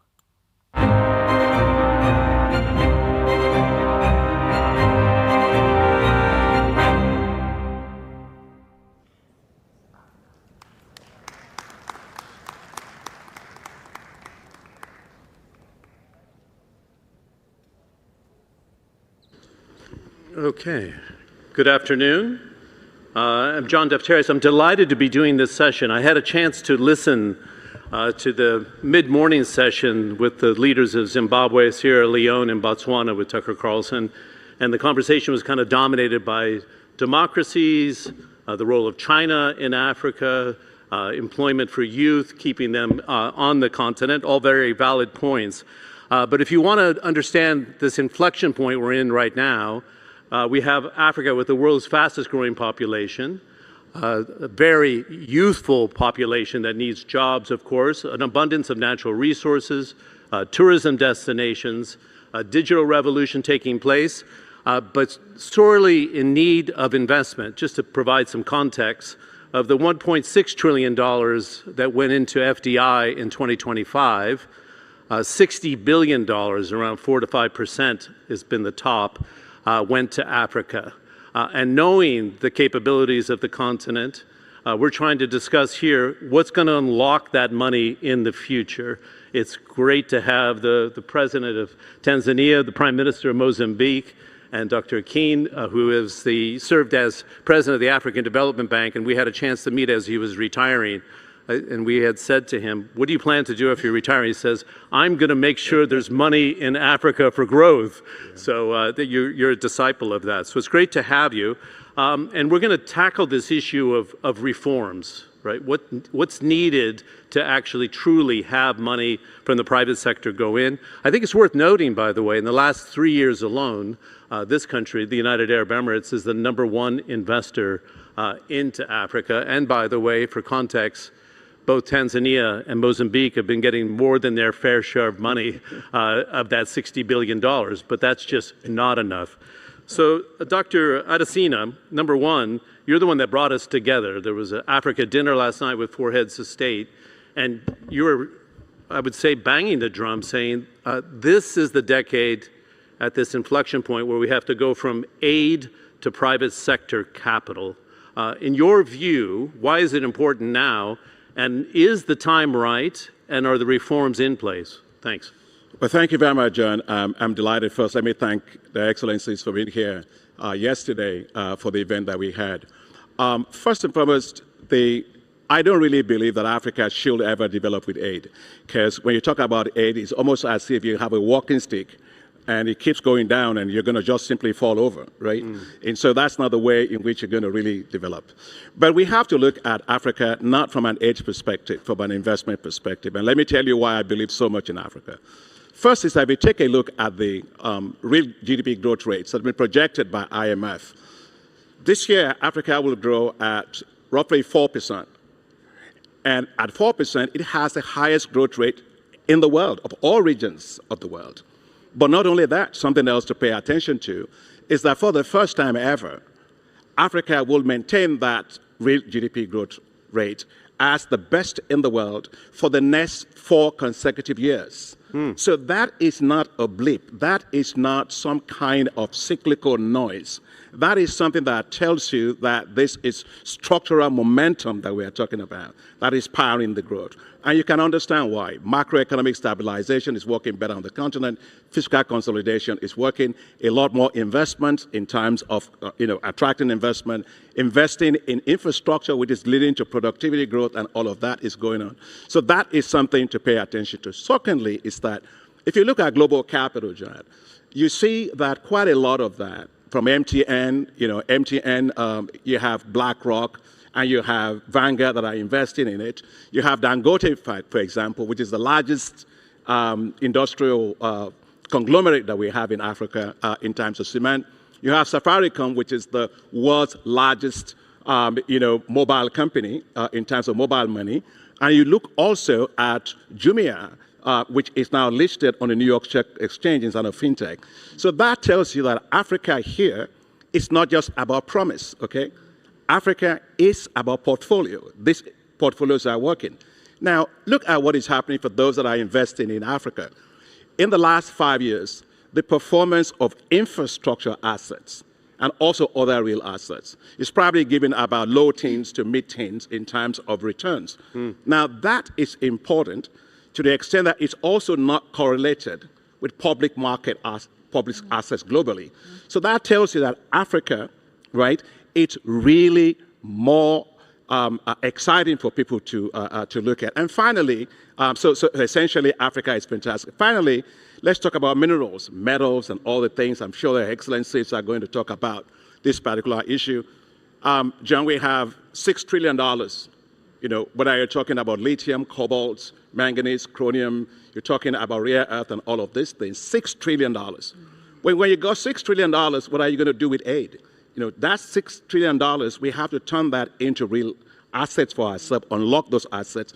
That's how we are going to really develop. So the point I want to say is, we are here in UAE, they invest a lot in AI. So if you're doing AI, if you're doing energy, if you're doing agriculture, Madam President will talk about her great work on agriculture. Africa is where it is. So Africa is not aid. Africa is about alpha. It's about, this is the region of the world that you are going to have the highest return. And so I'm very, very confident about that. And therefore, I believe that pay attention to Africa. That's where the alpha is. Okay, and we're going to drill down here on the role of development banks. Yeah, absolutely the case. Thank you for that. The role of development banks in the region, the global development banks, currency guarantees, how to exit with profits in our next round with you. Before we go further, I call on President Hassan. Prime Minister Levy is going to be speaking in Portuguese. She understands my English, which I'm very pleased about. But she prefers, because we're talking about investment and we have investors in the audience, to go to her mother tongue, which I fully understand. The English translation, I know, is on number 1, and Portuguese is on 6, but I think we're going to have Arabic also in translation as well. So please grab your devices. President Hassan, I talked about the $60 billion. It's not a huge sum for Africa last year, but you pulled in, as a country, $11 billion. Last year, you had 3 mineral resource deals take place. For those who follow energy, and I'm one of them, you have a $42 billion deal pending for LNG, which is a monster, with ExxonMobil, Equinor, Shell, and a regional partner as well. What reforms have you already done to attract that capital? And you were saying that tourism makes up 17% of your economy. It's been very robust. You're the former Minister of Tourism. But what reforms are in place now to attract investment and the guarantees you're giving? And what do you want to do next to entice even more investment, please? Thank you very much. Thank you for inviting me in this panel. Going back to your question, that what reforms have you been taking to invite more investment in the country? First of all, we thought we have to create a conducive business environment in the country. So we had to change our policies, laws and regulations to make them more attractive to the investors to come in the country. But number 2, we had to have policy consistency, reliable policy, consistency in our policies. That's what we have done. But again, building the necessary investment infrastructure, like the physical infrastructure. We've been working hard in constructing the standard gauge railway. It's about 2,100 kilometers connecting to Burundi, and then it will connect to DRC. And we think that's a major route which can be used from Dar es Salaam port to wherever in the region. It's very important for the DRC to unlock its mineral resources yes, as well, right? Yes, yes. That's a major infrastructure project, by the way. Yes, the length and the scale you're talking about. And Tanzania is bordering 8 countries. So we have to make sure we are getting through all 8 countries. So physical infrastructure, roads, railway, but then Tanzania is sharing 3 major lakes, Lake Victoria, Lake Nyasa, and Lake Tanganyika. And we have major ports in all those lakes, plus the ports in Indian Ocean. We are surrounded, we have a very big stretch of Indian Ocean where we have 4 major ports, Dar es Salaam ports, which is the main gate. But again, we have Mtwara port to the south of Tanzania, and then we have Tanga port to the north. And we're trying to connect these ports to other areas of Tanzania by railway so that we can transport the stocks which are coming to Tanzania, going to the neighboring countries. Can I ask you a quick question? Were you raising the money for these very large infrastructure projects?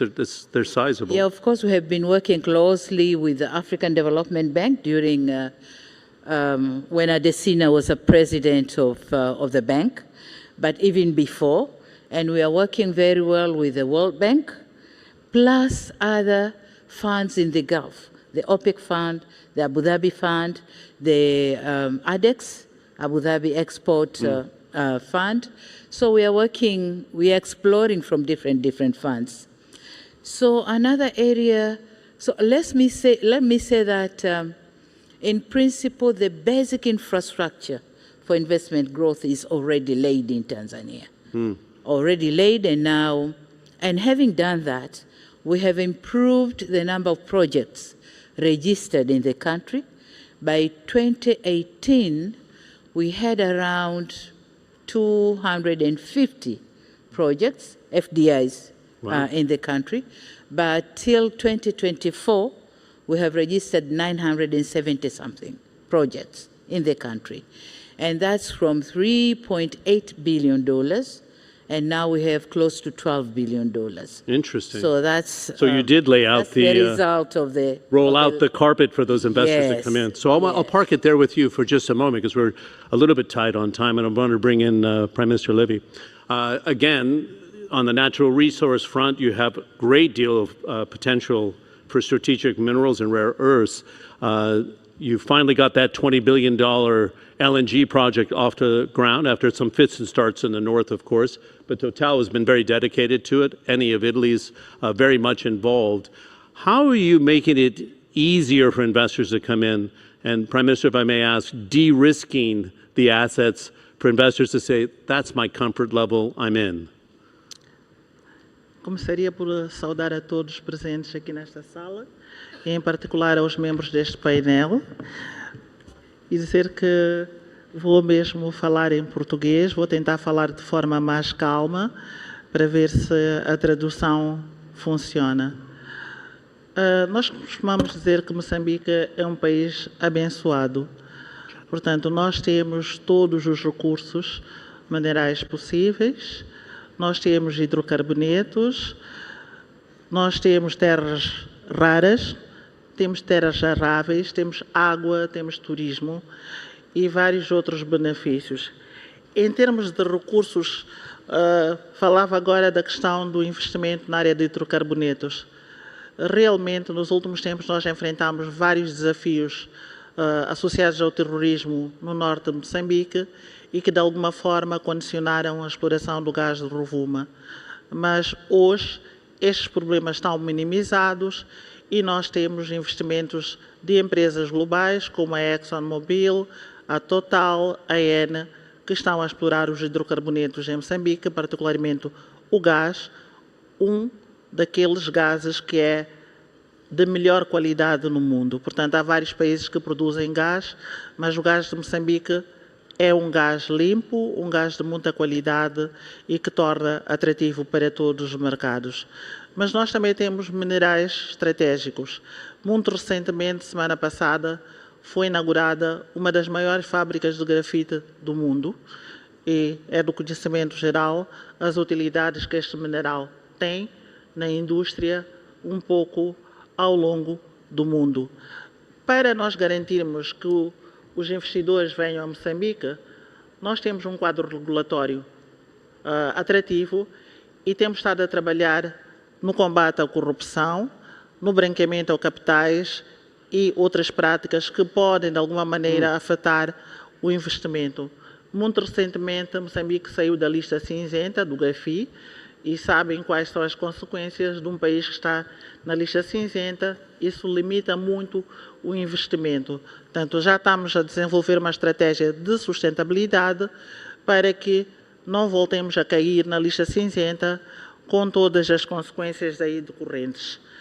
As infraestruturas são fundamentais para o desenvolvimento de qualquer país e em Moçambique não poderia ser diferente. Moçambique tem uma localização geográfica privilegiada em certos momentos, mas em outros momentos também constitui um desafio. Mas eu queria falar deste aspecto positivo e que faz com que Moçambique constitua um verdadeiro hub logístico. Os países do interior usam muito as linhas férreas, as estradas e os portos moçambicanos para importar e exportar os seus produtos. Isso faz com que nós façamos um investimento significativo na parte logística para garantir que Moçambique seja atrativo e, felizmente, há investimentos significativos tanto nos grandes corredores, dos quais eu gostaria de destacar o corredor de Maputo, que parte do sul, o corredor da Beira no centro e o corredor de Nacala no norte. Portanto, todos os países do Interlante usam esses corredores estratégicos para chegar ao mar. O nosso governo tomou posse no ano passado e definiu alguns instrumentos orientadores sobre a nossa política de investimento, ciente de que temos todo o potencial para beneficiar e capitalizar aquilo que são os nossos recursos e não ir recorrer a pedidos de apoio como vimos fazendo ao longo de décadas. Um dos potenciais que Moçambique tem é o turismo. A nossa costa é uma costa extensa, com mais de 2.000 quilómetros de costa, e o turismo foi declarado uma das áreas essenciais. Também, no ano passado, determinamos que a província de Inhambane vai ser o polo turístico mais importante de Moçambique e Inhambane, para quem conhece outras ilhas e outros espaços turísticos de grande valor no continente africano, é comparável, por exemplo, a Zanzibar, é comparável a Seychelles, as Maurícias e a outros locais que têm praias paradisíacas e outros atrativos. E, claro, não poderíamos nunca deixar de pensar na agricultura. A maior parte da nossa população depende da agricultura. A agricultura é a sua fonte de renda e tem um potencial enormíssimo. Portanto, o investimento na agricultura deve ser potencializado de tal forma que não só constitua fonte de renda para as famílias que dele dependem, mas também que grandes empresas façam parcerias público-privadas para investir neste setor. Nós referimos apenas àqueles setores que acho que têm grande potencial de alavancar o desenvolvimento de Moçambique com parcerias público-privadas e recorrendo a investimento não só interno, como investimento externo, mas não apoio. Obrigada. Good. I think that's actually what the African Development Bank was trying to do, is encourage. I think the World Bank has been doing the same. The AIIB, the Asian Investment Infrastructure Bank, has been a big player. We only have 2 minutes left, so I'm going to ask to go to our anchor on the other side there, Dr. Adesina, to wrap us up, if I may. How does this go from that ability to de-risk the assets? And I have to really appreciate both the candor of the President and the Prime Minister, because you're addressing very serious issues at play right now. But how do we go from the theory of talking about the shift from aid to investment into practice, in your view? We sat with 4 leaders last night. They were singing from the same hymn sheet. They're not interested in aid anymore, and they want to go down the value chain. They're not interested in natural resource exports, correct? I think you would say the same, President. Can you wrap us up, Dr. Adesina? Yeah, well, thank you. I just wanted to say that the presidents in Africa are doing a phenomenal job, and that's why I said about the growth that we have in Africa. And I think yesterday was fantastic. We had presidents, from Angola, presidents from Tanzania, Prime Minister here, but also President from Ghana, as we announced what's called the Global Africa Investment Summit. And the reason why this is important is what their excellencies were saying. Take, for example, just the case of the minerals, oil, gas, metals, and all the natural assets that we have. So it's roughly about, $3 trillion right now by 2050. Now, but we only account for no more than 5% of allocation of capital to that. So that is not really, in my view, risk. That is simply mispricing Africa's assets, okay? And so what we have to really make sure is that Africa's assets are properly priced, is always underpriced, our risks are overpriced, okay? And our assets are undervalued. And so what we are saying is that, look, we are going to develop, as they have said, based on the proper unlocking the value of our assets. And unlocking that requires that when people come to Africa, you have to go around. The search costs are very high. The due diligence is very high. There's asymmetric of information. And you also find some of the assets are not properly valued and structured. And so it's very difficult for institutional investors to do that. So this Global Africa Investment Summit is going to fill that particular gap. And what it will do is that all these assets that Excellency are talking about, they are great. These are not your frontier risks. These are assets that are already revenue generating, most of them in FX, most of them long-term, okay, revenue potential of that.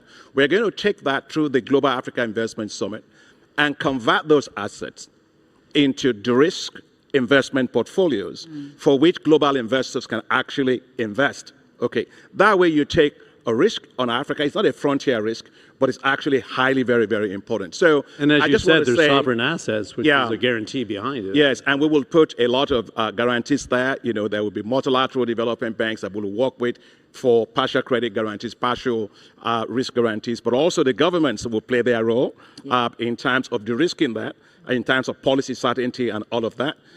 That's also going to be very important. But I just want to close by saying I'm so delighted, Your Excellencies, with your leadership, your vision, your commitment, that Africa will not walk on a walking stick and fall over, that we are going to develop with ourselves, using our resources. You know, Africa is not optional. Africa is inevitable. And I think that there's no way in which the world will grow. Madam President Samia was talking about agriculture, so was Prime Minister. 65% of all the uncultivated arable land left to feed the world is not in Asia. It's not in Latin America. It's not in Europe. It's in Africa. So what Africa does with that is going to determine the future of the world. So I just want to say that Excellencies are doing the right things. And, you know, the train is already ready to leave. I think just don't be late. Thank you very much. Good way of putting it. You can't have an energy transition without strategic minerals, and they sit on 65% of them around the world, so it's a major play. Before, on a serious note, I mentioned a number of colleagues here at the WGS that I had the Prime Minister of Mozambique on our panel. Our hearts go out to you and the people of Mozambique because you've had tremendous, tremendous floods over the last month, and I know it's been a very tumultuous time. I'm sure the WGS is grateful you made the trip anyway, and I know you served here on part of the president. And I wanted a picture from this panel because I have two young daughters, and I said to the president and the prime minister, we got some girl power here. And Dr. Adesina and I are just happy to share the stage, if you will. Can we give him a nice round of applause? Thanks very much. Thank you. Thank you.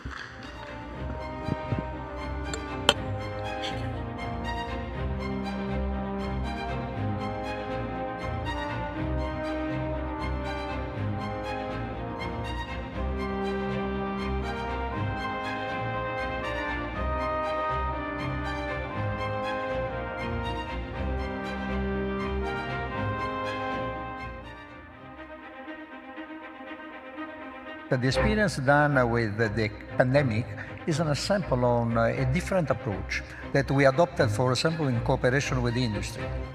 The travel spike marking a pivot in summer projections after airlines for months predicted a slow season, citing widespread worries about inflation.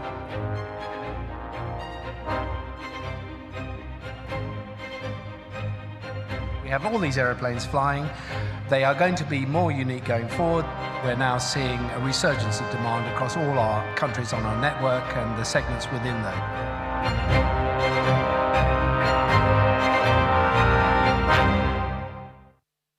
Ladies and gentlemen, our next panel discussion is titled, What is the next destination for Aviation 2.0? This session is moderated by Richard Quest from CNN.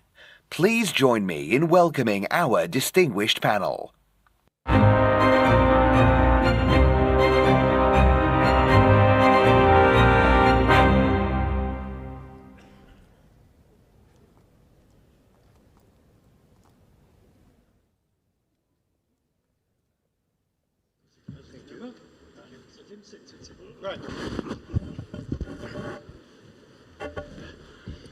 Interesting, this one, because as an aviation panel that we're going to discuss, I think the topic is something about whatever grandiose title they've given us. But the reality is, the gentleman to my left, President Numa, is the president of ICAO, which is an organization you may or may not have heard of, but it is incredibly important.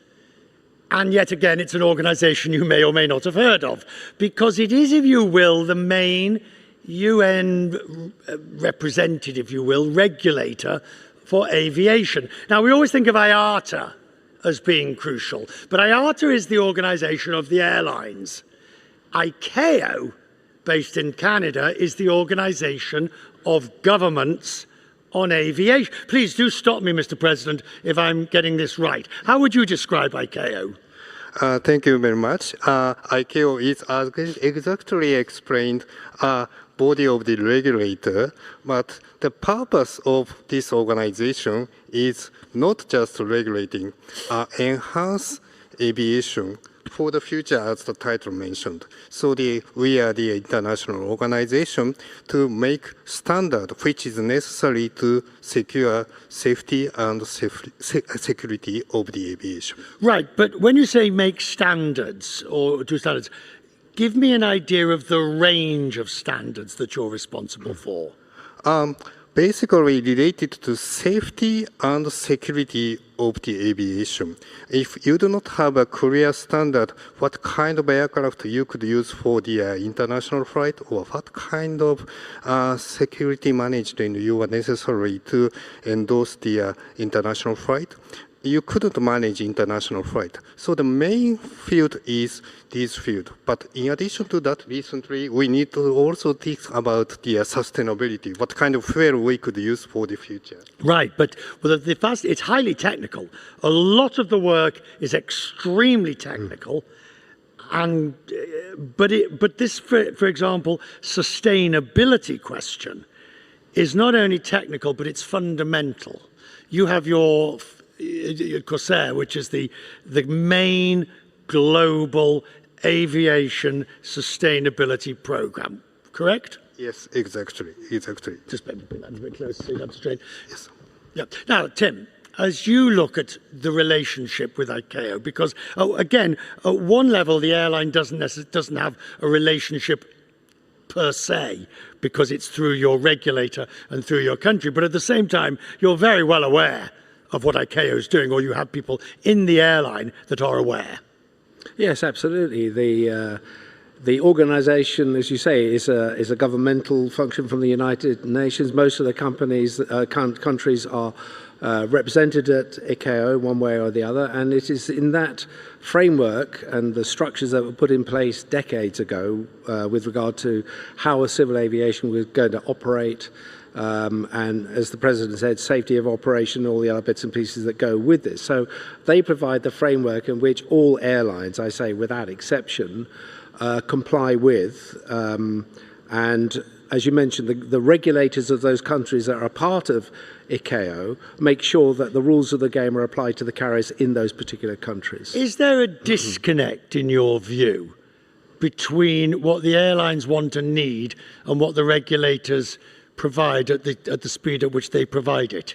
Well, that's an interesting question. I am quite sure that ICAO would move at a far greater pace if it wasn't one based on consensus. And unfortunately, in the world today, consensus is one of that rare things that happens.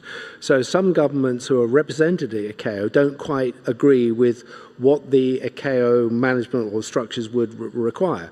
You mentioned sustainability. That's a classic case. So you have to have at the head of ICAO the ability to manage the differences of opinion within the various structures that are coming down the track. It could be tech, cybersecurity, or whatever. And you've got to get a fairly diverse group of countries with different agendas around the table to try and come up with a common answer or way forward. Right. Yeah. Now, you are the president of ICAO. There is a secretariat, the Secretary General, who deals with the actual nuts and bolts of it. But you are responsible for bringing together, if you will, the political consensus. Does that still work? Very good question. Honestly speaking, it's very challenging. Originally, our organization's council member is just above 20. Now we have 36 members. That's too many. From the business viewpoint, yeah, as the scale of the board member, I'm not quite sure it is a manageable scale or not. But the reality, all of the UN agency has a council member, much more than us. And our organization will soon accommodate additional 4 members. So how could you manage this 40 membership as effective as the board member, which is expected by airlines? That is a very challenging matter. So I'm trying to, firstly, actively listen all the voices, and in which way we could get the point of the consensus. That is a very important thing. Then how to encourage everybody to go to the consensus by saying it is also your merit. Because safety and security of the international aviation is very fundamental. Right, but it's no. Here's the problem. Everybody will agree with you that, well, we must not make any compromises with safety. But, safety first. And before long, everything is well and truly bogged down. A good example of this, we were just talking, is commercial space. Now, we've had a couple of examples in the last couple of years where the privatization of space has led to an enormous increase in private space launches, satellites, which is great. But every time one of these things goes wrong, even though there's, thank God, no loss of life, it can completely screw up civil aviation for hundreds, if not thousands of miles. How can you deal with this? First of all, we need to examine the reality of the technology and correctly forecast what's the impact of these kind of technologies. That might take time, but we need to secure the appropriate observation and judgment of the forecast and possibility of these kind of technology. Sometimes the stakeholders tend to talk their own field as much as optimistic. That is sometimes, as you mentioned, very biased. But to delete such kind of bias, it is necessary to have the different angle of view. You see, we don't want to stop SpaceX or whoever it is launching a rocket, because that is the future. We don't want to stop them, but we also don't want Tim's planes from Florida to back into Dubai to be badly delayed because they've had to close the airspace, do you, Tim? Well, that's absolutely right. I just wonder, in the broad sort of spectrum of what's actually happening, how significant these things are. At the moment, we know we have a lot more rocket launches because of what's been going on, and the Musk organization has been doing, but in terms of what actually happens compared to the number of aircraft flying in a particular area at a particular time in that zone, then this can be managed at the moment. These rocket launches are known about. We do not know what they're going to do. He's had his fair share of things going wrong and blowing up. But this could get greater as, say, for example, others decide to, Bezos, for example, decides to get into the lower Earth orbit satellite business, and others and more of them. That's absolutely true. But in the end, you can, for the same reason that we can exert control of anything in the air if we want to, we've got the technology to do it. And let's assume that the rockets that are going up in the future are a lot more safer than the ones he's experimenting with now. The likelihood of something having a problem and exploding is pretty remote going forward. But if you do know that we've got eyes on it, and the air traffic controllers in the region that these take place are fully aware. And it's not just America; it's the Caribbean. We saw Venezuela, etc. All of these countries could, if they're all coordinated, say we've got a rocket launch coming up. Let's talk about airspace, because airspace is the signal. In a way, ICAO the ability of ICAO to negotiate and reach consensus on airspace management Yes. is one of your core functions. Yes. Arguably, there needs to be a complete rethink of airspace to make it more efficient, you're looking puzzled there, Tim. No, I'm just listening to this wonderful... You agree? Be careful, of course. Yeah. But this part of the world is a good example of the needing to have a rethink of airspace to make it smoother and easier so your planes are not having to circle. I think that's not a question of managing the airspace with a new system. It's just managing the compression that happens. But a good system will take care of compression. What we don't see is, for instance, in the European theatre, that kind of thinking, recognition that we can do things a lot better if we harmonise and have one system. In the Middle East, actually, they've advanced their systems really, really rapidly to deal with what has happened in Qatar and the United Arab Emirates and everywhere else. In fact, it's a Herculean task, but they've actually done really well, but I don't see it in other countries. Sir? Yeah. One of the problems of this coordination is, I shouldn't say too many, but we have a lot of stakeholders for the coordination. In particular, airspace management control, we have a lot of different coordinator and flight information region need to be coordinated.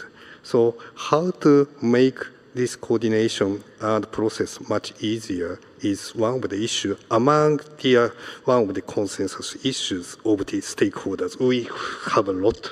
Yes. But you see, this is my criticism. It's doomed to failure, in a sense, without being too pessimistic, because you have an exceptionally complex issue, yes, and you're trying to solve it by consensus. You're never going to get there. Of course, it's a very challenging matter, but so long as matter is the safety and security, which could share as the whole goal, and it is very technical in nature, as you mentioned, I think it is much easier to get compared to the very purely geopolitical matter, which could have a lot of different standpoints. So long as the matter is safety and security, I'm never being pessimistic. I'm optimistic. One of the wonderful things about ICAO is do you remember the old baggage tag? Yes. That you used to get? And it used to say, this is not the luggage label as described by article whatever of the Montreal or whatever treaty it was. In other words, it was limiting liability and that. ICAO has an enormous number of old-fashioned rules that need to be stripped away. Yes, that's true. So we encourage member states to identify and recognize that what is old-fashioned and what is required by the industry. That's one of the very important functions of ICAO, to encourage or sometimes educate member states. But we nearly need to recognize what is the problem. But you see the problem, Tim, you've got, for example, you're telling me about the new procedures or the advanced procedures that you're looking at putting in here. Tell me in terms of passport control and the ability to do biometrics. Tell me again this idea. Well, many forward-thinking states are taking the whole question of access and departure to their countries very seriously, because obviously they don't want to impede the flow of people coming in and out. So they're making it very, very much easier using technology. Technology exists today to do all sorts of wonderful things. Whether or not states are minded to adopt that technology is open to the states, okay, whichever ones they may be. I feel confident in asking you this question. Your opinion on the way the European states, the EU, is introducing its digital passport, its digitization of entry and exit through the machines and the use thereof. Your thoughts? It's something they should have done a long time ago. The technology has been there for a long time. All they've got to do is take a look at the countries like this to see how they've advanced. The United Kingdom has been doing it for some time. The Americans have been doing it for some time. Now they've decided that as an entity, that all the countries within the European Union should have common access for their own citizens to move, as well as for foreigners to come in and out of. That's no bad thing. That's really where we should be going. So, One of the big problems going forward in aviation is the ground product, the way airports are not being developed, the systems are not being designed, given the technology platforms that could help them, whether it be check-in, whether it be passport control, whether it could be central search. If we got that right, using the technology that we have today, forget what's coming later, things will be a lot smoother. But for reasons best known to the countries in which these airports sit, they have different agendas as to how this is going to be done. It could be it's a dog's breakfast at the moment. Well, I was going to say there might be multi-stakeholders who have different views in a particular country as to how it should go. It could be the police, it could be security, it could be whatever it may be. So these are natural impediments to getting the job done. But technology exists. We've tried it here in Dubai for years now, and we're advancing at pace. We can take people through and out of Dubai and into Dubai without any kind of physical interdiction at all. And you can do that in other countries of the world as well. So it's there for you. You can do it. Thank goodness the Europeans have got on top of that. It's a bit of a Herculean task trying to get registered for that. But once you're done, then there's absolutely no reason why you should have, foreigners and EU citizens and part EU citizens, all these lanes and lines. You just walk through and the technology is there. So, if we move forward on that at the pace that we should do, there's no excuse, given what we have today and the power of computing, to be able to get this sorted within the next 5 years. There's maybe no excuse, but you don't sound terribly helpful or hopeful. Look, the airline industry is remarkably good at workarounds. They will adapt whatever they have to do. We welcome, and I'm not talking about Emirates, I'm talking about everybody, any airport, any country that facilitates the smooth flow of their passengers and, of course, their cargo as well, makes our lives a lot simpler. It makes the whole back of house work so much simpler. It's a message that, of course, ICAO would be out there saying, come on, guys, if we have common ground, there are these kind of things we can do together. Don't worry about whether, we have differences of opinion on environment and sustainability, but these kind of things are where the centralized organizations can bring value. Let me, you get the last word. Are you hopeful in your time as president you can make progress on something like this? Yes, that is my mission. It is not only the matter of the optimistic, that is the matter I need to do. In particular, for example, what he said is correct. Technology, in my view, already prepared. But how to prioritize this technology to contribute to the aviation is another matter. For example, immigration policy. Immigration need to think about not only aviation, but also the other prioritized matters. But how to prioritize aviation in the context of global economy is one of my very important missions. Are you confident you can make progress? Of course, I'm confident. Ladies and gentlemen, our panel.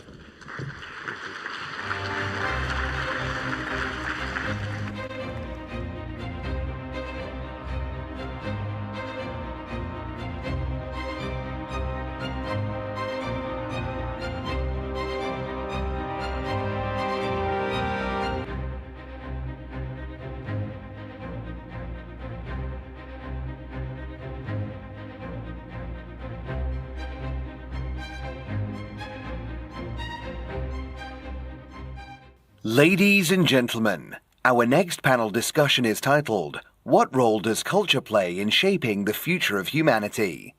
This session is moderated by Becky Anderson from CNN. Please join me in welcoming our distinguished panel.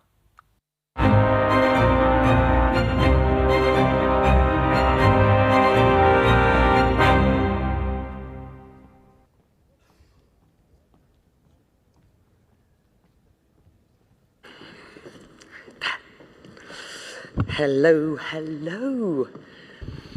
Great to be back in the plenary hall, day 2 of World Government Summit, and I'm absolutely delighted to be hosting these 2 fabulous men. You and I spoke last year. We did. Your Excellency, Sheikh Salem, and we were with the, at the time, outgoing Director General of UNESCO. Dr. Khalid, welcome. Mabruk, congratulations. You are the new Director General, first from the Arab region in the organization's history, and it couldn't be a more difficult time. Good luck with this role. And I'm serious about that. This is a really difficult time. You know, a fracturing international order, UNESCO facing real financial problems. Talk to us about your campaign, why you took this role, and why your sort of banner is UNESCO for the people. Just explain. Thank you, Becky. Thank you for your nice words. Thank you, dear Minister, dear brother. I'm very excited to be here, and I'm very thankful to the UAE authorities for inviting me. It's my first World Government Summit in my new capacity that I started 10 weeks ago. As you said, the first Arab DG and the second from Africa, among 12 the brilliant DGs. It was a very long campaign. Yes, it started in 2023. I have been to 66 member states. My background was dedicated all my life in fields of competence of UNESCO. I'm teaching since 1993 in a state public university, teaching Egyptology. I'm a scholar, and I worked in cultural management. I have been director of museums in Egypt and the Minister of Tourism and Antiquities. But what I faced and what I learned during this campaign guided me to and shaped my view to the world. I have been to 66 member states with different priorities, different culture, different religions, different aspirations, but there is one thing common, that there is a hope for a better tomorrow. There is a fear from what we don't know, from others that we don't know. And this is the power of UNESCO. UNESCO was created in 1945 at the end of the Second World War to avoid another World War, to avoid another Holocaust.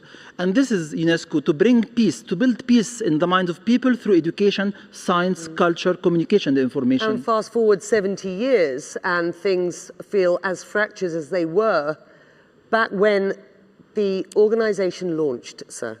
Yes, and I can say it might be worse, because now we have more natural disasters, we have more hate speech, we have more technological divides, and we have a multilateral system that really threatened. But there is a hope, because I see with member states who are determined to maintain, to protect the mandate of UNESCO, because it's about peace, it's about bringing people together. And in the constitution of UNESCO, it's very clear stated that as political agreement and the economic arrangement are not enough to bring people together, they bring governments together.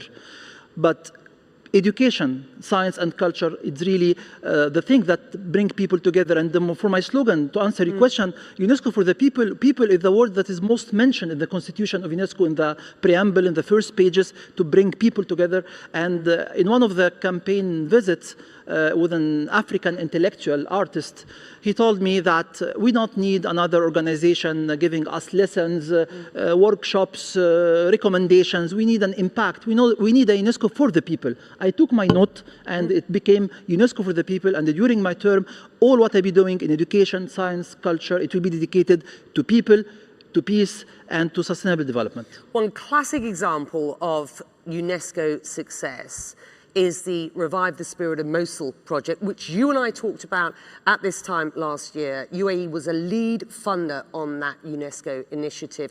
You and I were together in Mosul for the handover of those cultural heritage sites back in September. And I just want you, Your Excellency, just to talk to us about why that project is so important to you and how it can serve as a blueprint for recovery elsewhere.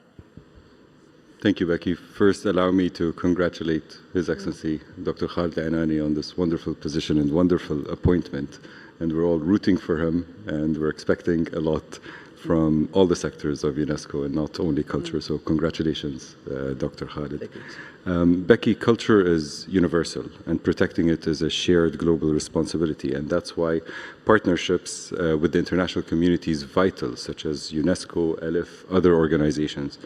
The UAE, similarly to humanitarian aid, prioritizes cultural cooperation, and it's always been a prioritized for the country for continuing the legacy of coexistence and peace and tolerance. The last World Government Summit, as you discussed, we spoke about Mosul, and only in September we were there.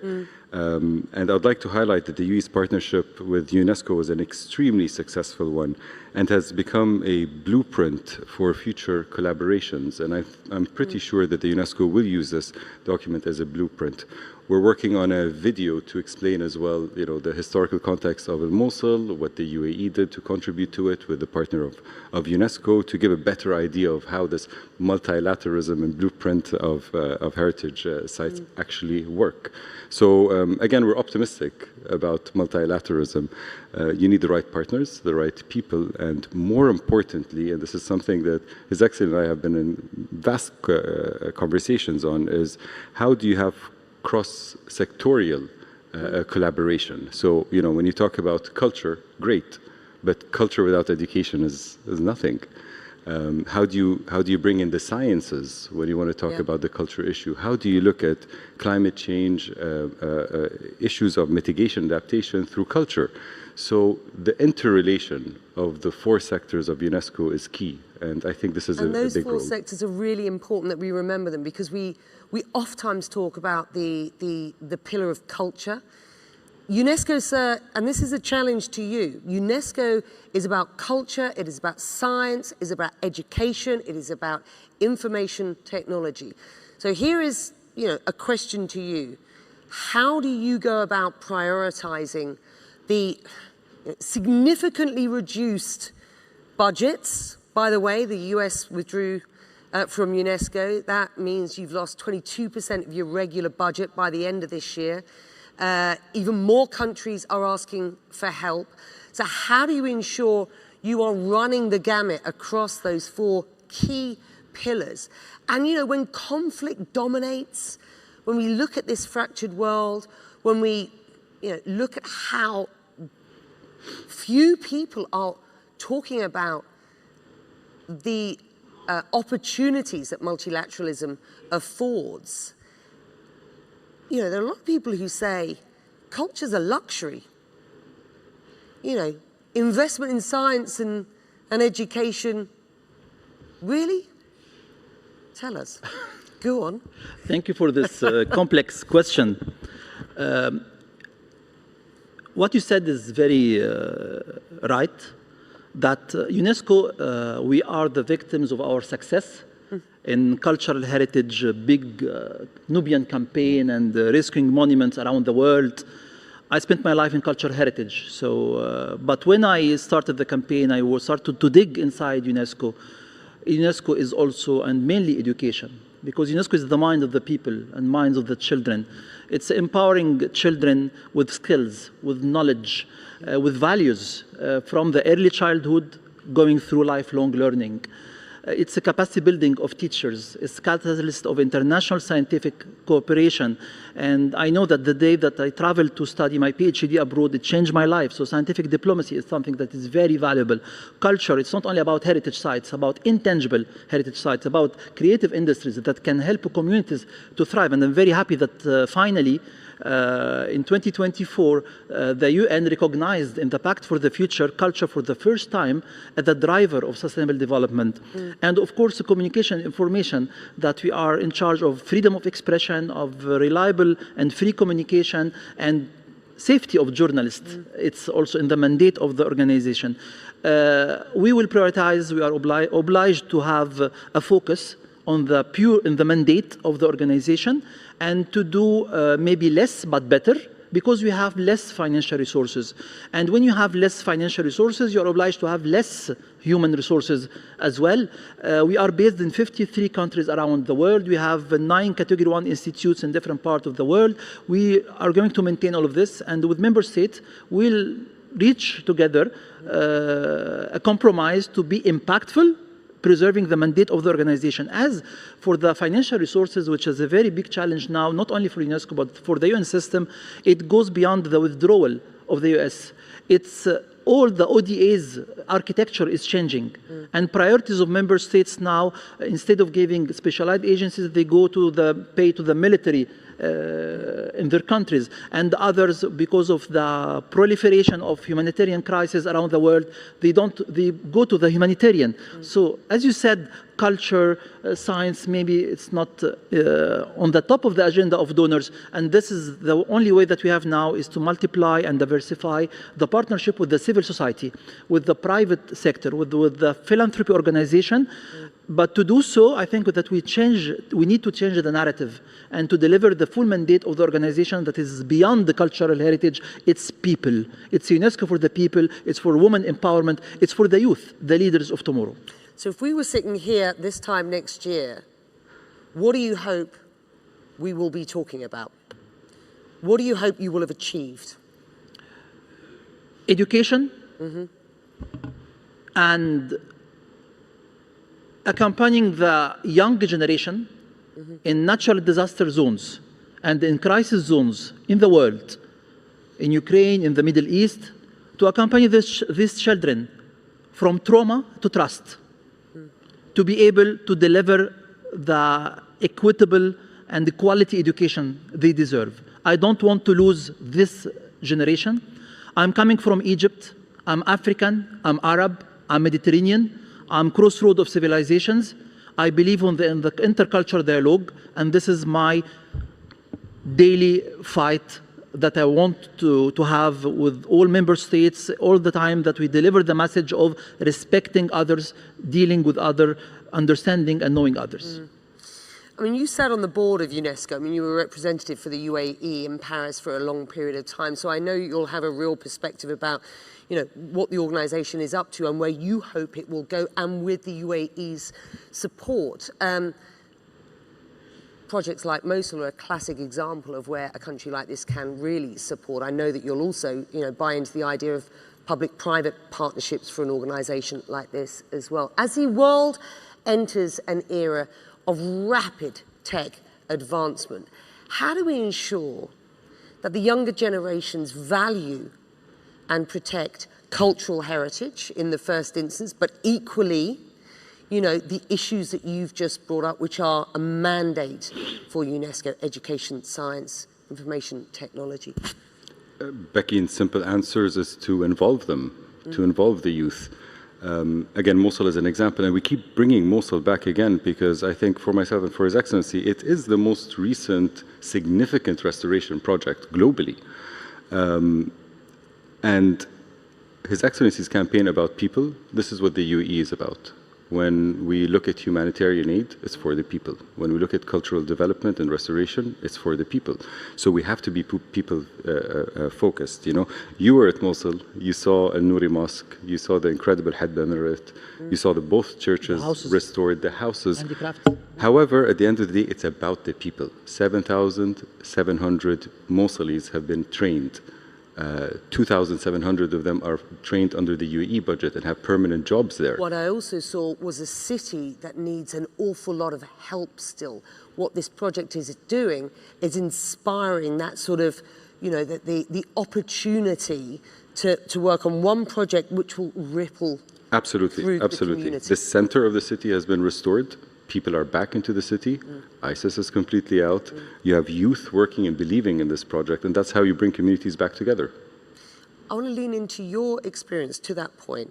As a tour guide, and I want to close with this, you talked to the audience about your experience, and your CV clearly was the ultimate reason why after a 30-month campaign you got 55 of 57 votes for this role. I mean, but your experience as a tour guide after a really frightening period of terrorism in Egypt back in the day in the 1990s really provides you, I think, some good storytelling on this.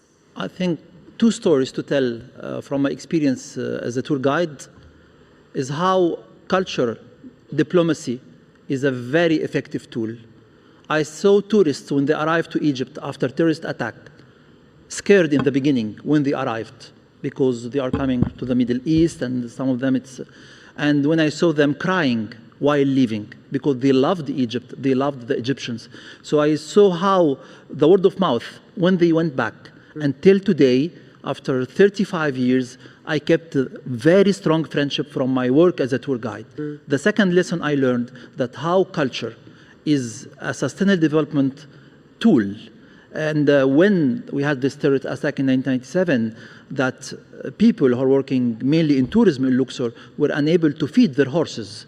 So imagine the families. It was really a very horrible situation that I see now when tourism is flourishing. I saw what happened during the COVID time when I was Minister of Tourism at the time. We closed the restaurants, airports, hotels, how 1 million family suffered during the COVID time because of lack of resources. Culture is a very important socio-economic factor. And I'm just going to finally close with you, because from a UAE perspective, culture is a strategic priority right now, not just for identity, but for the economy and for diplomacy, correct? Absolutely, absolutely. Culture and everything that comes out of culture. So again, education. Culture doesn't come without education. What is the link of climate change with culture? How do we look at issues of mitigation and adaptation of the link of culture and climate? So again, culture as we traditionally know it to be, but also how it links to other subsectors is quite crucial for the UAE. We are timed out. We've been timed out for a minute or so, so I'm going to have to leave it there. Too short a session. It's been fantastic to have you, though. Thank you very much indeed. Thank you. My guest today. Shukran. Shukran.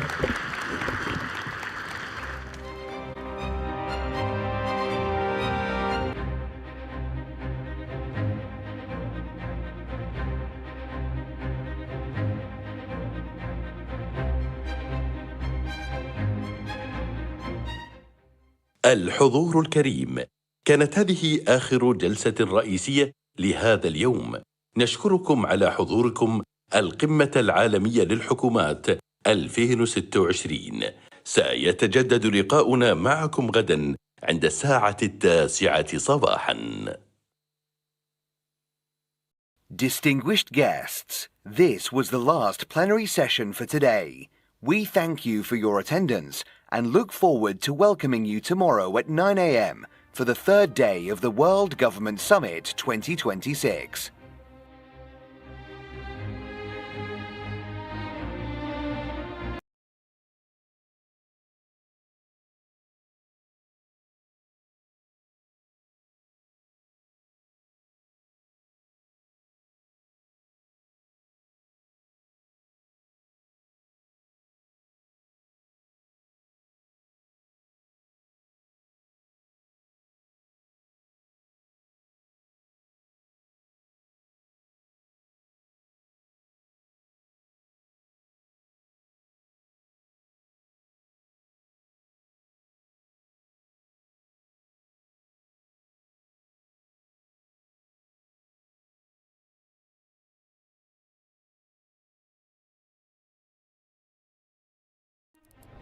في الماضي صنعت الكلمات والأفعال أعظم لحظات التاريخ، فألهمت الشعوب ورسمت مسارها. As long as you live another day, you have an opportunity to create. كلمة واحدة قد تتحول إلى قرارات. In a world in which everything is global, we need global responses. جملة واحدة قادرة على تشكيل الآراء. To me, development delayed is development denied, and we have to change this. والخطاب الصحيح يمكن أن يغير مجرى التاريخ. If we fail to act now, we will see a climate crisis that is unimaginable. غير أن الصوت الواحد مهما كان مؤثراً لا يكفي وحده. We're going through a time warp. It's going to be shockingly different. هذه تحديات معقدة يصعب على الدول والحكومات مواجهتها منفردة. Shift to artificial intelligence is going to be like a tsunami hitting the labor market. نحن بحاجة إلى منصة تجمع القادة والخبراء والمفكرين، منصة تطرح فيها أصعب الأسئلة وتصاغ فيها الحلول بجهد مشترك. I'm an optimist by nature. If you're not optimistic, and passionate, you'll not get anything done. القمة العالمية للحكومات، حيث تلتقي العقول وتتولد الأفكار ويستشرف المستقبل.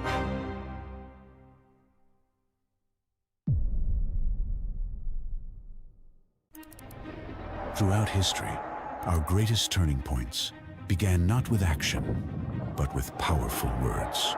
As long as you live another day, you have an opportunity to create. A single line can be a command. In a world in which everything is global, we need global responses. A sentence can form an opinion. To me, development delayed is development denied, and we have to change this. And the right speech can shift the course of history. If we fail to act now, we will see a climate crisis that is unimaginable. But one voice on its own can only go so far. We're going through a time warp. It's going to be shockingly different. These are challenges too complex for any nation to face alone. Shift to artificial intelligence is going to be like a tsunami hitting the labor market. They demand a platform where leaders, experts, and thinkers can confront the world's toughest questions together. I'm an optimist by nature, and if you're not optimistic and passionate, you'll not get anything done.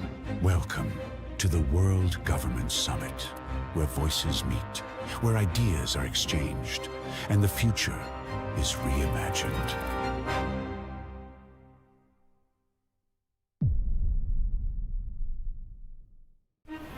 We're going through a time warp. It's going to be shockingly different. If we get into a new Cold War, do countries have to choose which side they are? In a world in which everything is global, we need global responses. I'm an optimist by nature, and if you're not optimistic and passionate, you'll not get anything done.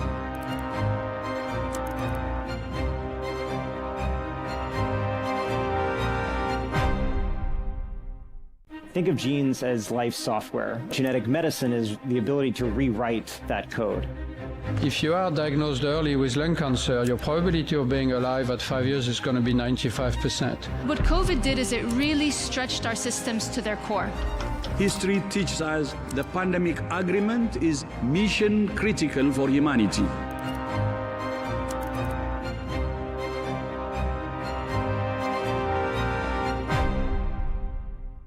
What drives economic development is innovation. Innovation cannot be planned. You just don't know when and where innovation comes. Creative arts as an industry is a generator not only of wealth, but of jobs.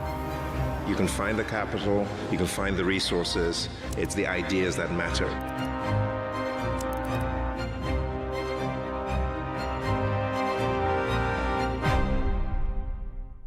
To me, development delayed is development denied, and we have to change this. We know the energy demand is going to double by 2050. We don't know how we're going to supply that demand.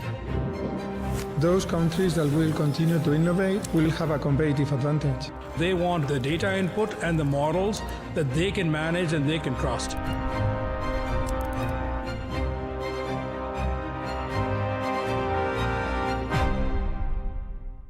The one-day work week will likely be here by 2040. Once you have humanoid robots, there's really no limit to the economy. You can make anything. Shift to artificial intelligence is going to be like a tsunami hitting the labor market. This technology is going to impact the world profoundly. It means every day will be your best day.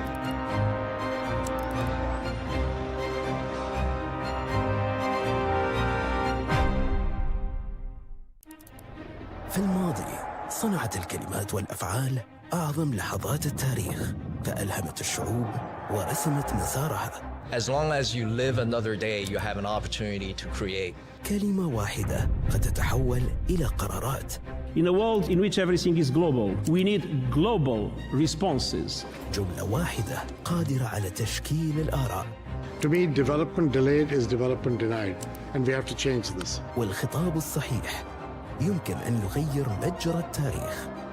If we fail to act now, we will see a climate crisis that is unimaginable. غير أن الصوت الواحد مهما كان مؤثراً لا يكفي وحده. We're going through a time warp. It's going to be shockingly different. هذه تحديات معقدة يصعب على الدول والحكومات مواجهتها منفردة. Shift to artificial intelligence is going to be like a tsunami hitting the labor market. نحن بحاجة إلى منصة تجمع القادة والخبراء والمفكرين، منصة تطرح فيها أصعب الأسئلة وتصاغ فيها الحلول بجهد مشترك. I'm an optimist by nature. If you're not optimistic and passionate, you'll not get anything done. القمة العالمية للحكومات، حيث تلتقي العقول وتتولد الأفكار ويستشرف المستقبل.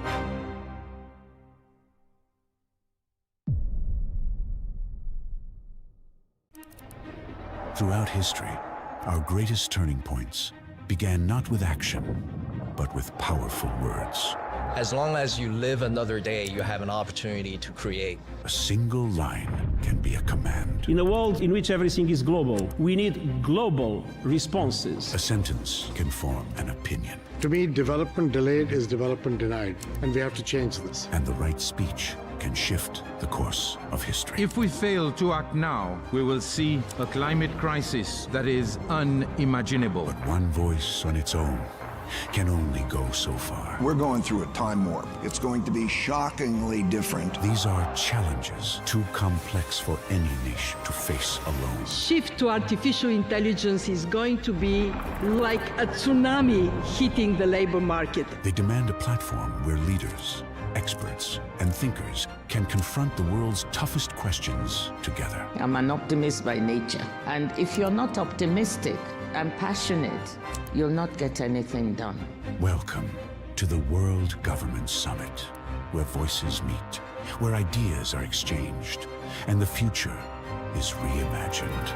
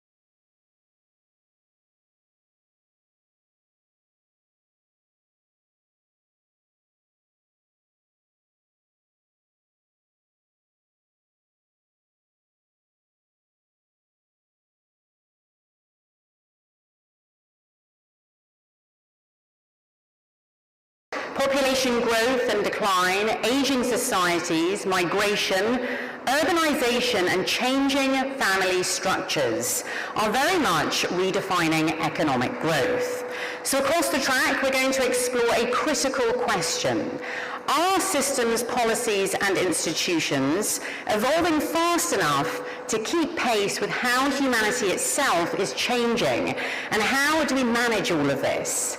Well, to set the global and leadership context for our conversations, we begin our track today with our opening keynote address. And it is a great honor to now welcome the Macedonian President, Her Excellency Gordana Siljanovska-Davkova. A very warm welcome.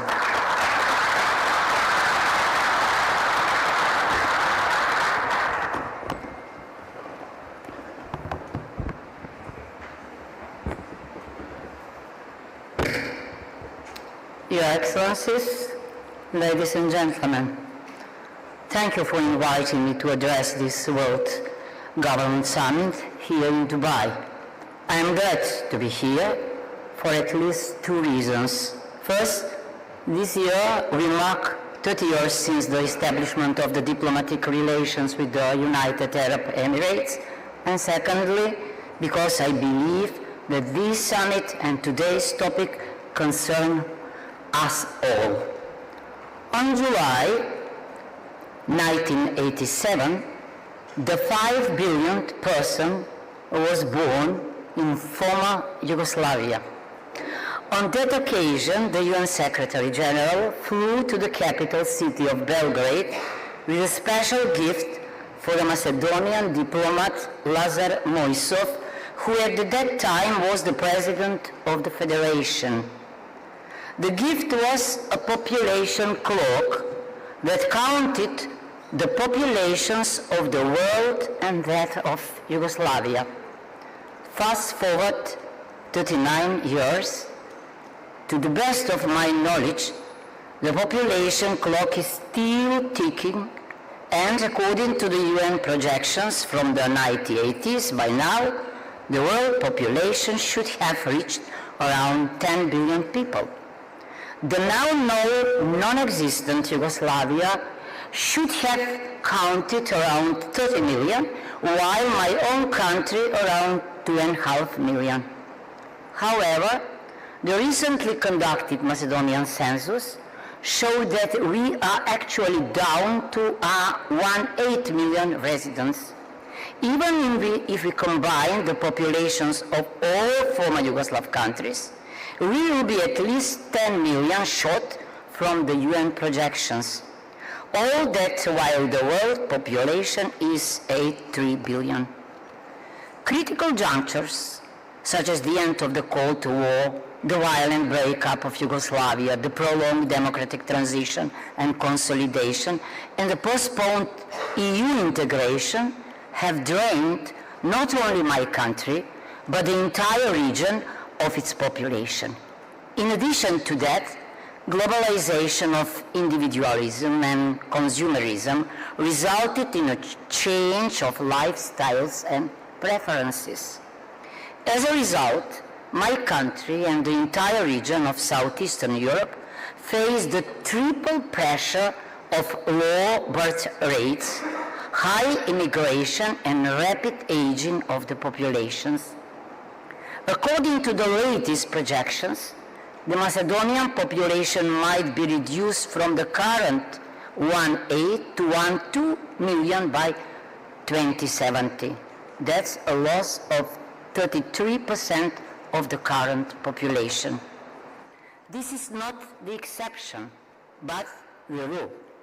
Many of your countries experience similar demographic challenges. We see this across continents, regardless of religious and cultural traditions or development status and income levels. For the first time in human history, we have more citizens over 65 than under 5 years. This is not just a statistics, but a fundamental demographic shift in the human story. Data scientist Stephen Shaw called this a worldwide birth gap crisis. Ladies and gentlemen, this triad of birth gap, immigration, and aging is decreasing the number of working age population and increasing the burden on the health, social, and pension systems. This puts pressure on a small and open economies as ours. The former Financial Times journalist Gilles Merritt rightly noted that there are no examples of a thriving economy with a shrinking workforce. So this brings us to the questions. What measures can we take to increase the birth rate, decrease immigration, and slow down the aging of the overall population? How can we achieve sustainable growth and development in spite of these challenges? What can we do so that the demography does not become our destiny? On one hand, some Western European countries rely on importing migrants. That's where many of the best and brightest from my country and my region go to fulfill their potential. On the other hand, some Eastern Asian countries are hopeful that robotics and AI will eventually bridge the gap. The global market size of dark factories is expected to grow from 42 to 76 billion US dollars by 2032. As for us, we are not rich enough to attract migrants, nor to afford robots. Instead, we have to rebuild social trust, to renew the social contract in a Rousseauian sense, by reforming the institutions, responding to the needs of young people, and reaching out to the diaspora. And I believe this is relevant for the entire Balkan region. A recent Oxford Analytica research shows that in the long run, financial support itself is not enough to encourage reluctant adults to have more children. What is needed is a combination of policies that relieve the tensions between work and family life. As a country, we have combined pronatal policies such as work-life balance, support for children, parents, and families. We have tax incentives for starting families and having children. The country financially supports up to 6 in vitro fertilization attempts for every family trying to have children. We are opening child care facilities and schools, but in order to deliver results, these measures must be supported by a change of the overall environment. Through a transparent and inclusive process across the sectors of society, we developed and adopted the National Development Strategy 2024-2044. One of its goals is demographic revitalization and social development. We established the Ministry of Social Policy, Demography and Youth, and we have appointed a national coordinator for demography and youth. First on agenda is reforming the institutions. Without people, nothing happens, but without institutions, nothing lasts. The long democratic transition and the prolonged EU integration alienated Macedonian citizens from the institutions. They came to be perceived as slow, inefficient, and corrupt. To change this, we are implementing the EU reform agenda with the aim to create a home where young families can thrive. We are focusing on 3 institutional pillars. First, judiciary reforms.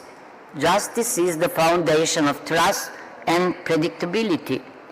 Our goal is to have a rule of law instead of rule of man.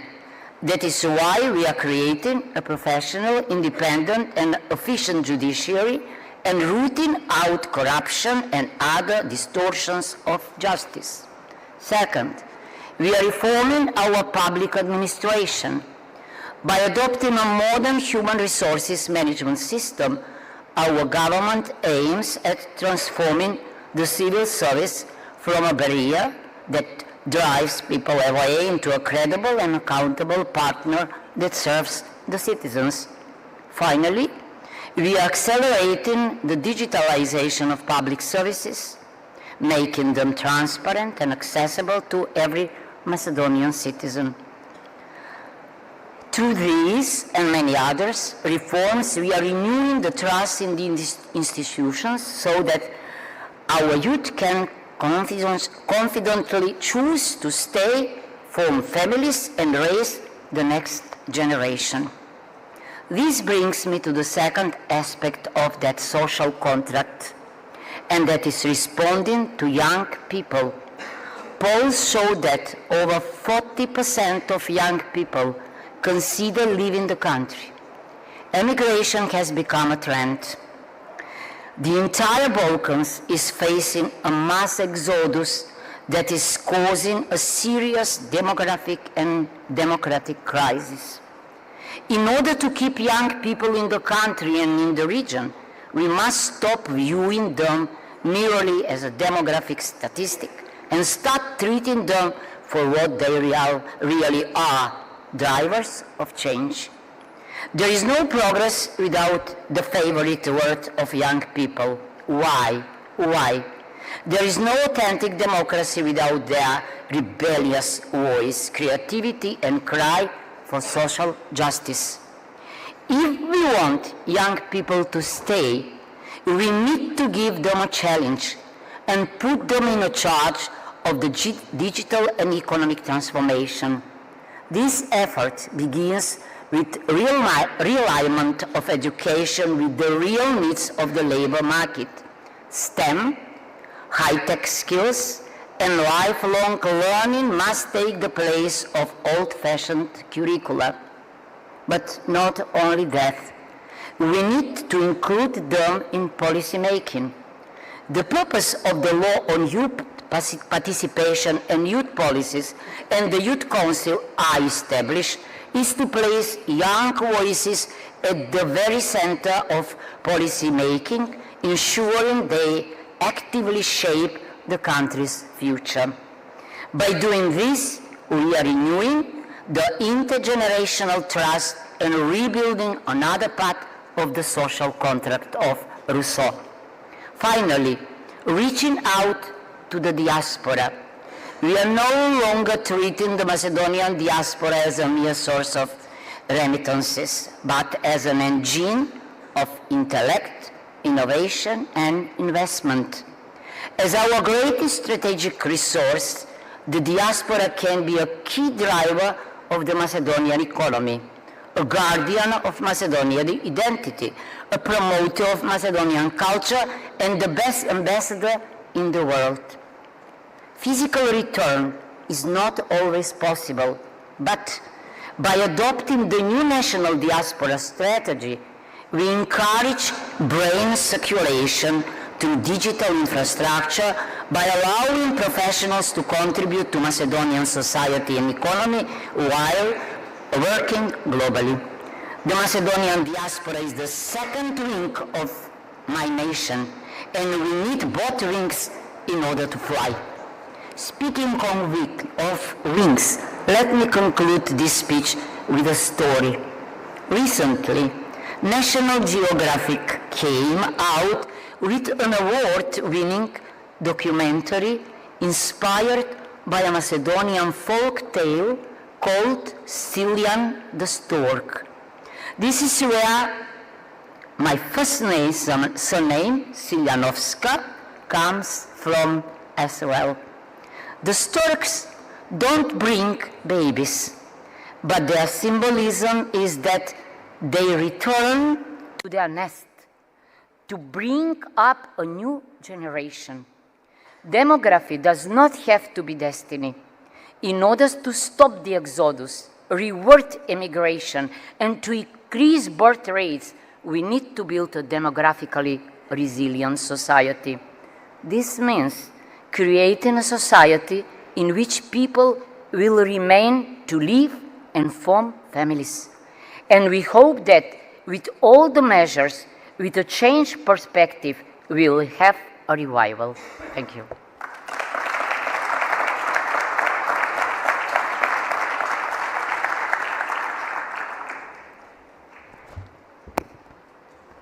Thank you so much, Your Excellency, for your opening remarks and setting us up perfectly here for our sessions ahead here at the World Government Summit. Thank you so much.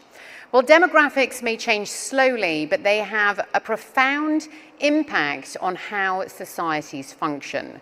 So it's time now to explore how global population shifts are very much reshaping the future of humanity. So, to guide us through this global picture, we are joined by one of the world's leading voices on globalization and development. Please give a very warm welcome to the Professor of Globalization and Development and Senior Fellow at the University of Oxford, Oxford Martin School, who's also the former Vice President of the World Bank and former Economic Advisor for Nelson Mandela. A very warm welcome to Professor Ian Goldin. Welcome.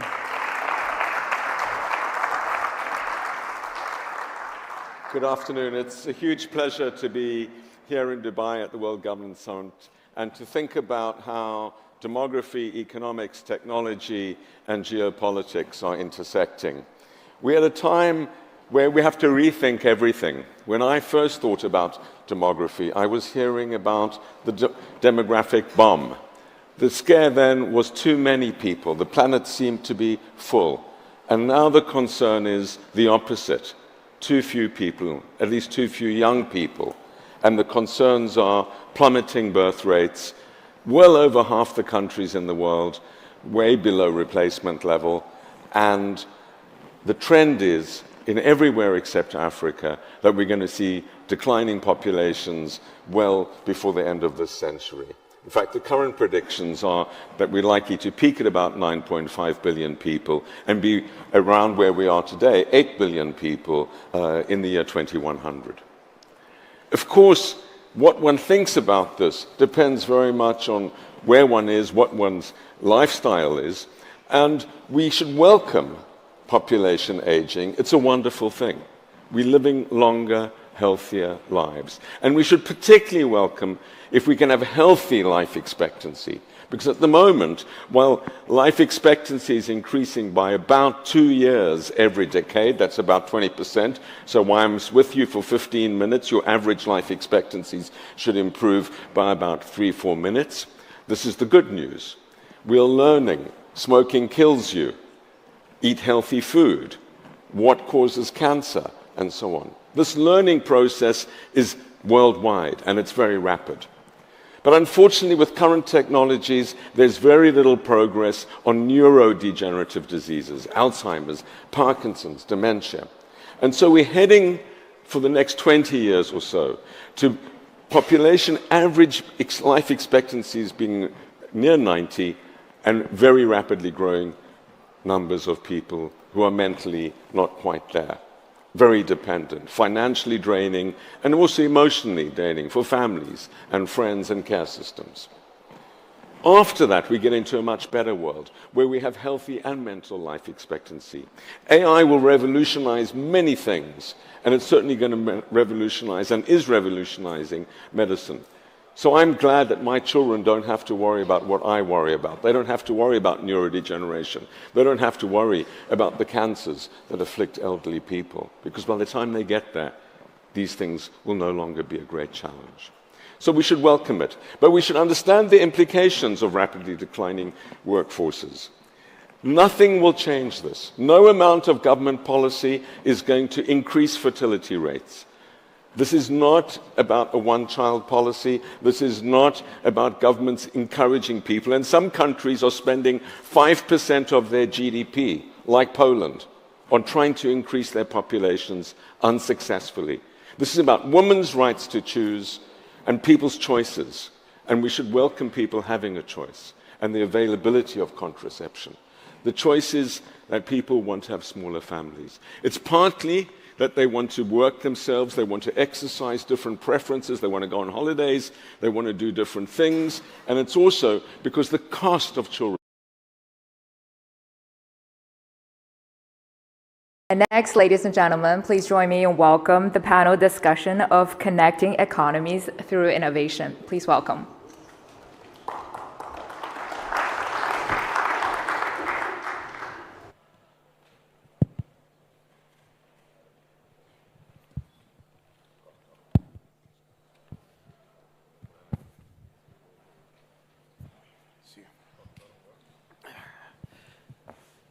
Bismillah ar-Rahman ar-Rahim. Assalamu alaikum wa rahmatullahi wa barakatuh.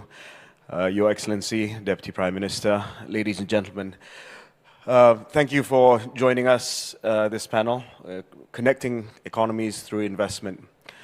The Economist newspaper, which I once wrote for, every year nominates the country of the year. They pick a country which has shown the biggest improvement throughout the year. And for 2025, The Economist chose Syria as their country of the year, country that showed the greatest improvement. Within the matter of 1 year, since the political change at the end of 2024, right up till today, we have seen Syria not only stabilize the country, but also open its doors to investments from around the world. Often people say that regime change or political change, political upheaval, revolution, whatever you want to call it, is actually easier than nation building. And we've seen many examples where that's true, where the initial change in leadership or change in regime has been followed by disappointment in nation building and in creating a resilient economy. I'm joined on stage with Talal Helali, who is the chairman of SIA, the Syrian Investment Authority. How are you? Good, Talal. Thank you. Yeah, thank you for joining us. We initially had a couple of other panelists, but I'm happy it's just you because we want to focus on Syria today. I'm so happy about this. So tell us how it's been since your appointment as the chairman of the Investment Authority. We hear reports Syria is open to the world. We hear that things are stabilizing. But of course, this comes after more than a decade of strife, conflict, civil war. Investors are rightly concerned whether or not stability has returned to Syria and whether or not capital, money, investments should follow. Well, that is true. We had a lot of changes in the past year, in 2025. I was myself totally surprised with how smooth changes were, very positive. So basically, I was raised in the United Arab Emirates. My family moved in here in the 1970s. I come from a family business background, managing an industrial group of companies over here. And I have a bit of government experience, where I used to be the vice chairman of the industrial group at Sharjah Chamber of Commerce. Then I was a founding member of the American University of Sharjah CEO Club, something that works like YPO. So I went to Syria 6 months ago, and we have investments over there previously for the family. I wanted to work on them. Then I find myself, in a totally different position. I was pulled into the first line of the new Syria government, hopefully to help and to improve lives of Syrians, because I always say Syrian people, they deserve. They've been through so many hard times, and we all have seen and heard of the difficult times Syria have been through. So now is the right time to change things around. I'm going to go a bit into the investment law. In 2025, there was a new investment decree that was launched, and today it is considered one of the top 10 investment laws in the world. That's because we have taken best practices from successful countries in investments.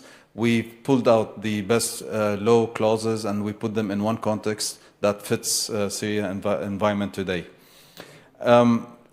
To guarantee investments and to give more comfort to especially foreign investors, the main 5 pillars of the Syrian new law focuses on, number 1, having no hands-on any project whatsoever from the government or from the private sector on any project. So this used to happen before by law with the previous regime. At any point of contact, any point of time, the government could have taken the projects for whatever reason. So today, by law, it's not allowed. Number two, for a non-Syrian, you're allowed to own 100% of the project without enforcing or without having local partnerships with Syrians, and this is very important. The third pillar is you may get in foreign employment up to 40%, and this is really important to mention right now because a lot of Syrians have left Syria, and we have a big loop of doctors, engineers all around the world, and they've proven themselves. So we want them to come back. However, projects cannot be waiting for anyone to come back. We want to start right now. And this is what we have proven in 2025. We have also tax waivers on industries like agriculture and medical sectors, so you are exempt from taxes. If you are a manufacturer, for instance, and you would like to export 50% of your products, you're also waived up to 80% from taxes. So these are the main pillars of the new investment law in Syria. Thanks, Talal. That's a wonderful explanation of the policy certainty that President Ahmad al-Shara has introduced with the new investment decree. I think that gives comfort to a lot of investors that Syria is not just open for business, but there is policy certainty and transparency and integrity in the new administration. Talal, I wanted you to perhaps touch on a little bit about Syria's the clarity for which Syria is looking at its position. It is at a strategic crossroad of civilization between Asia, between Europe, Middle East, traditionally has been so. Massive reconstruction going on with trying to uplift the economy after years and years of conflict. So tremendous opportunities. In Asia, we say with crisis comes opportunities. I heard the wonderful presentation by the Deputy Prime Minister of Azerbaijan about the clarity of Azerbaijan's role in the strategic land bridge from Asia to Europe.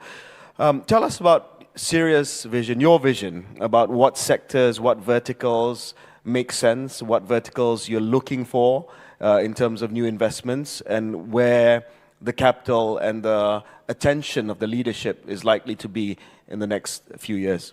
Okay, so basically, right now, what we're telling everyone, and this is truly what's happening on the ground, is we want people to come and venture all of the opportunities in Syria. We have all vectors open right now. So if you want to talk about tourism, widely open, Syria has been always known for its landscapes, mountains, sea, and even green areas.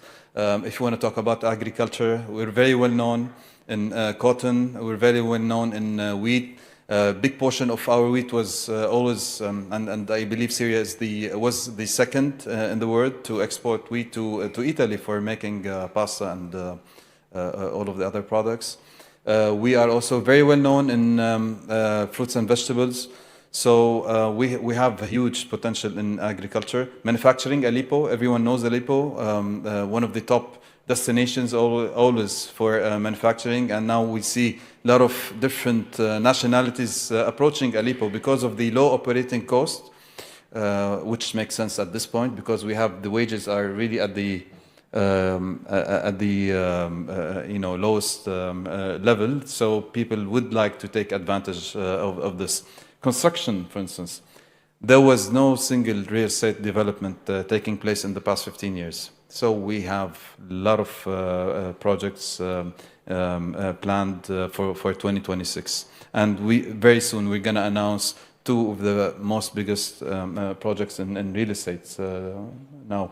Power, we've taken, I have to mention this. We started off in 2025 with power. Of course, without having power generation, you would not be able to manufacture, you would not be able to do any of what I have mentioned before. So starting from 3 hours a day, now we're at 13 hours a day. And by the end of 2026, we're aiming for 24 hours in all of Syria. And this is really a big milestone that we have achieved. We spent a lot of efforts and expertise and money in this. We had a lot of support. Azerbaijan is also one of the biggest supporters when it comes to gas for power generation. And we thank them, of course, as well as all of our partners who came in directly without even hesitation. UAE, Saudi Arabia, Qatar, Turkey, so many countries, they come with a lot of passion about Syria. And this is something that I have seen before. As a businessman, it's nice to have profit, but people come and say, we want to invest. We just want to see Syria at a different level right now. Jalal, the mood music for Syria internationally, the optics and everything has changed dramatically in the last year or so, especially with the change in regime, with the lifting of sanctions, with the announcement of deals, not just with the West, but with the Gulf, with other Central Asian countries. I hope you're also looking at other countries from around Asia, I'm from Malaysia, to bring our capital, to bring our companies to invest there. But a follow-up question to the vectors would be, how would projects be funded and financed? Obviously, the country which is going through reconstruction right now, companies are wondering, would the best way to do this and what the appetite is with the Syrian government right now, would it be more of a public-private partnership, long-term concessions, privatization? Would that be the model of investment that you favor right now in Syria? Absolutely, that's the way we're going forward. We've had PPPs and concessions in 2025, and we believe right now with the new Syria government, we believe that the government should not be involved into commercial activities. It should be 100% shifted into private companies. So we are very open to PPPs, BOTs, and all sort of private government partnerships. We've seen how the airport have developed. We have 4 big projects now: Damascus Airport, Aleppo, I think. Yeah, now we're going to have a big announcement. You have an announcement, eh? Yeah. So now Ambassador Tom Barak is in Damascus. So today, and in the next maybe few minutes, we're going to announce a big project, oil project with the USA by Chevron, oil and gas company. And next Saturday also we're announcing also 4 to 5 big mega projects also. So things are moving in the right direction. We are open to everyone. This is something very important. We are open to all countries. We don't have limits. We don't have restrictions to everyone. Whoever would like to come and venture the opportunities in Syria, he's more than welcome. Whoever it is. We've got 2 minutes, Talal. I've got 2 questions, last questions for you to conclude with. The first, you have an experience living here in Dubai. You're exposed to the world. Tell us about how you're running the Syrian Investment Authority, the SIA. Is it truly one-stop shop, facilitate everything from A to Z to make sure that from conceptualization to signing to on the ground to shovel-ready projects, you guys have the capacity to do so? One. Secondly, and a more sensitive question, Talal, I've got to ask you this. The government itself is a transitional government. The president is also an interim president. So a lot of people are wondering, this wonderful vision that you have, this wonderful sense of purpose, clarity of thought that you have, we wish and we pray that it will happen. Tell us, as somebody who has been living abroad but now back in Damascus, back in Syria, how optimistic are you that this is a permanent change for better in Syria? Well, that's the reason why we're here right now. We're open to everyone. We're saying that this is a vision, it comes from the leadership. Number one, we've taken, as the new frontline right now in Syria, we've taken best practices. When I first came in, I've called a couple of colleagues and friends, very close friends, who are in the frontline over here right now from UAE, and I told them, guys, please send me all of the regulations, whatever you have. So we're trying to take all of the best practices from people who have made successful stories. To be honest, if I'm going to say here a month, a year, that's not my intention. My intention, there's a purpose from this government, if it was permanent or transition or whatever. We are here for a purpose. We want to have a big move in Syria. We want to give Syrian people, as I said before, hope, and we want to show them that, yes, we can do it, as so many other countries have done it before. Syria has a lot of potential. Back to the first question. At Syria Investment Authority, right now we have a one-stop shop that all of the government representatives are in our building. So you can do, as an investor, all of the formalities through our desks. We have a customer service. We have one more thing which is important. This is to be clear and to give all his investors clarity of how is the process going in the Syrian Investment Authority. We have something called the PMO office, Project Management Office. It used to be 1, led by me. Now we're 18, and the total employment have exceeded 120 in the past 5 months only. So this PMO office, it studies the projects, the investment projects, based on 3 main pillars. Number 1, on legal background of the investor and of the company. We'd like to make sure that the company and the background comes in with a true purpose.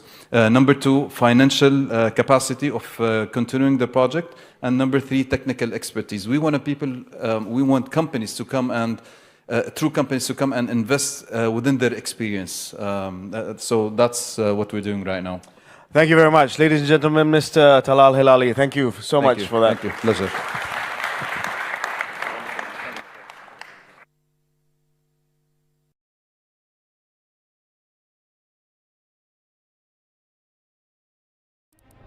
في الماضي صنعت الكلمات والأفعال أعظم لحظات التاريخ، فألهمت الشعوب ورسمت مسارها. As long as you live another day, you have an opportunity to create. كلمة واحدة قد تتحول إلى قرارات. In a world in which everything is global, we need global responses. جملة واحدة قادرة على تشكيل الآراء. To me, development delayed is development denied, and we have to change this. والخطاب الصحيح يمكن أن يغير مجرى التاريخ. If we fail to act now, we will see a climate crisis that is unimaginable. غير أن الصوت الواحد مهما كان مؤثراً لا يكفي وحده. We're going through a time warp. It's going to be shockingly different. هذه تحديات معقدة يصعب على الدول والحكومات مواجهتها منفردة. Shift to artificial intelligence is going to be like a tsunami hitting the labor market. نحن بحاجة إلى منصة تجمع القادة والخبراء والمفكرين، منصة تطرح فيها أصعب الأسئلة وتصاغ فيها الحلول بجهد مشترك. I'm an optimist by nature. If you're not optimistic and passionate, you'll not get anything done. القمة العالمية للحكومات، حيث تلتقي العقول وتتولد الأفكار ويستشرف المستقبل.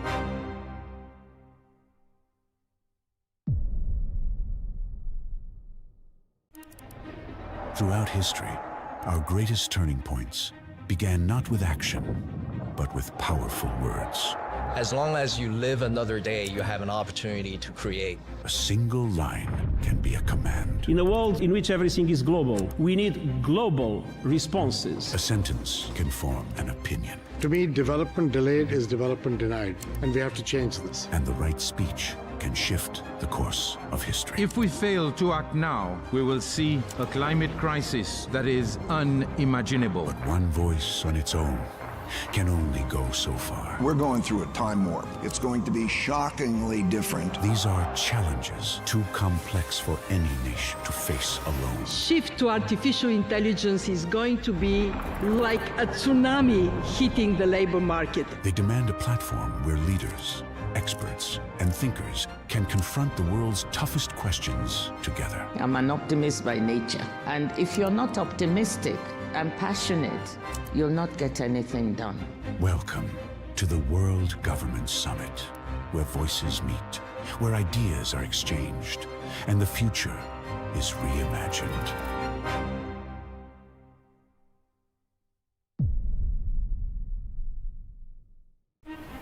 We're going through a time warp. It's going to be shockingly different. If we get into a new Cold War, do countries have to choose which side they are? In a world in which everything is global, we need global responses. I'm an optimist by nature. And if you're not optimistic and passionate, you'll not get anything done.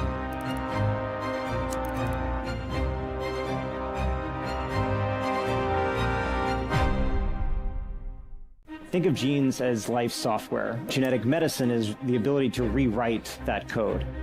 If you are diagnosed early with lung cancer, your probability of being alive at 5 years is going to be 95%. What COVID did is it really stretched our systems to their core.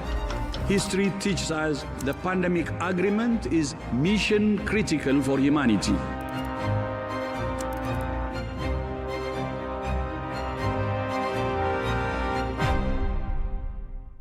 What drives economic development is innovation. Innovation cannot be planned. You just don't know when and where innovation comes. Creative arts as an industry is a generator not only of wealth, but of jobs. You can find the capital, you can find the resources. It's the ideas that matter.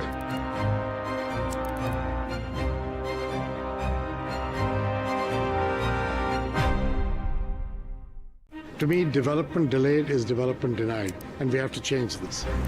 We know the energy demand is going to double by 2050. We don't know how we're going to supply that demand.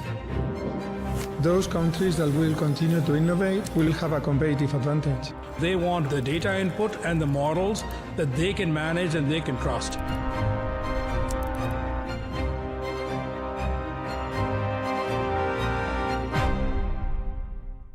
The one-day work week will likely be here by 2040. Once you have humanoid robots, there's really no limit to the economy. You can make anything. Shift to artificial intelligence is going to be like a tsunami hitting the labor market. This technology.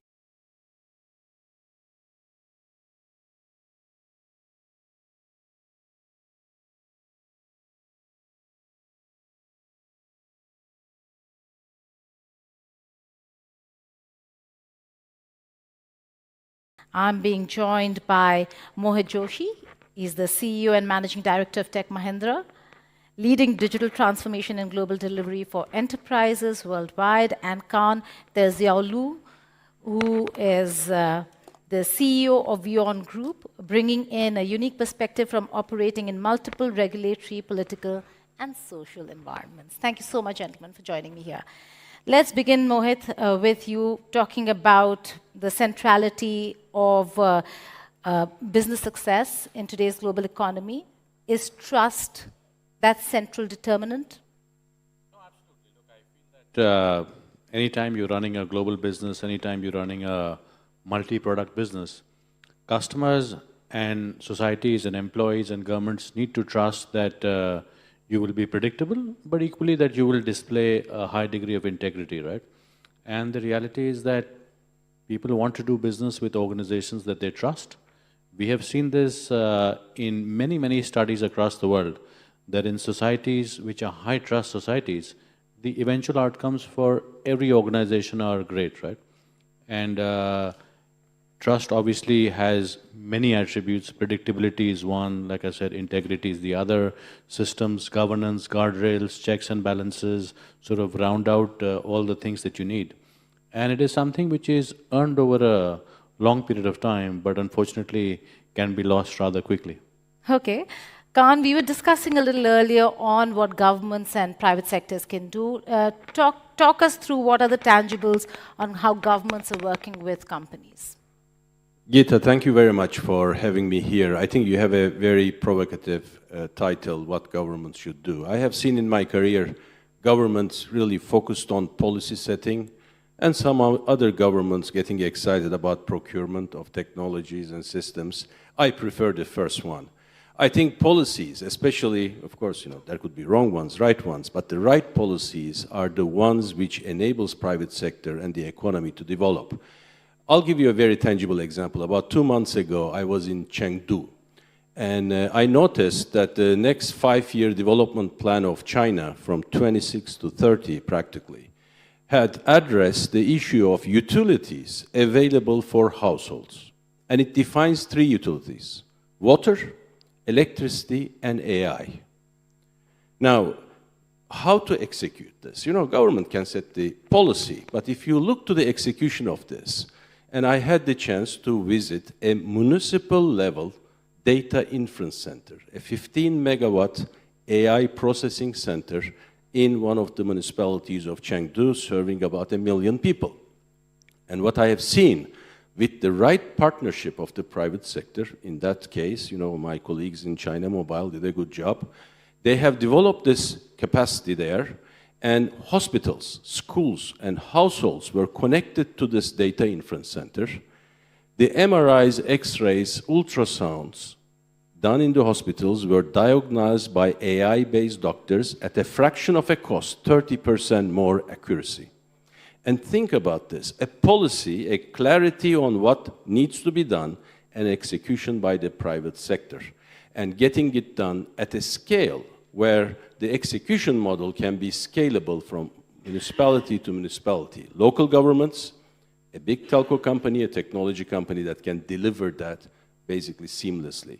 I think it's really important that governments need to focus on this type of policy level, not to become an encumbrance to the private sector, but opening the path. But where's the thin line of ensuring data, big data, and then being intrusive? Because this data collection also means breach of privacy. Yes, you know, you can look at it from different angles, but when you define a utility for the good of citizens, millions, 10 millions, 100 millions, billions of people, and when you then do the right partnership in terms of a trusted brand that has been there providing them a service for maybe 100 years, I think this is a good balance in terms of managing privacy and also sustainable public service. We have to keep in mind, you know, many people are very open in sharing their data openly with Instagrams and TikToks, but when it comes to your hospital and the school, I think we should have a different mindset on that. I think trust, as you have asked, is very key. Mohit, Mahindra is spread across the globe. When you're interacting with governments and how governments deal with people, where and how did trust become so fragile in the last decade? So look, before I answer that, I actually had a point of view on the data piece as well. Go ahead. Which is basically, you can have three models, right? You can have a model where private companies hold your data, like a Facebook or like a TikTok. You can have a model where governments hold your data. Or you can have a model where the individual has ownership of the data, which I think is the point Khan was making as well, that I have my health records, they're available to me, and I can choose to share them with you on occasion, but then be able to withdraw it back once our transaction is complete. So I feel that defining an optimal model where an individual has the available infrastructure to be able to store data and then transactionally share it with counterparties is probably the most effective. Coming back to your point, Mahindra, look, the group has a presence in over 100 countries across the world. At Tech Mahindra itself, we're in 90 countries across the world. And I feel that the trust issue comes back to first, are you seen as a credible player that is able to keep long-term promises, right? Because people have very long-term memories, whether it's governments or it's employees or it's your customers. So making sure that you are seen as a credible long-term player. I feel the second part about the trust is very important because things will go wrong. You know, things will go wrong. We may have made commitments to a state, for instance, to do a certain level of hiring. Because of the economic downturn, we may not be able to meet that particular commitment, or we may want to delay it, right? I think what is really important at this time is the ability to transparently share what happened, right? And I always believe that in any large company, there will always be mistakes that will be made. How you deal with them, right? You know, are your customers, are the governments assured that there is a governance mechanism, there are guardrails, that there is transparency? You know, the cover-up is always worse than the crime. So from a Mahindra perspective, the fact that we have a large presence, you know, everywhere from the US through to China, is a reflection of our ability to be seen as a credible counterparty, whether it's by by the state of Michigan, where we build, recreational vehicles, or the state of Dallas, where we do a significant amount of work with the private sector players, or in China. I feel it is that established credibility through track record, comfort that there is robust governance in place, that there are guardrails in place, and finally a track record that when things have gone wrong, we have fixed them and been very transparent about it. Okay, but it does not spread across. You're from a sector where the entire corporate sector is not or does not think the same way. There are only a few who are thinking like this, who take corporate responsibility very seriously. And that's where the distrust and mistrust really comes from. How does one then align people's trust with government policies? I feel, look, at the end of the day, what really matters is the duration that you take to a partnership or the duration you take to a transaction. If you're trying to make money in the very short run, there's always the risk that you will make mistakes, right? And we've seen this in the global financial crisis where people were trying to maximize their results for the year. But whenever you think in terms of long-term businesses, and at the end of the day, we are all stewards of the business, we'll be gone. These are all shareholder-owned companies, and there'll be a fresh, management team in the future. As long as we're thinking of this business as a long-term enterprise, and as long as the incentives, the rewards, the recognition, the policies are associated with that, it should be fine. There is actually a quote by one of the erstwhile CEOs of Goldman Sachs, which I always think is very, very apt. He says, in every transaction, you should try and be long-term greedy. Don't try, at the end of the day, we're businesses. We are looking to do profitable transactions. We are looking to, make money when we do business. But we are always long-term greedy. You're not looking to make money of every transaction. You're not being very short-term oriented in your thinking. Because whenever there has been the case, when you start thinking of clients as counterparties, when you start thinking of somebody else's profit as or somebody else's revenue as your profit, it always leads to to mistakes. And like everything else, the tone from the top is very important, right? We've been fortunate to have sort of our majority shareholder or a significant shareholder always take a long-term perspective on these things, and to have that tone which then percolates down the organization, percolates down the group. Okay, Khan. Building systems, buying products, how do the two meet? Because there are examples of how you and have helped build systems in parts of the world where there's emergency, there's conflict. Tell us about that. So we operate in countries, in frontier markets like Pakistan, Bangladesh, Uzbekistan, Kazakhstan, Ukraine. And over the years, we have been blessed with man-made and natural disasters. And when you are exposed to these type of situations... I'm going to ignore that. you need to have an answer, and you need to have a very strong trust and partnership with the governments. And the best available technologies needs to be used for the people who need the most at the right time. Let me give you another example. Take a country like Ukraine, which has been under war and for 4 years now, very difficult conditions to operate a network. And 30% of the land is mined, so with landmines, it's difficult to maintain. There are destruction at different levels of energy sources, so there's rarely, maybe 6 hours a day, there is electricity to operate the network. How do you address the issue of connecting people on a ubiquitous basis? So that's why we actually developed, with the partnership of the ICT Ministry, a partnership with Starlink.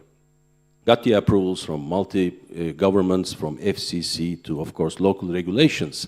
And we decided to do something which was actually extremely controversial to the industry, because we developed a partnership where we integrated our terrestrial network with the satellite platform.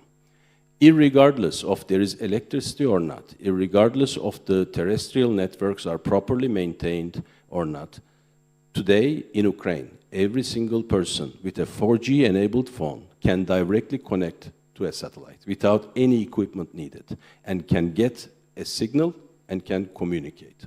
Now, many parties in our industry thinks that satellites, Starlink is potentially a competition. But when it is needed, it's an essential service. And with the right government policy and with the, I think, right execution, it can really open up big opportunities and build again the trust with the consumers.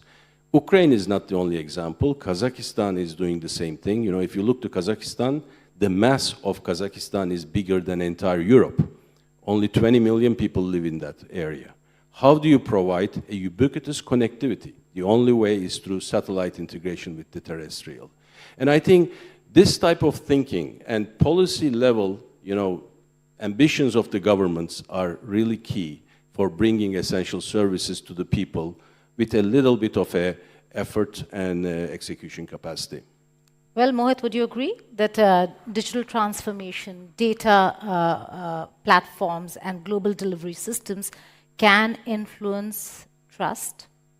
Oh, for sure. I feel that the essential architecture for how you provide citizen services, how you provide commercial services is very important.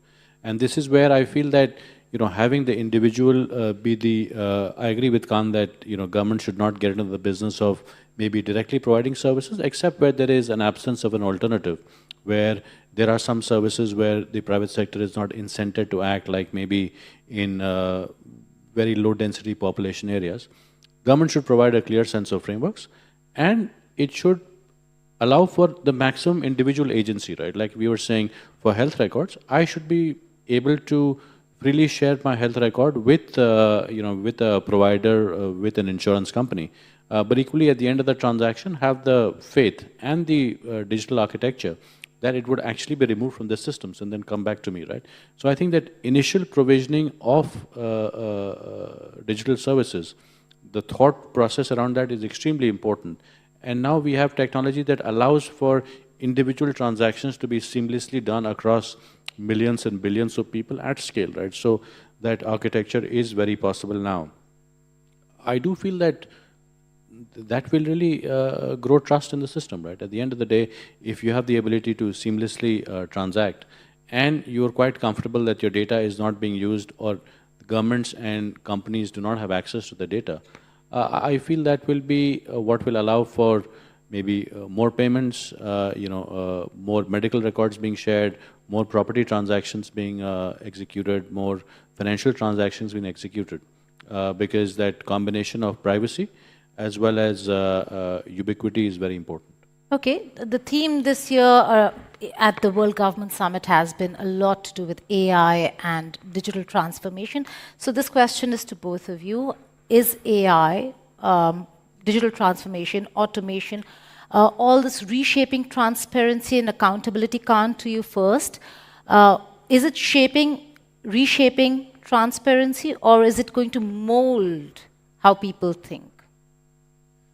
I think the ultimate objective, of course, every government should be a better life for all, and to eradicate poverty in the countries mostly we operate in, and maybe in some other Western countries, it's about access to AI, making people having the services at higher levels. But if you think about all these, betterment of the lives of people, one of the important things is really about inclusivity. Whether it is financial inclusion or it is inclusion and accessibility of AI services in the local languages with the local values of the people will be critical. And again, I see that the level of enlightenment in this area is increasing. Sovereign AI has become an agenda item in all the policies of the governments. And we are actually working hand in hand, identifying, fast-tracking local language models from Urdu to Punjabi to Bengali to Uzbek, Kazakh, Ukrainian, and develop these tools as fast as possible. And especially in AI, it's important to make these applicable to specific use cases. I think there is nothing artificial in AI. This is about augmenting competencies, skills, capabilities, and creating capacity. And we need to make sure that AI is used in such a way that the best doctor can be in Dhaka, best teacher can be in Islamabad, best farmer can be somewhere in Kazakhstan. And to make that happen, again, it requires a public-private joint effort, a clear and directed policy from the governments and capable private companies who can execute on that. Mohit? No, I agree with almost everything Khan has said. I'll just make 2 quick points.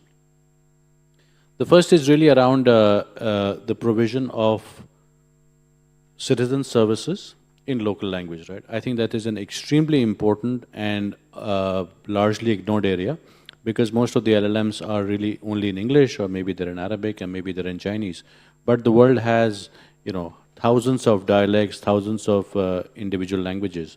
And so one of the things that we've been focused on as well is creating large language models in local languages, right? So for instance, we created a large language model in Hindi called Indus that covers about 27 dialects in Hindi. We built a large language model in Bahasa Indonesian, and these will allow for provision of citizen services. We're now working with the Government of India as part of the National AI Mission to build a much larger large language model, many billions of parameters in the model.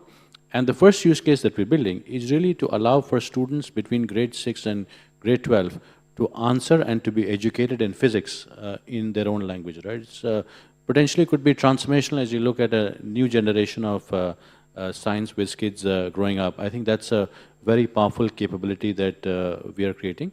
The second point I wanted to make is it is important to stress the scale of ambition in AI. At times, I'm a bit concerned that a lot of what is coming out in terms of the ambition for AI is really about productivity only, right? And productivity is fine. Productivity is very important. But if your total ambition for AI is to be able to, get rid of a few contact center jobs or to improve developer productivity, people are really missing the picture. The objective of AI, for instance, should be how can we provide everybody a truly world-class healthcare service for $10 a month, right? That should be the scale of the ambition, rather than only in terms of productivity.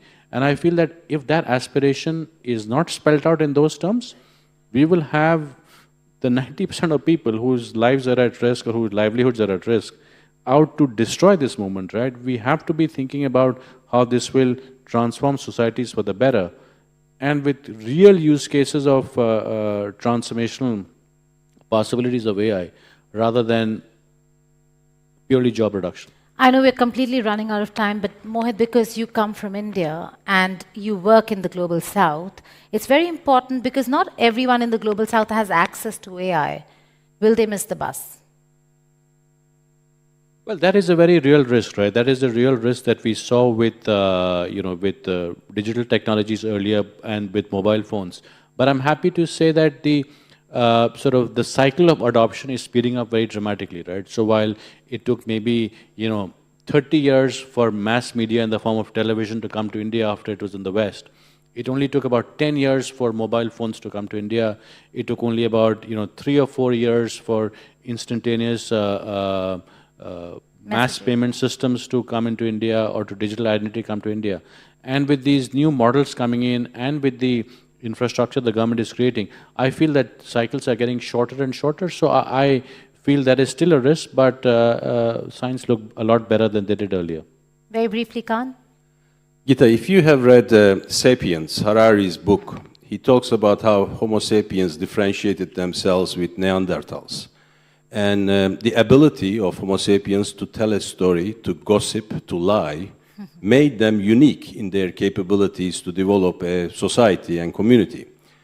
I believe over the next 5 to 10 years, we're going to see more and more, not only access to an AI tool, but also data to organic transmission, which will allow us to keep more data in our memories, make faster decisions with processing capabilities over a cloud. And I believe we are at the verge of differentiating a new kind of society. And I think, yes, if communities do not adapt, they will fail. Mohit Joshi, Khan Tarzauli, thank you so much for joining us in this brilliant conversation. Thank you. Thank you, Gita. Thank you.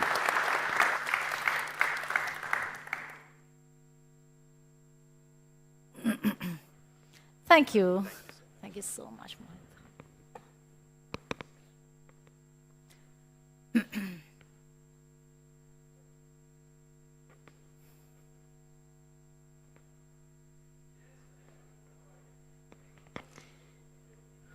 We ended with a conversation on not just trust, on the Global South.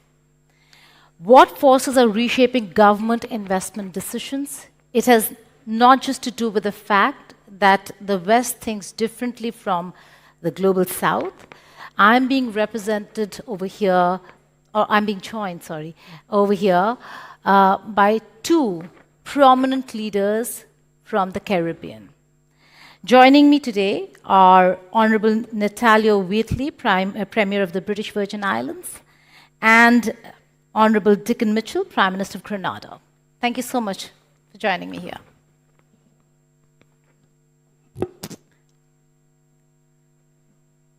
Now, before we start the conversation on investments, how is the Global South looking at not just investing in the traditional markets and areas that were a focus, but also diversifying? Let's just talk about how hot the Caribbean islands have gotten after certain actions by the United States of America. In that scenario, how much, Premier Wheatley, how much has that impacted the British Virgin Islands? Well, first of all, let me just thank World Government Summit for inviting me here for this important conversation. The United Arab Emirates has shown great leadership, in my view, in coming together at a crucial time where the current world order is under scrutiny and under stress, but it certainly presents opportunities for us as small island developing states to redevelop an order which is more just, more equitable, more sensitive to the needs of small island developing states such as the Virgin Islands. Of course, the geopolitical tensions which exist right now are something that we are keeping a close eye on. It's certainly a challenge. For instance, when we had the brief instability in Venezuela, it caused great travel disruptions. Of course, travel was paralyzed. And of course, the military buildup, which we see very closely in the Virgin Islands, because of course we're very close to the United States Virgin Islands, where you see the military buildup very closely, very close to Puerto Rico. And of course, we want peace and stability in the region, because of course that type of instability can have an impact, of course, on our neighbors, who we have great solidarity with, but also disrupt our economy. Okay. Prime Minister Mitchell, how is your country looking at, now we do know that the British Virgin Islands is a part or territory of the United Kingdom, but as a state, as a sovereign nation, how did Grenada look at the tensions in the waters? How did it impact business? And how did it impact your decision-making in investments? Well, thank you for having me, and let me say thank you for those who are still here to join us for this panel. And I want to join in thanking the UAE government for the wonderful hospitality and for the significant leadership in bringing all of us together. We're actually 100 miles away from Venezuela. So that should tell you how close we are to the action. And I think in a general sense, once you had the military build-up, obviously it would have created significant anxiety and unease, I think, for the Caribbean. We've, I think, since the 1980s, tried to, from a Caribbean perspective, have our region declared as a zone of peace. And I think similarly, you know, when you have incidents like the Palestinian issue, the Iranian issue in this region, I think the unease that everyone feels would have been a similar sort of approach, I think, in the Caribbean. So you would have had, for example, closure of airspace, cancellation of flights. We are heavily tourism dependent. And obviously, you can't have investment, you can't have people flying in if there's a risk of political instability or military action. So to some extent, and that obviously depends on perspective, we are relieved that it does appear that for now, the likelihood of any further military action is stayed, and perhaps there is a path for continued dialogue and diplomacy and negotiations between the US and the Venezuelan authorities that we hopefully will redound to the benefit of the region in the context of no instability and peace, and therefore an opportunity for long-term investment in our islands. Premier Wheatley, moving from aid dependency to strategic investment-driven development models, how is the government, or how's the British Virgin Islands, how are you looking at restructuring, or are you looking at restructuring at all? Well, certainly we've built a very strong economy over the years, not just reliant on tourism and traditional sectors like agriculture and fisheries, But we are a very strong financial center in the Virgin Islands. We have about 370 plus companies registered in the Virgin Islands. You know, these companies hold assets of over $1.4 trillion, facilitates 2.3 million jobs overseas, and in the region of the Middle East, we facilitate maybe about $2 billion of inward investment through our companies into the Middle East. But of course, we always have to ensure that we are staying on the ball, paying attention to what's happening in the geopolitical landscape, how it's becoming somewhat more fractured. We see regional blocks developing, tendency towards protectionism, nationalism, and of course we've been able to thrive over the years because of the free-flowing capital, because we facilitate investment across borders globally. About 60% of our companies come from the Asia-Pacific region, about 20% from Caribbean and Latin America. So we are truly global in our outlook. But we certainly have to ensure and pay attention to what is taking place. And that's why we think these forums are important, because we believe the rest of us, besides the West, have to cooperate more. We have to have more solidarity. We have to have more functional cooperation, and we must also learn from best practice, which takes place around the world. We're extremely impressed with what's happening here in the United Arab Emirates, the way that you've used this investment not just to generate wealth, but a sustainable type of living, making sure that persons have good health care, good education, access to quality homes.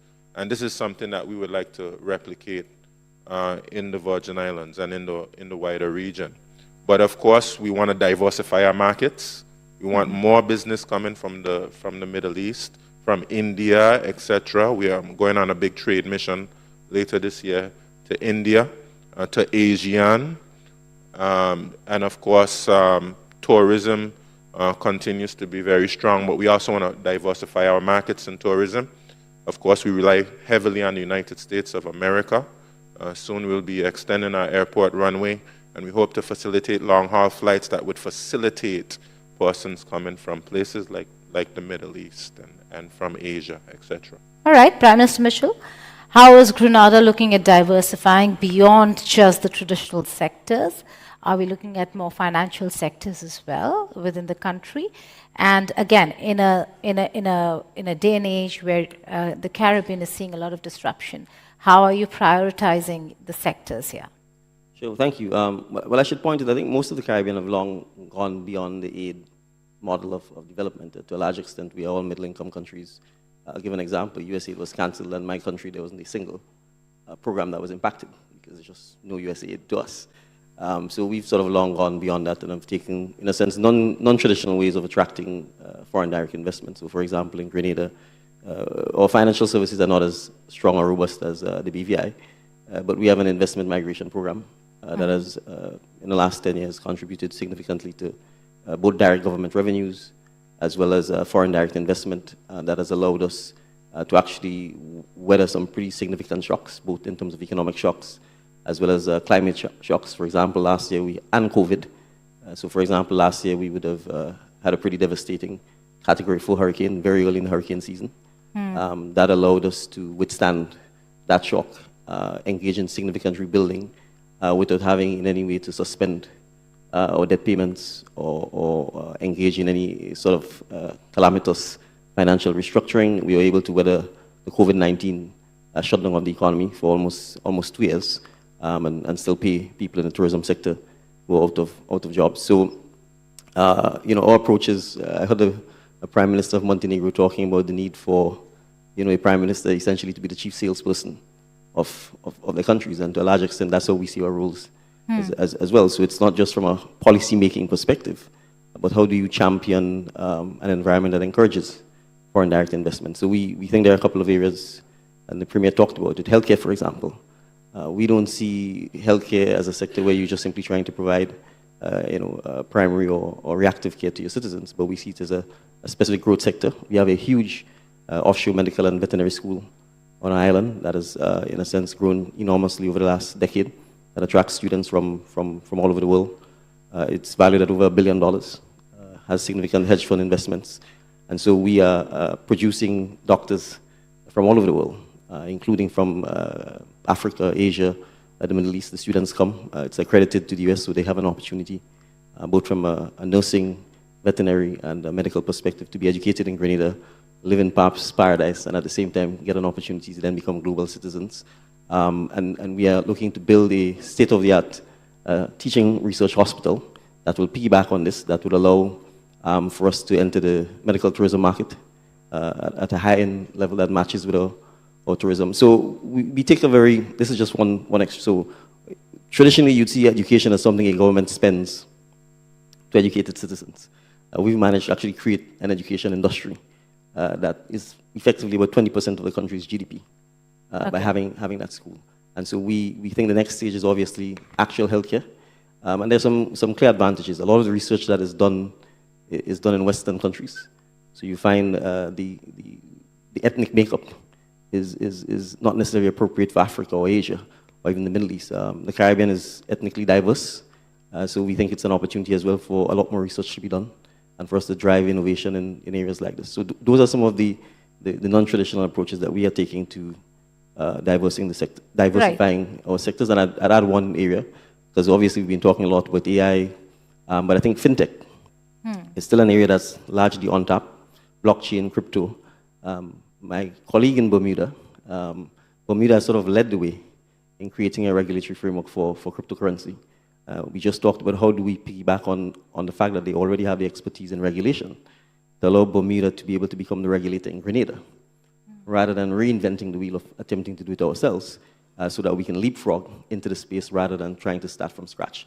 So that's the kind of innovative approach that we are taking to diversifying some of the economic sectors. Diversifying, okay, but let's just talk about traditional economies within the island nations and states.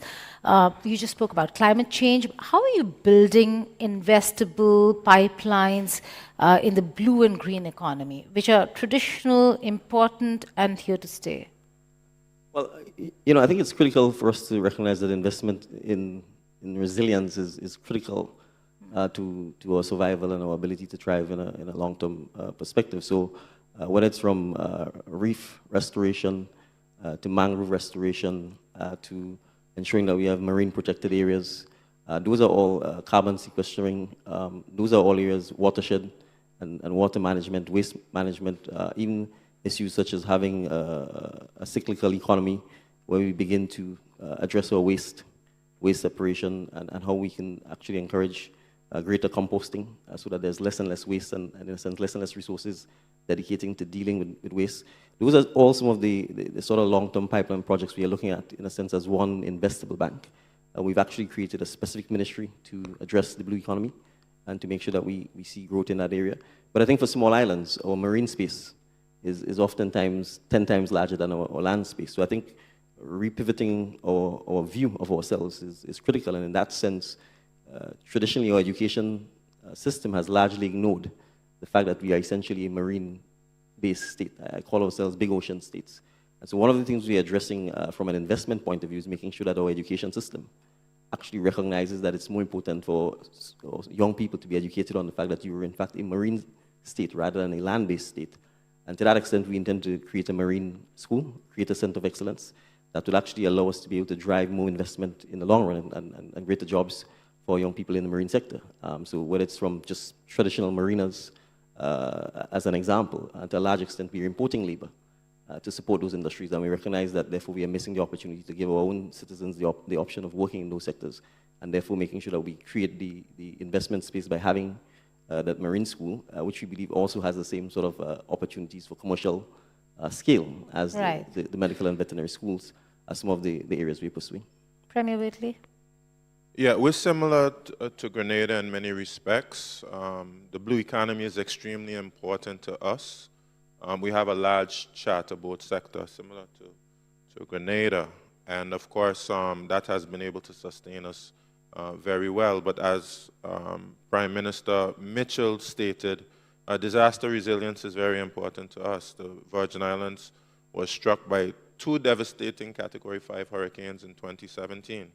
You know, disrupted our marine sector, our tourism sector, destroyed homes, government buildings, etc. So investing in disaster and risk mitigation tools, just like Grenada did when they invested in a parametric insurance, so that when we are visited on by these natural disasters, that we can have a means of being able to rebuild without taking these big loans. The Virgin Islands had to get some big loans to recover from the hurricanes, and we're still doing so. So we don't just want investment, we want to invest in sustainability and also disaster risk reduction. Extremely important for us in the Virgin Islands as we seek to continue to build our economy and build our people. Okay, in these very fragile times, not just when it comes to economies, businesses, a disrupted world in the economic sector, financial sector, but also in terms of climate change. These are 2 states and countries, so to say, who are looking to build. So thank you so much for this lovely conversation on the vulnerabilities as also forward-looking futuristic plans. Thank you. Thank you so much.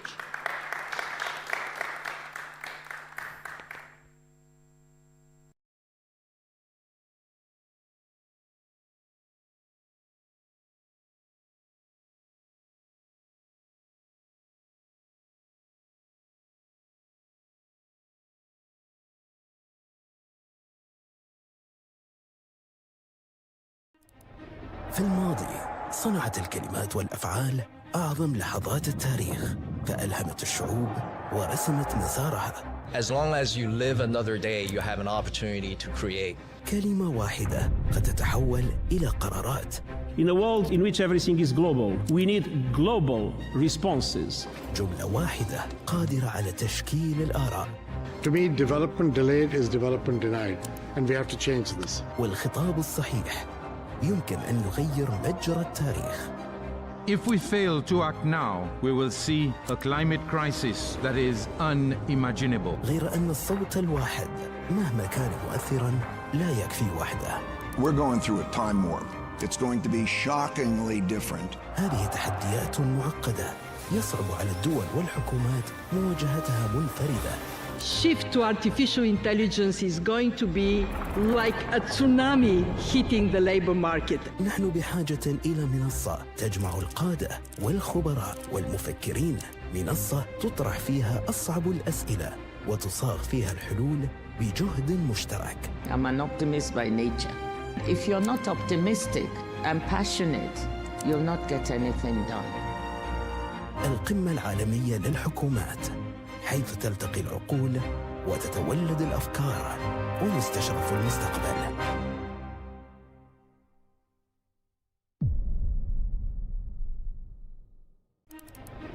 Throughout history, our greatest turning points began not with action, but with powerful words.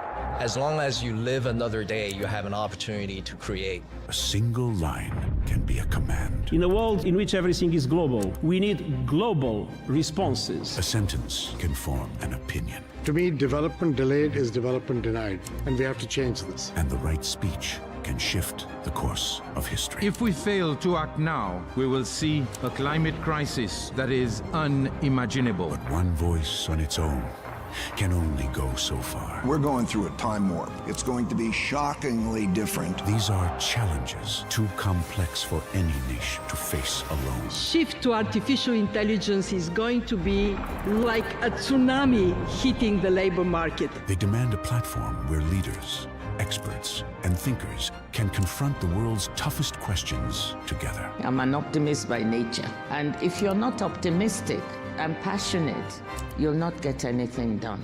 Welcome to the World Government Summit, where voices meet, where ideas are exchanged, and the future is reimagined.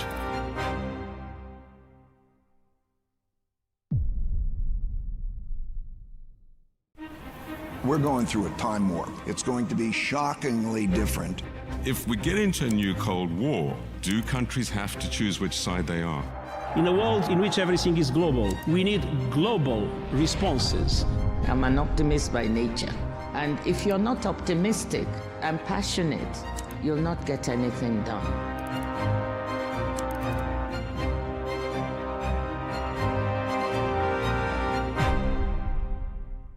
Think of genes as life software. Genetic medicine is the ability to rewrite that code. If you are diagnosed early with lung cancer, your probability of being alive at 5 years is going to be 95%. What COVID did is it really stretched our systems to their core. History teaches us the pandemic agreement is mission critical for humanity.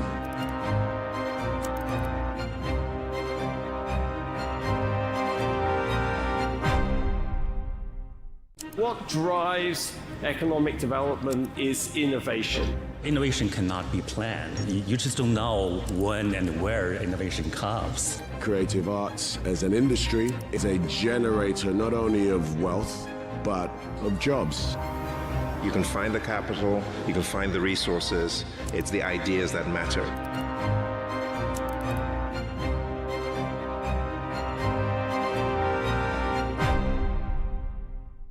To me, development delayed is development denied, and we have to change this.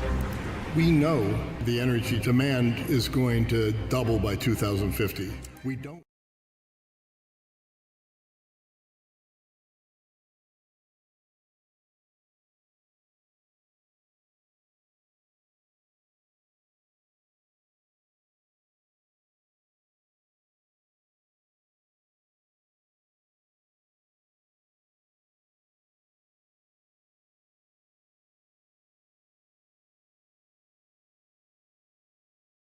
Innovation. Hello, Mr. Dr. Yu.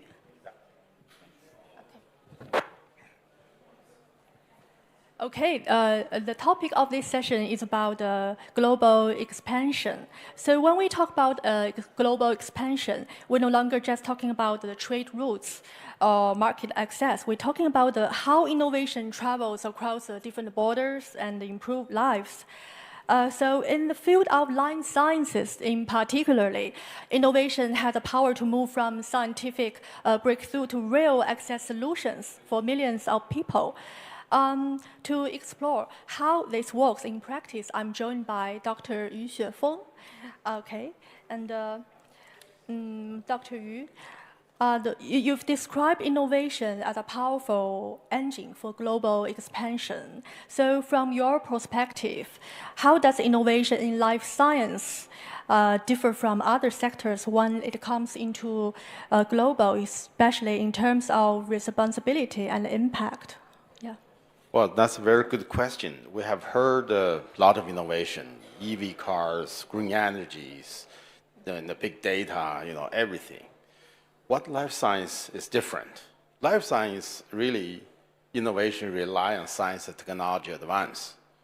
However, if I look at the life science, or particularly the vaccine in this field, we have to realize the vaccine impact on everybody. It doesn't matter whether you're rich or poor, right, where you live. I mean, we had just the experience in the past 5 years, we have hit by this pandemic.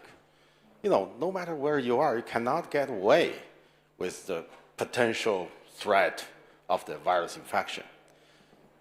Okay, so what innovation would take place? Anywhere? Yeah, it can be anywhere. But you just have technology, have science. It's not going to really help you in all. You need a system. You need somewhere, start with innovation, but that innovation include the whole system, should be adaptive, should be systematic, should be scalable, should be transferable. There are multiple components related to the science technology innovation. To me, I see the whole system has to be innovative, right? How you choose a local partner, how you get your vaccine to the field. I'll give you a perfect example. We have developed certain vaccines. In 2015, when there was an Ebola outbreak, we went to West Africa. realizing that place, you don't have electricity supply. Your vaccine, if you are like, deep freeze storage, there's no way you can deliver this vaccine to the impact people. You need to find a way to do it. No, I think there's a lot of components just beyond the science and technology itself. That's, I see, the innovation will have to, go beyond, thinking beyond it, yeah. Okay, you've mentioned your company works with platform technologies that can rapidly adapt to new public health needs. So how do these platforms can help shorten the development timeline while still ensuring safety, quality, and global regulatory compliance? CanSino has its mission to develop high-quality, innovative vaccines at affordable cost. I think there are three keywords here: high quality, innovative, and the cost, right? So you think of that way, how you can get there. There's a foundation we need to lay out. That's what we call the technology platforms. You develop technology platforms that allow you to quickly adapt to the situation you need it. I think that's something we really position ourselves. I think if I just talk about the concept, it's very difficult to understand. I may just give you an example. We developed this viral vector technology platforms that allow us to insert certain antigen genes into this viral vector that allow us to make multiple vaccines. So this technology started when we started working on the TB, tuberculosis vaccine. And it's a long shot taking TB vaccine to the market. Well, we developed this platform. It happened during these years. We had the Ebola outbreak. We had the COVID-19 outbreaks, the global pandemic. We quickly adapt this viral vector technology platform to develop new vaccines for Ebola, for COVID-19. I think if we look at the COVID-19 vaccine development, we're the world's first one get into the market, get into the clinical trials. We spent 56 days, started from the lab, synthesized gene, actually making all the preclinical tox studies and go through the regulatory approvals and inject into human body, 56 days. Now, if we hear globally, there's an organization called the SAPI talking about how we can develop a vaccine in 100 days. I think we have achieved it. To achieve those is based on our technology platform. Now, we can, really rely on this platform to, adapt to any emergency situation that we can, quickly develop it. I mean, it doesn't really apply for everyone, but certainly give us the ability of doing it. But that technology development takes time. We spend almost 10 years develop the viral vector, really maturelize this technology. We actually developed this mucosal immunization through inhalation to accompany with this technology. That's a delivery technology. Nowadays, we can see our technology actually starting making completely innovative vaccine candidates. While we're talking here, we have a clinical trial running in Indonesia using our viral vector technology developed for TB vaccine through inhalation. You breathe in this vaccine, you don't need to stick a needle in your arms. That actually much easier for people vaccinate. And the benefit is actually induce much stronger immune response because we not only induce antibody response, we also induce cell-mediated immune response. On top of those two, we actually induced mucosal immune response, that preventing the bugs getting into the body and will be more effective to actually block the infection. And I think this technology could be broadly applicable to other respiratory tract diseases. That's some innovation, some of the technology platform development, the benefit. Yeah. Okay, so from science to global access, turning scientific breakthrough into the real practical benefits for humanity is a major challenge. Just like you said, taking the vaccine as example. So what does it take to scale innovation so that reaches not just high-income markets, but also countries with urgent unmet medical needs? What do you think of that? As I said in the beginning, vaccine impact on everybody. As only one player, it's a very challenge. To go beyond the borders to really global market, we need to consider a few factors. How the product could be accessible, whether there's IP issues, there's any supply issues, whatever is accessible. We also have to understand the regulatory impact. And every vaccine is a highly regulated industry because it's used for most people, it's in healthy people. So each country has its policy, have its regulation. Of course, we can adapt in more like general WHO, ICH, and that's for sure we have to get there. But still, you have to go through all the regulatory hurdles. And for many countries, the vaccine it really is a public health issue. It's really purchased or guided by the government, how we build up the government relations. There's so many factors to be considered. And lastly, but it's also not the least, is how you build up local partnership. Just for ourselves, it's very difficult to access to everywhere. And I think for us is to, thinking of different business models to build up local partnership that we can collaborate to roll out our vaccines, especially the high-impact product. For example, another example, we are currently working on a viral-like particle polio. And people may know, we talk about the polio eradication for 30 years. I think WHO has this ambition to eradicate polio by 1984, but now it's 26. We're 30 years behind. The reason was, the polio vaccine, we have two forms. One is life attenuated polio vaccine, we call it OPV, that broadly being used, especially in the developing country. But that form of polio is a live virus, even it's attenuated. It actually, in rare cases, it mutates. It spread into the environment. You can never really completely eradicating if there's a live virus in the environment. On the other side, we are making this inactivate the polio, we call it IPV. It's kill the virus. It's much safer, but making vaccine, you need a polio virus. Still, it's a biocontainment risk. What we have done is develop this completely innovative polio vaccine. We don't need a live virus to make polio. Now we're running the clinical trials in Indonesia, phase 2. This is the world only one. But if we're thinking of a supply globally, we need to make almost like 1 billion doses a year. That's a whole challenge. And particularly, we need to combine with other vaccines. So how to achieve it?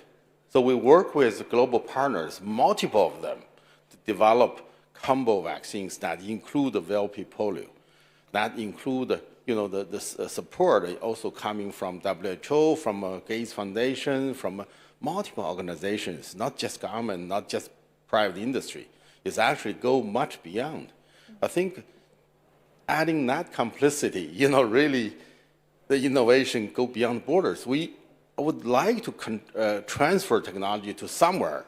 They can make it locally. So it's easy access to certain regions, right? So that's very, to me, that's the technology, whether it's accessible, whether it's transferable, to be handled by the local. That's also all the considerations. Yeah. Okay, Dr. Yu, you mentioned that innovation alone isn't enough, and the trust, regulatory alliance, and local partnership are essential. So how do you build that trust with the government and communities while expanding into new regions? It's very good you bring up this trust. It's a really, I heard, with previous speakers also talk about the trust build up. It takes time. Whenever there's a new technology, new players in the, in the field, people have the reasonable doubt. But I think important is we have to do what we say. We have to demonstrate what we tell people, right? Using actually concrete scientific, judgment and the evidence. I think if we can, really persistently do whatever we say to build up that relationship, build up that trust, I think it will have the long-term benefit. I think this, for us, we had a good experience during the COVID pandemic. We roll out our vaccines in multiple countries, and our vaccines, the safety profile, we get feedback from the local. They are very highly pleased by our vaccines profile. So that will help us to gradually build up the trust, build up the relationship with local partners, with government, and also we open for all the regulatory assessment. Just give you an example. By last year, we had over 20 regulatory inspections by multiple countries, and we run clinical trials globally. So really, that's also gradually build up the relationship and the trust with each region, with your reputation. I think that's the effort you have to really put into and sincerely do whatever you say. Yeah, it's very important. Yeah. Okay, and thank you for those insights. What we heard today is a powerful reminder that true global expansion in healthcare isn't just about technology, it's also about purpose, trust, and collaboration. And thank you again, Dr. Yu. And thank you for joining us. And Thanks. Have a nice day. Yeah. Bye. Thank you. Yeah.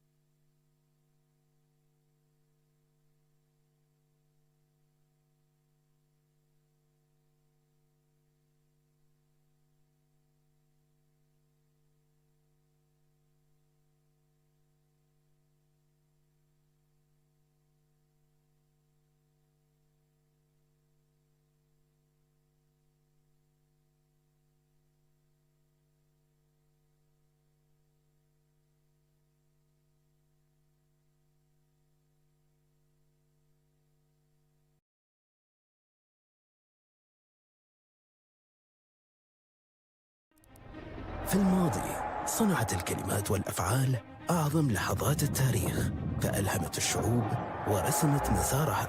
As long as you live another day, you have an opportunity to create. كلمة واحدة قد تتحول إلى قرارات. In a world in which everything is global, we need global responses. جملة واحدة قادرة على تشكيل الآراء. To me, development delayed is development denied, and we have to change this. والخطاب الصحيح يمكن أن يغير مجرى التاريخ. If we fail to act now, we will see a climate crisis that is unimaginable. غير أن الصوت الواحد مهما كان مؤثراً لا يكفي وحده. We're going through a time warp. It's going to be shockingly different. هذه تحديات معقدة يصعب على الدول والحكومات مواجهتها منفردة. Shift to artificial intelligence is going to be like a tsunami hitting the labor market. نحن بحاجة إلى منصة تجمع القادة والخبراء والمفكرين، منصة تطرح فيها أصعب الأسئلة وتصاغ فيها الحلول بجهد مشترك. I'm an optimist by nature. If you're not optimistic and passionate, you'll not get anything done. القمة العالمية للحكومات، حيث تلتقي العقول وتتولد الأفكار ونستشرف المستقبل.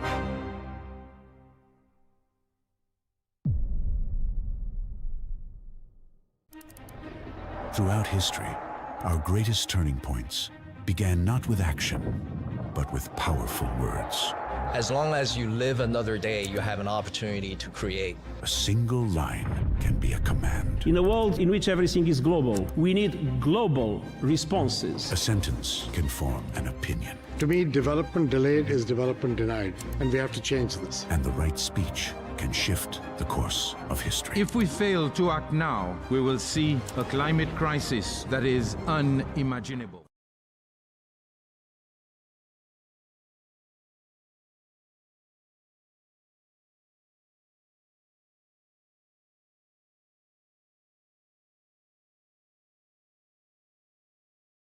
Three answer that question. Look, we are facing this. We are being asked to have SAF when there's no SAF available, and we pay taxes for that. Right, but so I don't know who's pushing for that. Right, but if you suddenly decided we're not going to put up with this, let me take it, because I am the one representing, in essence, Europe. It was even worse because, of course, we've always said it has to be level playing field. Oh, and now there were individual European countries going for, right, exactly to my point just a minute ago, right, aviation's fantastic and we're absolutely willing and able to stand up to politicians, but the frustrating thing about aviation is we're a global industry, we're completely connected. When everything works well and smooth, it's all great. But as soon as something happens, one country or one regulator or one politician can destroy a lot of things for us. On the question of the supply chain at the moment, do any of you told me yesterday you don't have aircraft on the ground at the moment, or at least negligible. No, we don't. You don't? We do. Many? Many for a long time, which is even worse. Can you imagine, do you have any aircraft parked at your place? Well, my airport would grow faster if some of the airlines had access to the aircraft that they've ordered over the last few years. So now we have a real problem of the whole thing. How many aircraft are you? So we have 14 A320s on ground. 14? 14. And we had up to 4 787s last year on ground as well. What does that make you feel? Frustrated. And you know what? The problem Sorry, to those who don't know, this is, I assume this was engine related. Was it?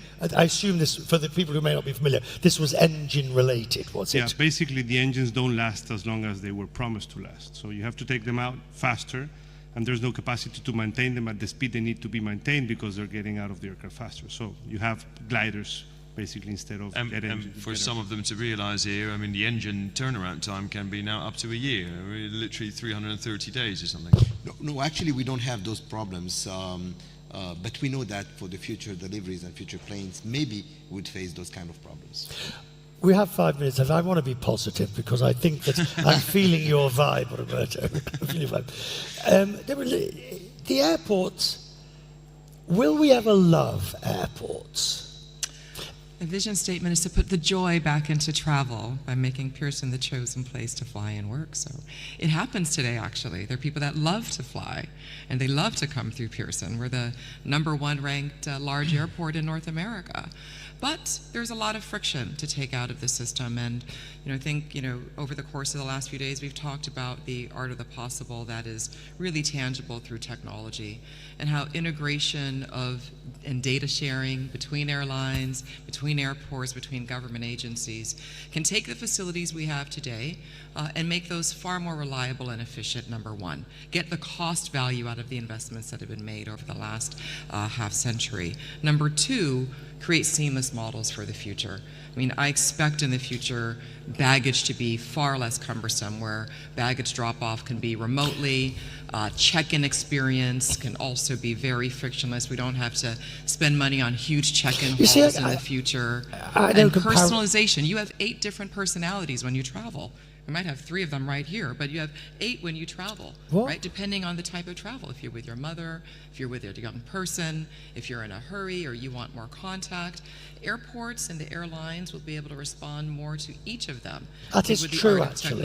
Have you noticed that? Yes. We are different. If I'm traveling on my own, I'm a machine. Yes. I know exactly what, I mean, I'm not quite Clooney up in the air, but if I'm traveling with my husband, well, what are you doing? No, stop it, no. No, we're not going to go over there. No, we're not going to go to that show. No. And it all becomes a big mess because I know what I'm doing. Recognizable, Richard. Sorry? Recognizable. Yes. Very. But are we the same? Are you the same when you travel? Exactly, of course. When we travel for any corporate mission, it's easy. When we travel with the family, even us as CEOs, I mean, you have to have your family with you, and the needs are different.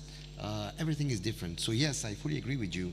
Many types of travelers, and airports have to find a way to respond to any kind of traveler, and which is not an easy task. I think that biometry will change the airport experience for sure. I mean, the physical part of it, it's still going to be complicated because you put a lot of people together in a relatively small place nonetheless.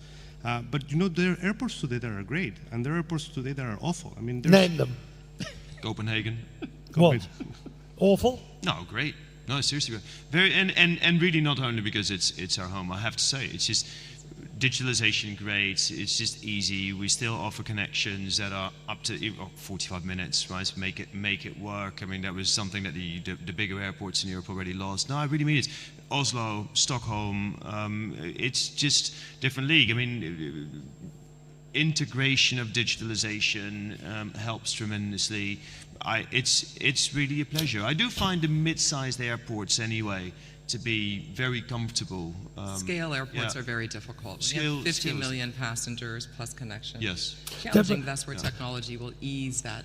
Do you get worried, Deborah, with comparisons to airports either in this part of the world or, so particularly when it comes to baggage delivery in some of the Asian airports, which are extremely fast baggage delivery? I mean, Changi obviously comes to mind, HKAI comes to mind. Yeah, I mean, in these regions you have such great cooperation and alignment of the importance of airports to the region, the economy, and so that simpatico helps to smooth out all of those experiences. It's very different, say, in North America, where we have different parts of government and entities, airlines and airports alike, that are all trying to work together, but they're not one integrated company. So they're very different playing fields. Let me speak for myself at least, but we're jealous of that, of course, right? I mean, when you look at the alignment at owner level between airline, airport, so many of the suppliers, and what you're then able to provide to your customers, because that's in the end our business,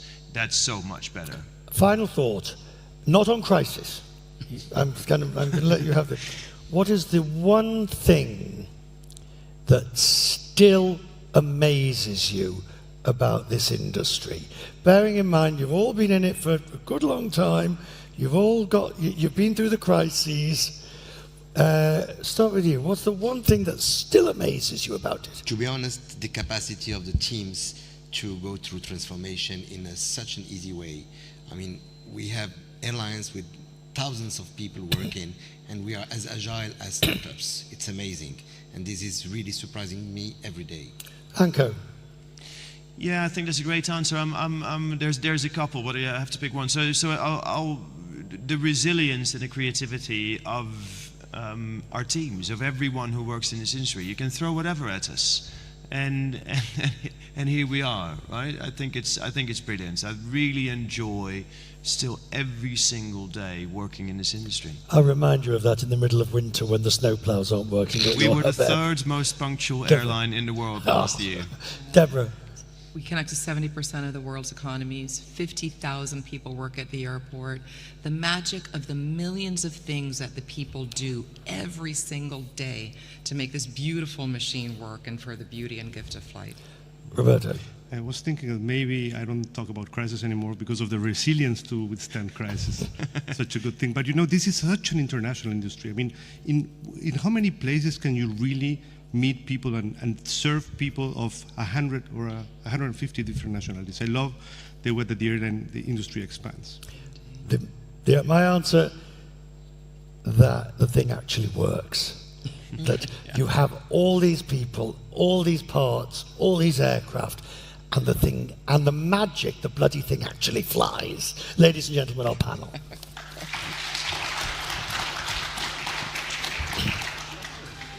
That was excellent.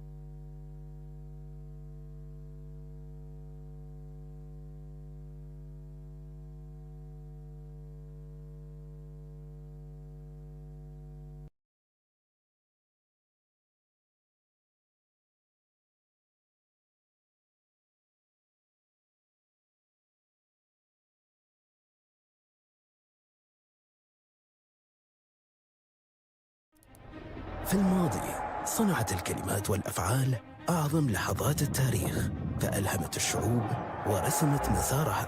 As long as you live another day, you have an opportunity to create. كلمة واحدة قد تتحول إلى قرارات. In a world in which everything is global, we need global responses. جملة واحدة قادرة على تشكيل الآراء. To me, development delayed is development denied, and we have to change this. والخطاب الصحيح يمكن أن يغير مجرى التاريخ.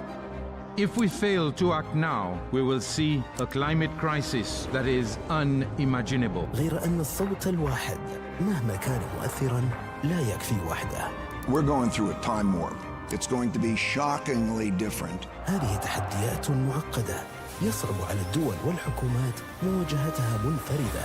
Shift to artificial intelligence is going to be like a tsunami hitting the labor market. نحن بحاجة إلى منصة تجمع القادة والخبراء والمفكرين، منصة تطرح فيها أصعب الأسئلة وتصاغ فيها الحلول بجهد مشترك.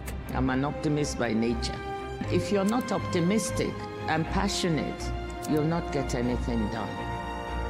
القمة العالمية للحكومات، حيث تلتقي العقول وتتولد الأفكار ويستشرف المستقبل.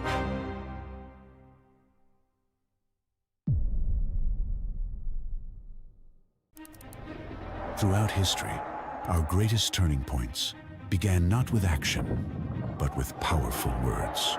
As long as you live another day, you have an opportunity to create. A single line can be a command. In a world in which everything is global, we need global responses. A sentence can form an opinion. To me, development delayed is development denied, and we have to change this. And the right speech can shift the course of history. If we fail to act now, we will see a climate crisis that is unimaginable. But one voice on its own can only go so far. We're going through a time warp. It's going to be shockingly different. These are challenges too complex for any nation to face alone. Shift to artificial intelligence is going to be like a tsunami hitting the labor market. They demand a platform where leaders, experts, and thinkers can confront the world's toughest questions together. I'm an optimist by nature. And if you're not optimistic and passionate, you'll not get anything done. Welcome to the World Government Summit, where voices meet, where ideas are exchanged, and the future is reimagined.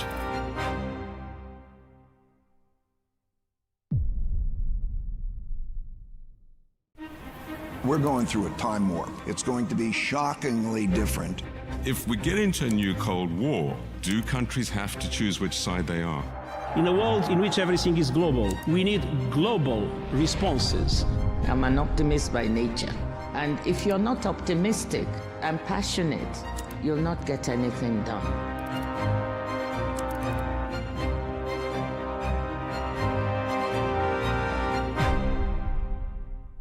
Think of genes as life software. Genetic medicine is the ability to rewrite that code. If you are diagnosed early with lung cancer, your probability of being alive at 5 years is going to be 95%. What COVID did is it really stretched our systems to their core. History teaches us the pandemic agreement is mission critical for humanity.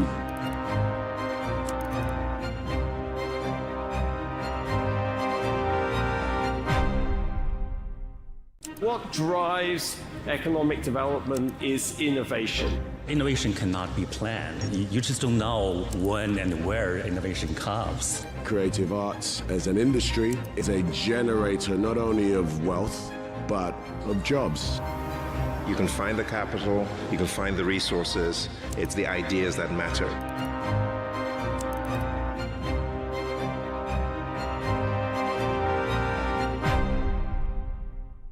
To me, development delayed is development denied, and we have to change this. We know the energy demand is going to double by 2050. We don't know how we're going to supply that demand. Those countries that will continue to innovate will have a competitive advantage. They want the data input and the models that they can manage and they can trust.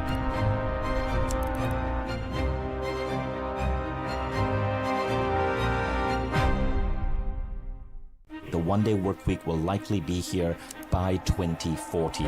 Once you have humanoid robots, there's really no limit to the economy. You can make anything. Shift to artificial intelligence is going to be like a tsunami hitting the labor market. This technology is going to impact the world profoundly. It means every day will be your best day.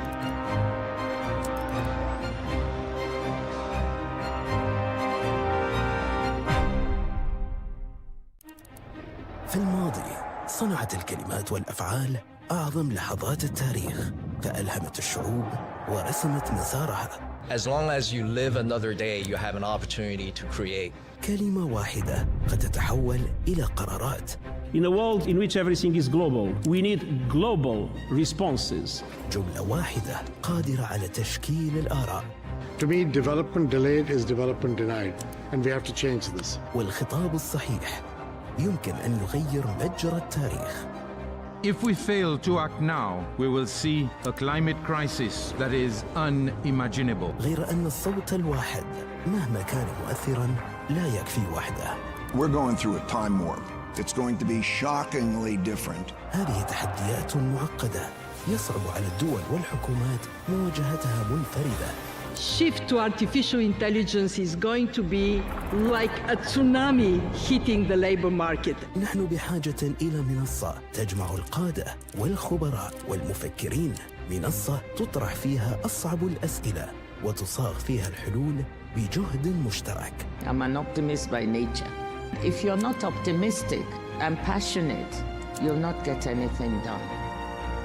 القمة العالمية للحكومات، حيث تلتقي العقول وتتولد الأفكار ويستشرف المستقبل.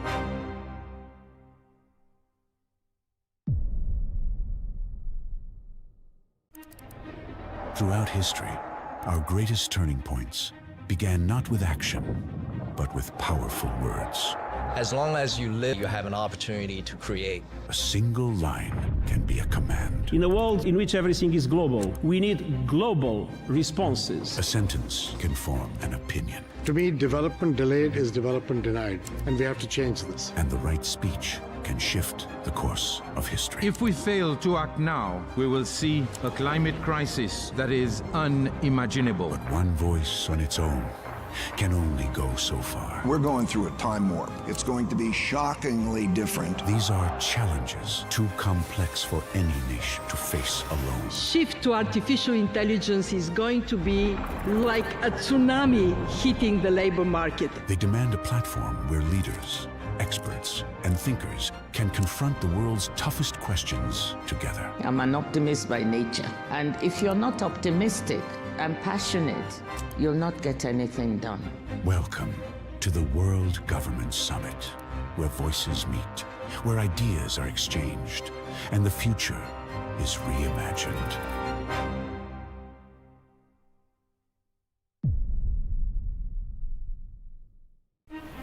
We're going through a time warp. It's going to be shockingly different. If we get into a new Cold War, do countries have to choose which side they are? In a world in which everything is global, we need global responses. I'm an optimist by nature. And if you're not optimistic and passionate, you'll not get anything done.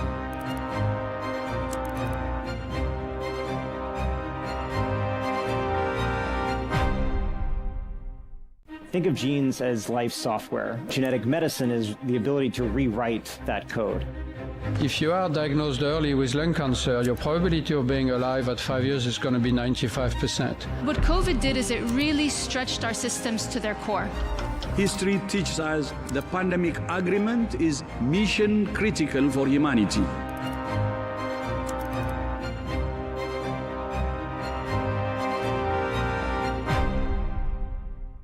What drives economic development is innovation. Innovation cannot be planned. You just don't know when and where innovation comes. Creative arts as an industry is a generator not only of wealth, but of jobs. You can find the capital, you can find the resources. It's the ideas that matter.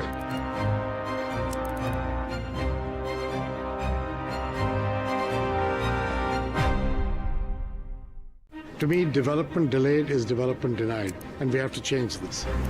We know the energy demand is going to double by 2050. We don't know how we're going to supply that demand. Those countries that will continue to innovate will have a competitive advantage. They want the data input and the models that they can manage and they can trust.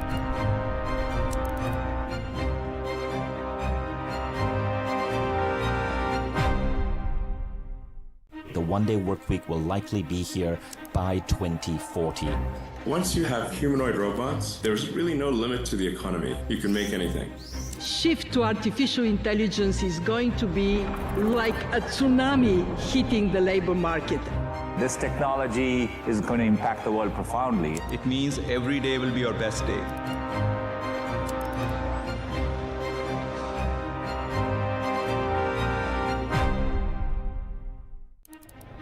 في الماضي صنعت الكلمات والأفعال أعظم لحظات التاريخ، فألهمت الشعوب ورسمت مسارها. As long as you live another day, you have an opportunity to create. كلمة واحدة قد تتحول إلى قرارات. In a world in which everything is global, we need global responses. جملة واحدة قادرة على تشكيل الآراء. To me, development delayed is development denied, and we have to change this. والخطاب الصحيح يمكن أن يغير مجرى التاريخ. If we fail to act now, we will see a climate crisis that is unimaginable. غير أن الصوت الواحد مهما كان مؤثراً لا يكفي وحده. We're going through a time warp. It's going to be shockingly different. هذه تحديات معقدة يصعب على الدول والحكومات مواجهتها منفردة. Shift to artificial intelligence is going to be like a tsunami hitting the labor market. نحن بحاجة إلى منصة تجمع القادة والخبراء والمفكرين، منصة تطرح فيها أصعب الأسئلة وتصاغ فيها الحلول بجهد مشترك. I'm an optimist by nature. If you're not optimistic and passionate, you'll not get anything done. القمة العالمية للحكومات، حيث تلتقي العقول وتتولد الأفكار ويستشرف المستقبل.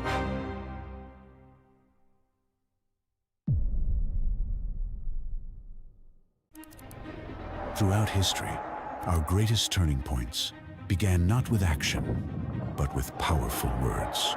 As long as you live another day, you have an opportunity to create. A single line can be a command. In a world in which everything is global, we need global responses. A sentence can form an opinion. To me, development delayed is development denied, and we have to change this. And the right speech can shift the course of history. If we fail to act now, we will see a climate crisis that is unimaginable. But one voice on its own can only go so far. We're going through a time warp. It's going to be shockingly different. These are challenges too complex for any nation to face alone. Shift to artificial intelligence is going to be like a tsunami hitting the labor market. They demand a platform where leaders, experts, and thinkers can confront the world's toughest questions together. I'm an optimist by nature. And if you're not optimistic and passionate, you'll not get anything done.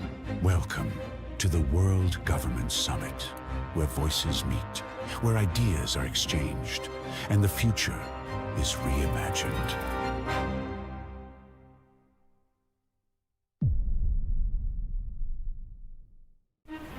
We're going through a time warp. It's going to be shockingly different. If we get into a new Cold War, do countries have to choose which side they are? In a world in which everything is global, we need global responses. I'm an optimist by nature. And if you're not optimistic and passionate, you'll not get anything done.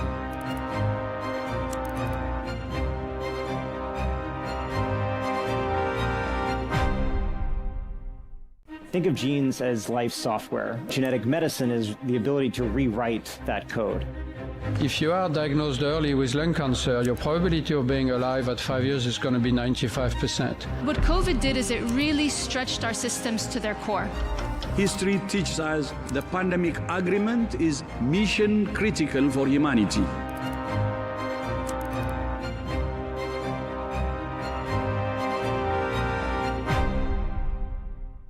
What drives economic development is innovation. Innovation cannot be planned. You just don't know when and where innovation comes. Creative arts as an industry is a generator not only of wealth, but of jobs. You can find the capital, you can find the resources. It's the ideas that matter.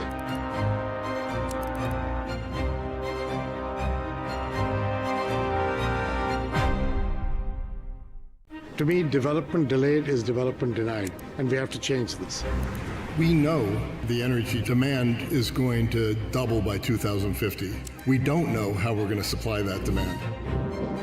Those countries that will continue to innovate will have a competitive advantage. They want the data input and the models that they can manage and they can trust.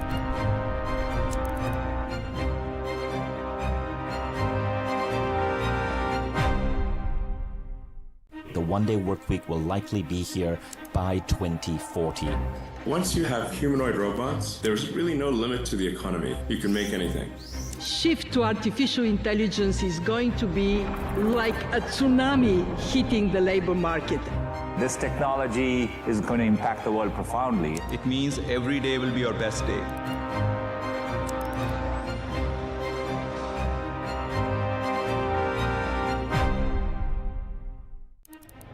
في الماضي صنعت الكلمات والأفعال أعظم لحظات التاريخ، فألهمت الشعوب ورسمت مسارها. As long as you live another day, you have an opportunity to create. كلمة واحدة قد تتحول إلى قرارات. In a world in which everything is global, we need global responses. جملة واحدة قادرة على تشكيل الآراء. To me, development delayed is development denied, and we have to change this. والخطاب الصحيح يمكن أن يغير مجرى التاريخ. If we fail to act now, we will see a climate crisis that is unimaginable. غير أن الصوت الواحد مهما كان مؤثراً لا يكفي وحده. We're going through a time warp. It's going to be shockingly different. هذه تحديات معقدة يصعب على الدول والحكومات مواجهتها منفردة. Shift to artificial intelligence is going to be like a tsunami hitting the labor market. نحن بحاجة إلى منصة تجمع القادة والخبراء والمفكرين، منصة تطرح فيها أصعب الأسئلة وتصاغ فيها الحلول بجهد مشترك. I'm an optimist by nature. If you're not optimistic and passionate, you'll not get anything done. القمة العالمية للحكومات، حيث تلتقي العقول وتتولد الأفكار ويستشرف المستقبل.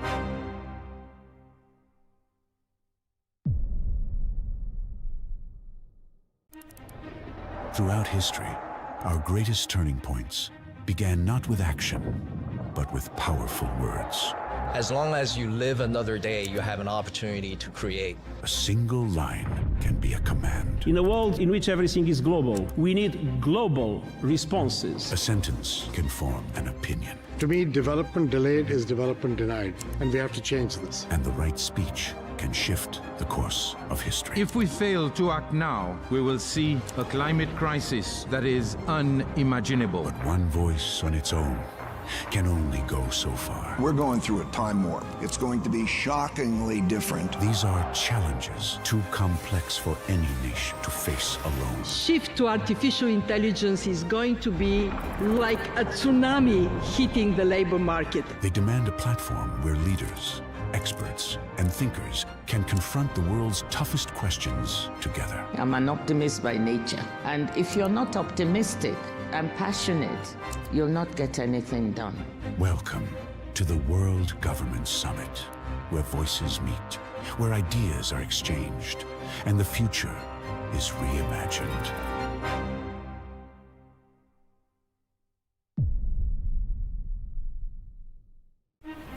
We're going through a time warp. It's going to be shockingly different. If we get into a new Cold War, do countries have to choose which side they are?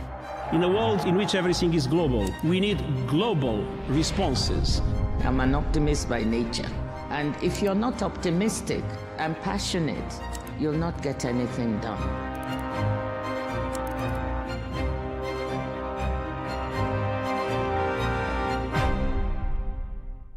Think of genes as life software. Genetic medicine is the ability to rewrite that code. If you are diagnosed early with lung cancer, your probability of being alive at 5 years is going to be 95%. What COVID did is it really stretched our systems to their core. History teaches us the pandemic agreement is mission critical for humanity.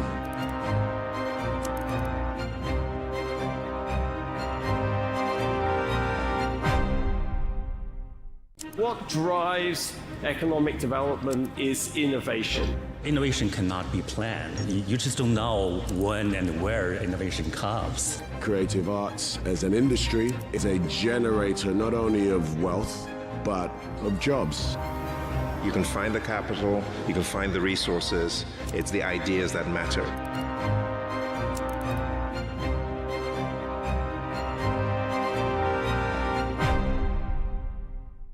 To me, development delayed is development denied, and we have to change this. We know the energy demand is going to double by 2050. We don't know how we're going to supply that demand. Those countries that will continue to innovate will have a competitive advantage. They want the data input and the models that they can manage and they can trust.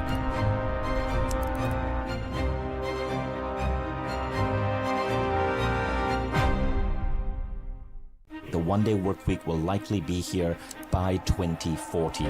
Once you have humanoid robots, there's really no limit to the economy. You can make anything. Shift to artificial intelligence is going to be like a tsunami hitting the labor market.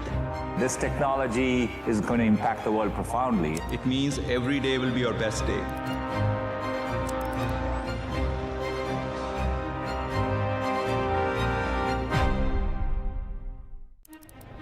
في الماضي صنعت الكلمات والأفعال أعظم لحظات التاريخ، فألهمت الشعوب ورسمت مسارها.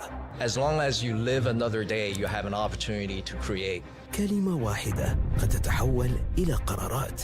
In a world in which everything is global, we need global responses. جملة واحدة قادرة على تشكيل الآراء. To me, development delayed is development denied, and we have to change this. والخطاب الصحيح يمكن أن يغير مجرى التاريخ. If we fail to act now, we will see a climate crisis that is unimaginable. غير أن الصوت الواحد مهما كان مؤثراً لا يكفي وحده. We're going through a time warp. It's going to be shockingly different. هذه تحديات معقدة يصعب على الدول والحكومات مواجهتها منفردة. Shift to artificial intelligence is going to be like a tsunami hitting the labor market. نحن بحاجة إلى منصة تجمع القادة والخبراء والمفكرين، منصة تطرح فيها أصعب الأسئلة وتصاغ فيها الحلول بجهد مشترك. I'm an optimist by nature. If you're not optimistic and passionate, you'll not get anything done.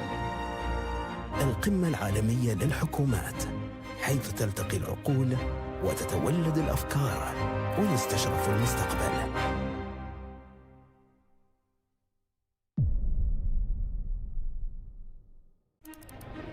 Throughout history, our greatest turning points began not with action, but with powerful words.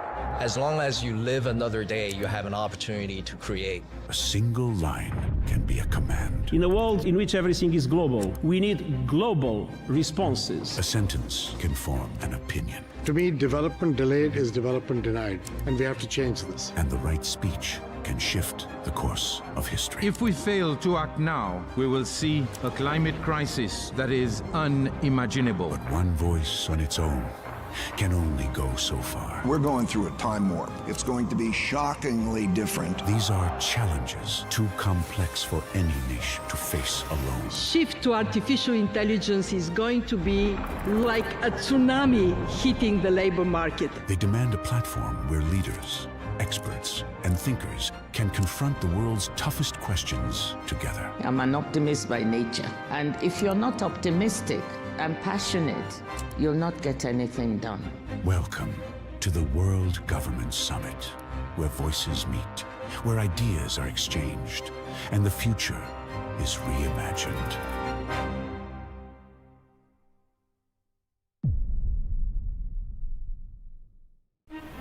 We're going through a time warp. It's going to be shockingly different. If we get into a new Cold War, do countries have to choose which side they are? In a world in which everything is global, we need global responses. I'm an optimist by nature. And if you're not optimistic and passionate, you'll not get anything done.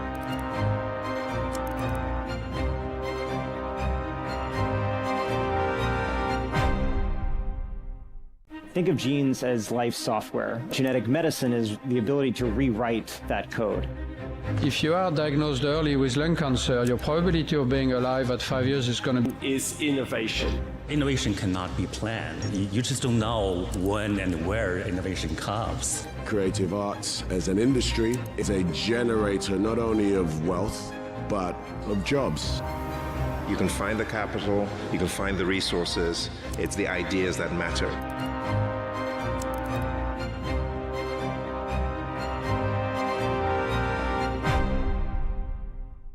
To me, development delayed is development denied, and we have to change this.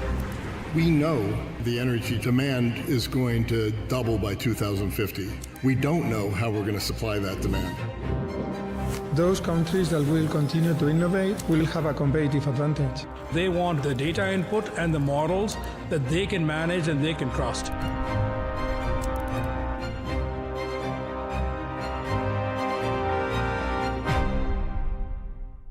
The one-day work week will likely be here by 2040. Once you have humanoid robots, there's really no limit to the economy. You can make anything. Shift to artificial intelligence is going to be like a tsunami hitting the labor market. This technology is going to impact the world profoundly. It means every day will be your best day.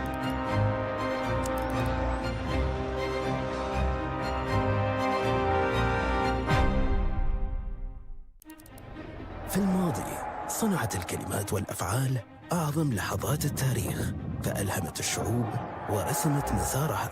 As long as you live another day, you have an opportunity to create. كلمة واحدة قد تتحول إلى قرارات. In a world in which everything is global, we need global responses. جملة واحدة قادرة على تشكيل الآراء. To me, development delayed is development denied, and we have to change this. والخطاب الصحيح يمكن أن يغير مجرى التاريخ. If we fail to act now, we will see a climate crisis that is unimaginable. غير أن الصوت الواحد مهما كان مؤثراً لا يكفي وحده. We're going through a time warp. It's going to be shockingly different. هذه تحديات معقدة يصعب على الدول والحكومات مواجهتها منفردة. Shift to artificial intelligence is going to be like a tsunami hitting the labor market. نحن بحاجة إلى منصة تجمع القادة والخبراء والمفكرين، منصة تطرح فيها أصعب الأسئلة وتصاغ فيها الحلول بجهد مشترك. I'm an optimist by nature. If you're not optimistic and passionate, you'll not get anything done. القمة العالمية للحكومات، حيث تلتقي العقول وتتولد الأفكار ويستشرف المستقبل.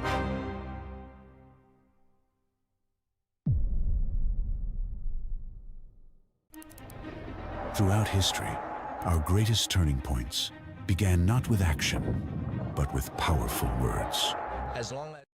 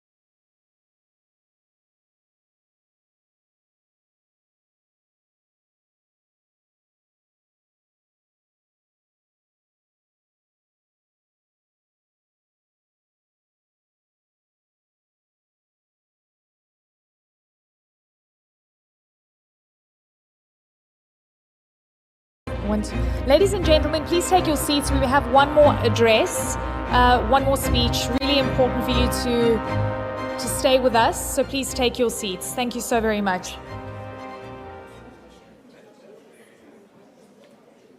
Thank you, Eleni. Thank you to all the panelists for your interesting contributions today. Indeed, integrated management of water, energy, and food is critical to achieve comprehensive sustainability. Excellencies, ladies and gentlemen, before we conclude today's forum, I would like to invite the Prime Minister of Lesotho, His Excellency Honorable Netsquani Samuel Matakan, to deliver the closing remarks.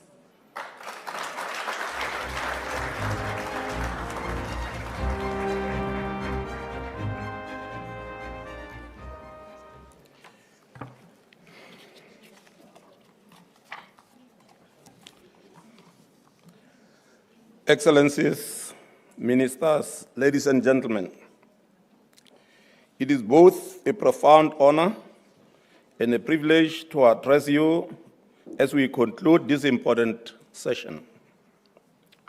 Allow me to extend my deepest appreciation to the host government and the organizers for convening us at a moment when global cooperation and collective actions are crucial.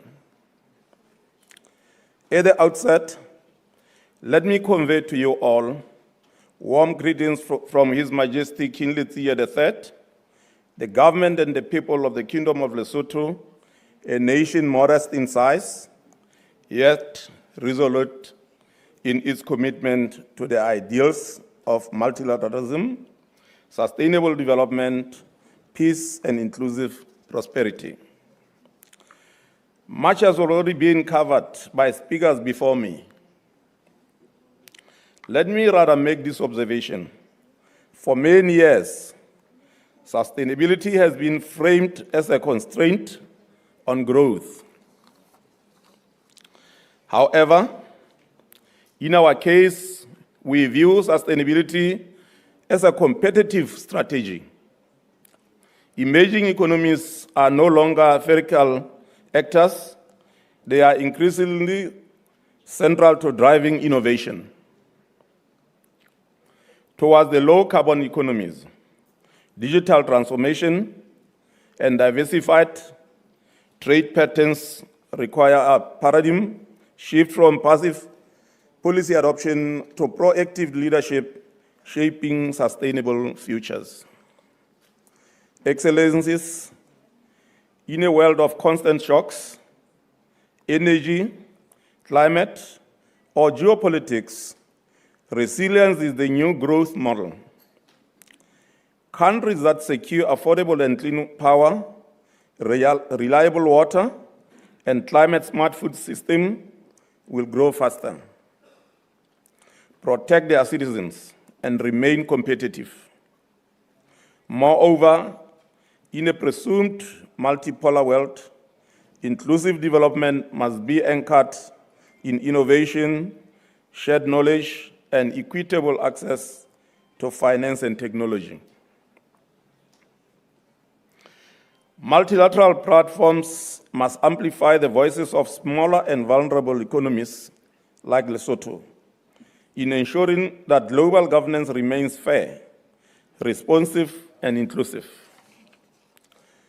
As a small land-linked economy and the water tower of Southern African region, our strategic importance is far larger than our size.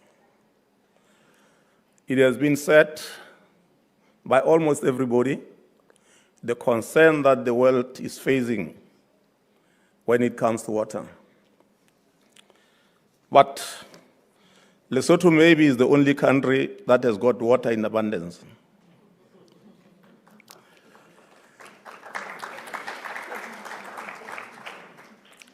So we are looking for partners that can come and invest with us in water, in hydropower, in many other things that will be able to generate electricity, because we also want to do that and sell it to the pool, the Southern African pool, that is there for us to supply with electricity. Excellencies, we recognize that sustainable growth must be rooted in climate resilience and environmental stewardship. Our priorities include the following: renewable energy, expanding investment in hydropower, solar, and wind energy to reduce dependence on imported energy and ensure sustainable access to households and industries. Our focus is simple. We want to execute climate and resource-smart projects. Abundant water and cool weather position Lesotho as the best place to invest in for setting up data centers, which was mentioned. I think one of the speakers that did mention that was Mr. Smith. You did talk about the data centers, so Lesotho is the right place to put the data centers. We have a potential of exceeding 1,000 megawatts production by combining existing and planned hydropower capacity, marking this as a dispatchable green power system scale. This power can be monetized through peak and balancing power sales that wheel green energy into interconnected Southern African power pool markets. Auxiliary project within Lesotho and independent power producers. Climate adaptation. Implementing community-based adaptation strategies to address droughts, erratic rainfall, and soil erosion, while strengthening early warning systems and disaster preparedness. That is why we are opening opportunities for carbon credit, viable preservation, and rehabilitation programs. These include catchment restoration, wetland protection, invasive species removal, and climate adaptation. Protecting this ecosystem is not optional, it is an economic imperative. Promoting agro-processing value addition and climate-smart agriculture to enhance food security and rural livelihoods is a must to achieve productivity. Create jobs and foreign exchange earnings. We can irrigate at scale, increase cropping intensity, and supply agro-processing reliability. Our water infrastructure is anchored in the Lesotho Highlands Water Project, a project that began 30 years ago and continues to operate and add new phases today, advancing projects such as the Lesotho Highlands Water Project Phase 2, which not only supports regional water security, but also generate hydropower and employment opportunities. More investment will be made in the Lesotho-Botswana water transfer in the coming years and expanding to Namibia too. Lesotho is, of course, the water source and gateway of the Senqu Basin region, underpinning a $450 billion sub-regional economy across the Southern Africa that serves over 60 million people. Excellencies, these priorities that I have just shared with you are true testament to our true potential that can only be realized with strategic partners. Let me reiterate, we need partnership around irrigation systems, climate-smart farming, cold chain logistics, processing facilities, and export-oriented value chains. I invite partners into a defined investment pipeline. The solar, hydro, and storage portfolio. A 300 to 800 million independent power producers program, generating revenues from peak power, ancillary services, and wheeling across Southern African power pool markets. Climate resilient bulk water and smart distribution. Infrastructure that protects cities, agriculture, and energy systems, reducing food imports and creating rural jobs and expanding exports for Lesotho. Representation scalable carbon and ecosystem protection platform that preserves water security. On the flip side of all this is an opportunity to unlock climate finance and carbon market revenues that enhance the positive impacts and contributions of partners to globally valuable programs. As I conclude, Excellencies, we are ready to collaborate with partners across regions to harness the potential of emerging economies as engines of sustainable development, shared prosperity, and global stability. We recognize this mix of public and private investment have a strong multiplier effects on employment and economic growth. We are therefore committed to leveraging investment for inclusive human progress and development. Together, let us reaffirm our collective responsibility to build a sustainable, equitable, and resilient future to all, and a global order that emphasizes strategic partnerships and collaboration, including strengthening regional and global institutions. I thank you.